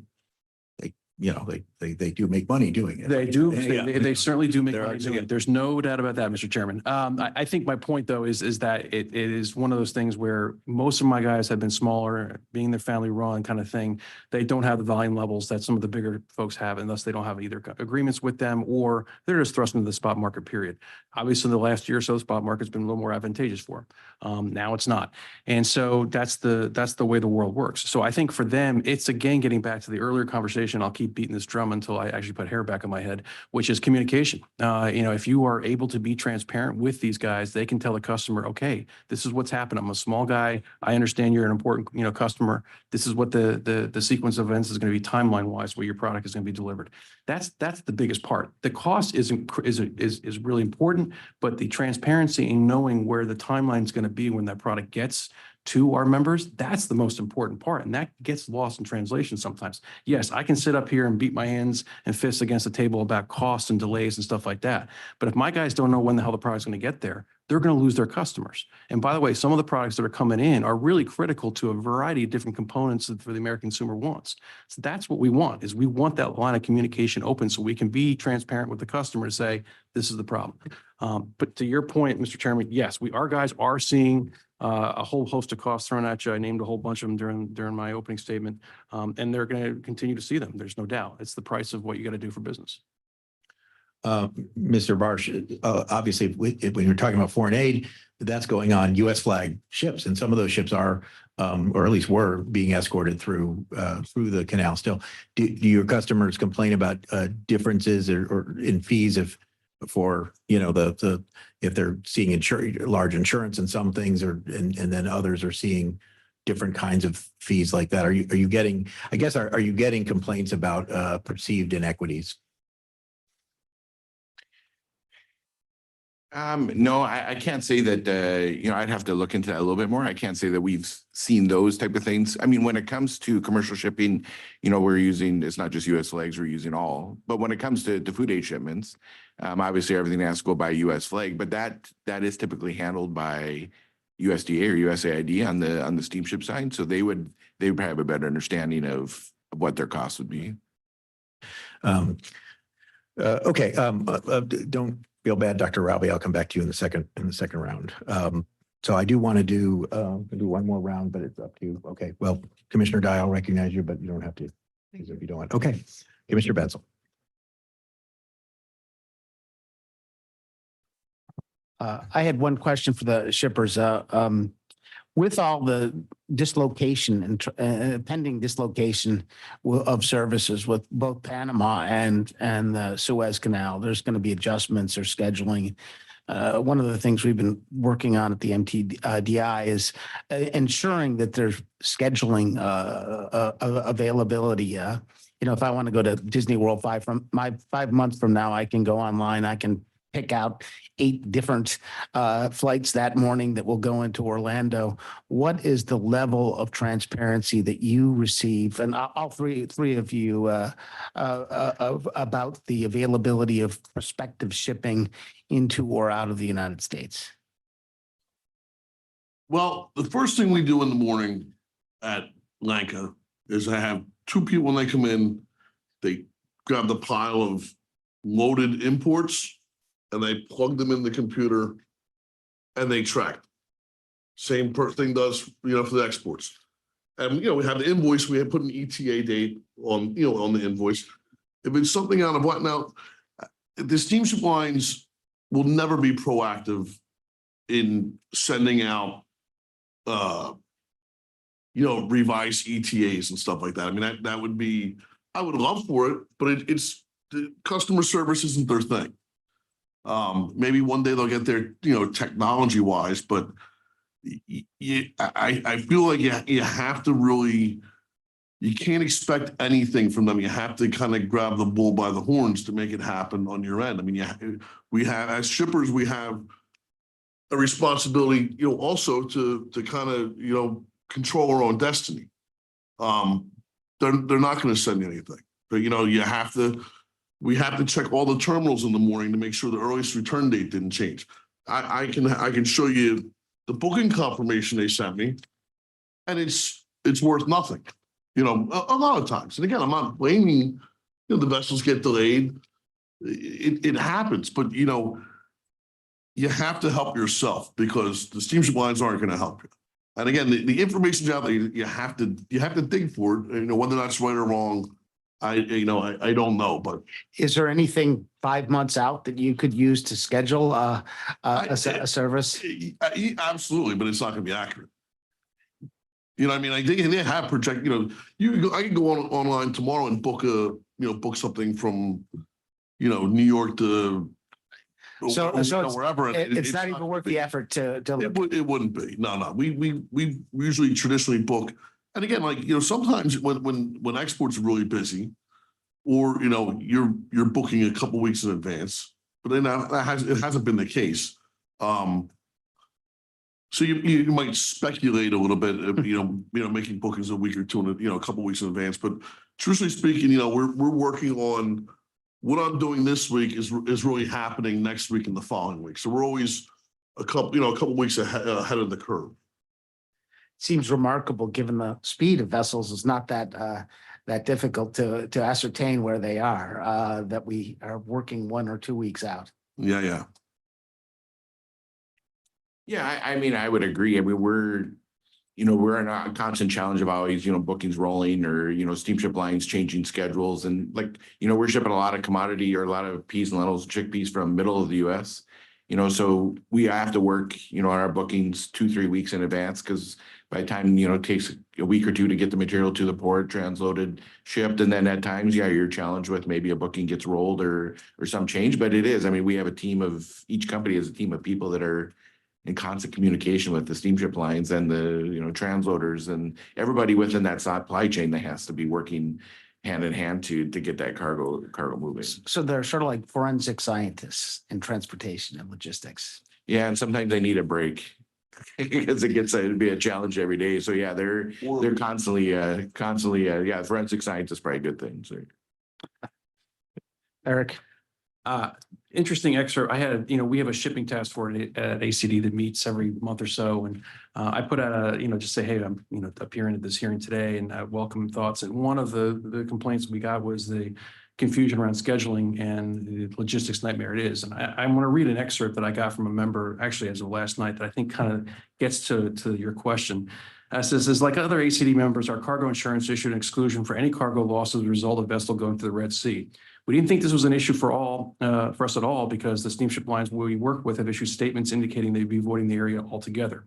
We were tracking a couple shipments that were exported from India the other day, and the steamship line's site reflected the vessel would arrive at Algiers and Algeria in 4 days.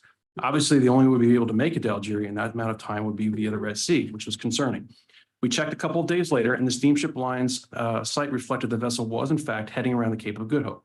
Blank sailings, bookings getting rolled, and grossly inaccurate tracking information and timelines on the steamship line's websites have a direct impact on the ability to forecast inventory and plan for demand accurately. While I appreciate the steamship lines are trying to manage these challenges too, it is in times of chaos where accurate, timely, and reliable information is most critical. The better the information is that we get from the steamship lines, the better we can manage demand, resulting in more efficient supply chain for everyone. So knowing what's going on helps them better manage their inventory, where they're going to be getting products coming from, and adjust accordingly when blank sailings happen, when they know they're not going to be able to get something out of a port. It gets back to the thing that I keep beating the drum on is that communication. But scheduling is a big problem for our guys right now. Okay, thanks.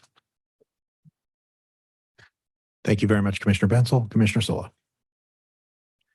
Thank you, Commissioner Sola. Commissioner Bekich. Dr. Ralby, have any Chinese ships been hit? Not to my knowledge.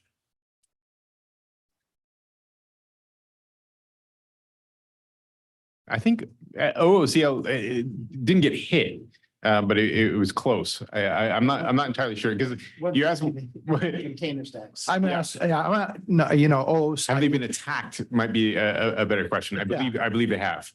okay, Yeah. okay. So they're targeting this inexact, but Yeah. I think too much has been made of the notion that China and Russia are getting a pass through the Red Sea, as I've seen in some of the media. They're not. And the Houthis do not care. They really don't care. that came across. Yeah.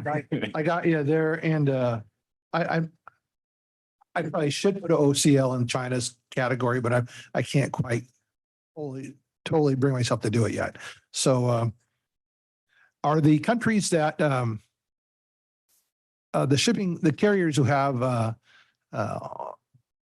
parent countries that have strong navies, are they faring better in the Suez transit? I think we have a couple of good examples of that not being the case. I would argue that the United States Navy is the foremost in the world. Yeah.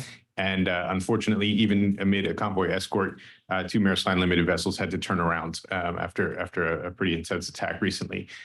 So there is not any evidence that anybody is safer because of their nationality or because of their navy. The situation is chaotic and bad for everybody. And are those countries that have merchant flag vessels, are they more likely to contribute to the force to try to secure passage through the canal?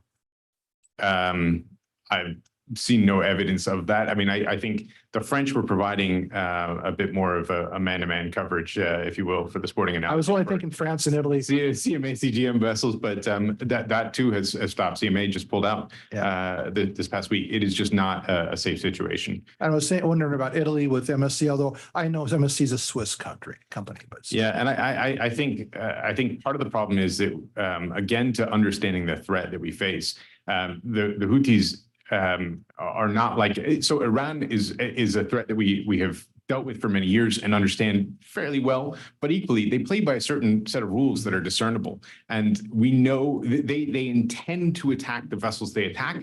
They intend to use the method that they're using. They have more or less calculated what the potential consequences are, both physically and geopolitically. The Houthis, they just want to make noise. And this erratic attack on shipping is far more difficult to thwart. So unsuccessful attacks they might as well be, they're as good as a successful attack as far as the value to the Houthis. Correct. Success is relevant. So for us, maybe it's unsuccessful that they in the sense that they didn't hit the vessel or didn't sink the vessel. But as far as the Houthis are concerned, they're still on the front page news for having launched the attack in the first place. So it's much of what their strategy is just to get attention. Yeah, thank you. I'm still hung up on flag vessels and nationalities, but I can see those days are probably behind us. So yeah, and I think it's difficult too if you just think about the different personalities of a ship and how well the Iranian intelligence that's provided to the Houthis has pierced a lot of the different layers. You know, you have the flag state, you have the ownership of record, and then you have different layers of ownership going all the way to beneficial owners and sometimes undisclosed owners, some of whom are being discovered by these attacks. And so the complexity of vessel financing and ownership has made it so that any one vessel could have a dozen or more nationalities, and then you add in the nationalities of the crew, and then you think about the nationalities of the cargo and their destinations, and all of those seem to be viable as being a focus of attack in this situation, which means everybody's at risk. thank you. Thank you, Commissioner Bekich. I do want to just do a quick plug because I've asked some questions, both of this panel and the previous panel, as did other commissioners, about various incidents. If a shipper does feel that they may have been treated in a way contrary to the Shipping Act, in other words, a discriminatory practice or some other unreasonable thing, we have several different options. Of course, and this is all on our website, but we have a Bureau of Enforcement Investigations and Compliance that one can actually file a formal complaint in. We also have, if it's a charge complaint process, if it happens to follow under that, that's a more efficient resolution. We also have a Consumer Affairs Bureau, and you can call them if you have questions and sort of say, well, would this be a violation, or what, or or even if you need some help. So we do hope that that just as we do anyway, outside of a particular crisis, we do have those resources available. And I want to make sure that's known. I actually want to, believe it or not, get back to the flag question just for a quick question. This is probably not for the benefit of this particular commission, but I want to ask it anyway because I want to see how you'll answer it, Mr. Rowby, because it is an important question. Why should the United States Armed Services feel any responsibility to defend non-U.S. flag shipping? Two reasons. First of all, we'll go with the more mercenary one first. We have no idea whether we have a U.S. interest in any given ship at any given time often. And so better to err on the side of protecting everyone. But more importantly, and more to the ethos and values of the United States, the U.S. Navy is the preeminent sea power in the world. And part of the role of a major Navy is to keep open the sea lines for communication and make sure that navigation is unimpeded by any security threat. The United States does that globally, and perhaps better than anyone else in terms of upholding that value of freedom of navigation. And so the U.S. Navy naturally has responded to this situation, feeling an obligation to protect not just U.S. Flagged or U.S. owned vessels, but all those that have an interest in transiting the Red Sea. I think that is actually what distinguishes us from some other states, and which is part of the responsibility of being a major power, a major naval power, and a superpower globally. So I think the altruistic protection of our shipping lanes is an absolutely vital role of the U.S. Navy. But so it's not the economic reason isn't as big a deal. It doesn't affect us economically that much if we don't defend non-U.S. flag shipping. Ultimately, it does, because it becomes a tit for tat. I mean, maybe in this case we're protecting our ships and looking out for our own economic interests. But what if we're not in a position to do that in another context, and we're relying on somebody else to do it? And so ultimately, the unimpeded nation-state blind free flow of maritime commerce is in our best economic interests. We've been talking about black swans. The original article was cited, and I want to admit that even if COVID wasn't a black swan, because COVID may have been predictable, I for one did not predict, even after we knew COVID was here, the effect it would have. In fact, I was concerned that it would have the other effect, that we would go into a deep recession and that commerce would come to a halt, or not a total halt, but a near halt, et cetera. Instead, in part, thanks to bipartisan action, talk about bipartisan action on the part of the then President Trump and I think a Democratic majority in Congress, that did not happen. And we had a boom. But thinking about other kinds of so-called black swans, I've called them black crows because they're all over and they may be omens of bad things. But what other areas are you worried about? Even if this was solved tomorrow, what other areas are you worried about? Is there still piracy issues? We've got issues with the Red Sea, the Black Sea, is the Yellow Sea next? A great question, and I'll answer it thematically and then geographically. Thematically, I think one of the things that has come out of all of the today's hearing is that communication and transparency are absolutely critical, and that's been mostly focused on from the shipper to shipping line the discussion. But I think the same goes on the security front. One of the sad realities is that we've actually limited our ability between the Navy and the shipping industry to communicate openly and freely. We have not done very well on that. Precisely, and so much more. Even just the language you use and not understanding the needs of the shipping industry is a critically important thing. So one of my concerns is this lack of understanding between those who are supposed to be safeguarding freedom of navigation and those who are supposed to be engaged in it. And so that is one of the big overarching thematic concerns. From a geopolitical standpoint and a security standpoint at sea, certainly the 16 attacks I mentioned off of the coast of Somalia give some real concern.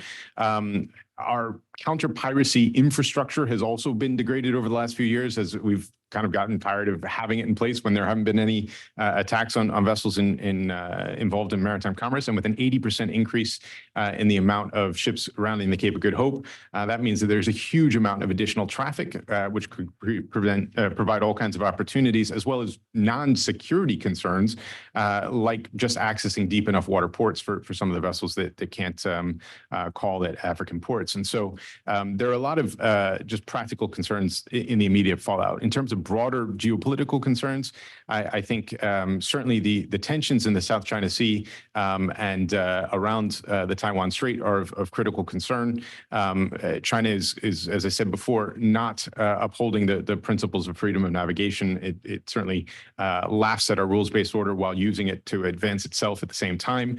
And certainly the Black Sea continues to be an area of tremendous threat.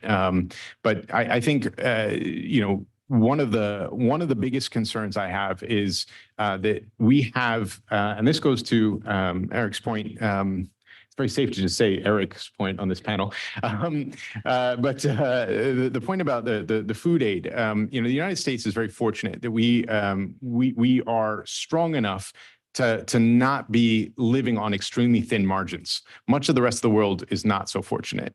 And so there are a lot of countries that are on extremely thin margins, not even just for their economy, but for their actual survival. And so one of the things that we don't do very well is recognize how another security or humanitarian situation elsewhere could become a security problem for us. And so the knock-on consequences of famine or any kind of humanitarian crisis is critically important. The last thing I'll say in the Red Sea specifically is that we've been very fortunate that not only have we not lost any seafarers, there's not been an oil tanker that has actually spilled. The Red Sea is a little bit different than other bodies of water in that it circulates, and if a major spill were to occur, we would not only have potential disruption to the free flow of trade, which is already well disrupted, we would also have a humanitarian crisis of a proportion that we really don't want to deal with ever, because tens of millions of people along the Red Sea coast rely on desalination plants for the drinking water. So I really enjoyed the water purification discussion earlier, because it's actually very relevant to the biggest issue facing that region is just having access to drinking water. So we have a lot of concerns that emanate from just this one situation off of Yemen. And I appreciate the opportunity to share a little bit about that. Thank you, Dr. Rabi. And I actually think that that's a pretty good final point, but I do want to briefly check with my colleague just to make sure there's no final comments. No, we good. Okay. And just make sure that not dying to say anything. Okay. I really want to thank all four of you for a tremendously valuable testimony. And I know, Dr. Rabi, you felt a little bit different, but when we're talking about things like food aid and all this other stuff, and of course the economy, all very, very important. So I really am grateful to you. I do, before we close, want to thank and commend those who have volunteered today, both this panel, but also the two earlier panels. I also want to acknowledge and thank our dedicated staff for their relentless work and furtherance of the Federal Maritime Commission's mission. We are here today in no small part because of the work that occurred behind the scenes over the past few weeks, and this hearing would not have been possible without them. There's really no data points or news articles that would adequately shed light on all of this.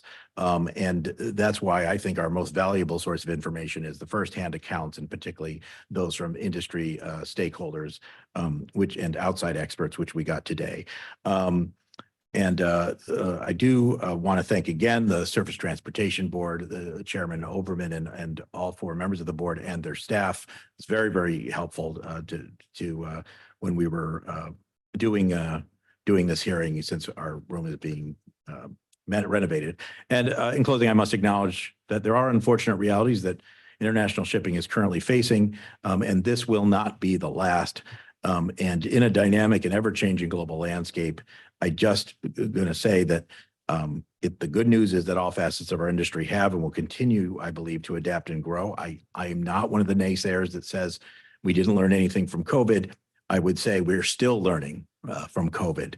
And one of those lessons, I think, is that we still want to go for more diversification in supply chain structures.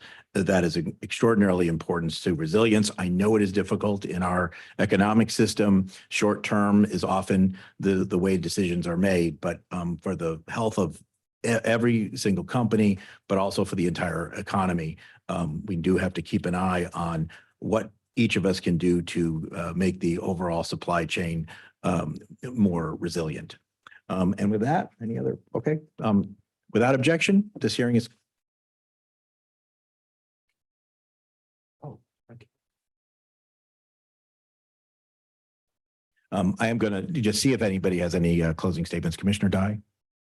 No, thank you very much for your appearance. Commissioner Bensel? Yeah. I just wanted to thank the witnesses one more time. Great job. I also wanted to recognize Dr. Kristen Monaco. She's our outgoing expert, economic guru. She's actually going to be taking a job with the Surface Transportation Board, and I thank you for your service while at the FMC. I think we can all echo that. Thank you, Dr. Monaco. Commissioner Solo. Yeah, I'd like to thank all the witnesses. I think we had a very good hearing today. I think we learned a lot of different perspectives. And everything I heard today reminds me of a very important quote that was made during World War II by Omar Bradley. And it always resonated with me, and I hope it does with you. Amateurs talk strategy, professionals talk logistics. And I think that applies to everybody here in this room on how important logistics is. Thank you very much, Commissioner Solo. Commissioner Bekich. Thank you. Commissioner Sola, you know, Tom Clancy lifted that quote for the Hunt for Red October. I just want to throw you that one. And that's my last word, Mr. Chairman. Thank you very much. Thank you very much, Commissioner Bekich. Mr. Secretary, are there any announcements we need to be concerned with? No, there are no announcements. Thank you. Without objection, this hearing is adjourned.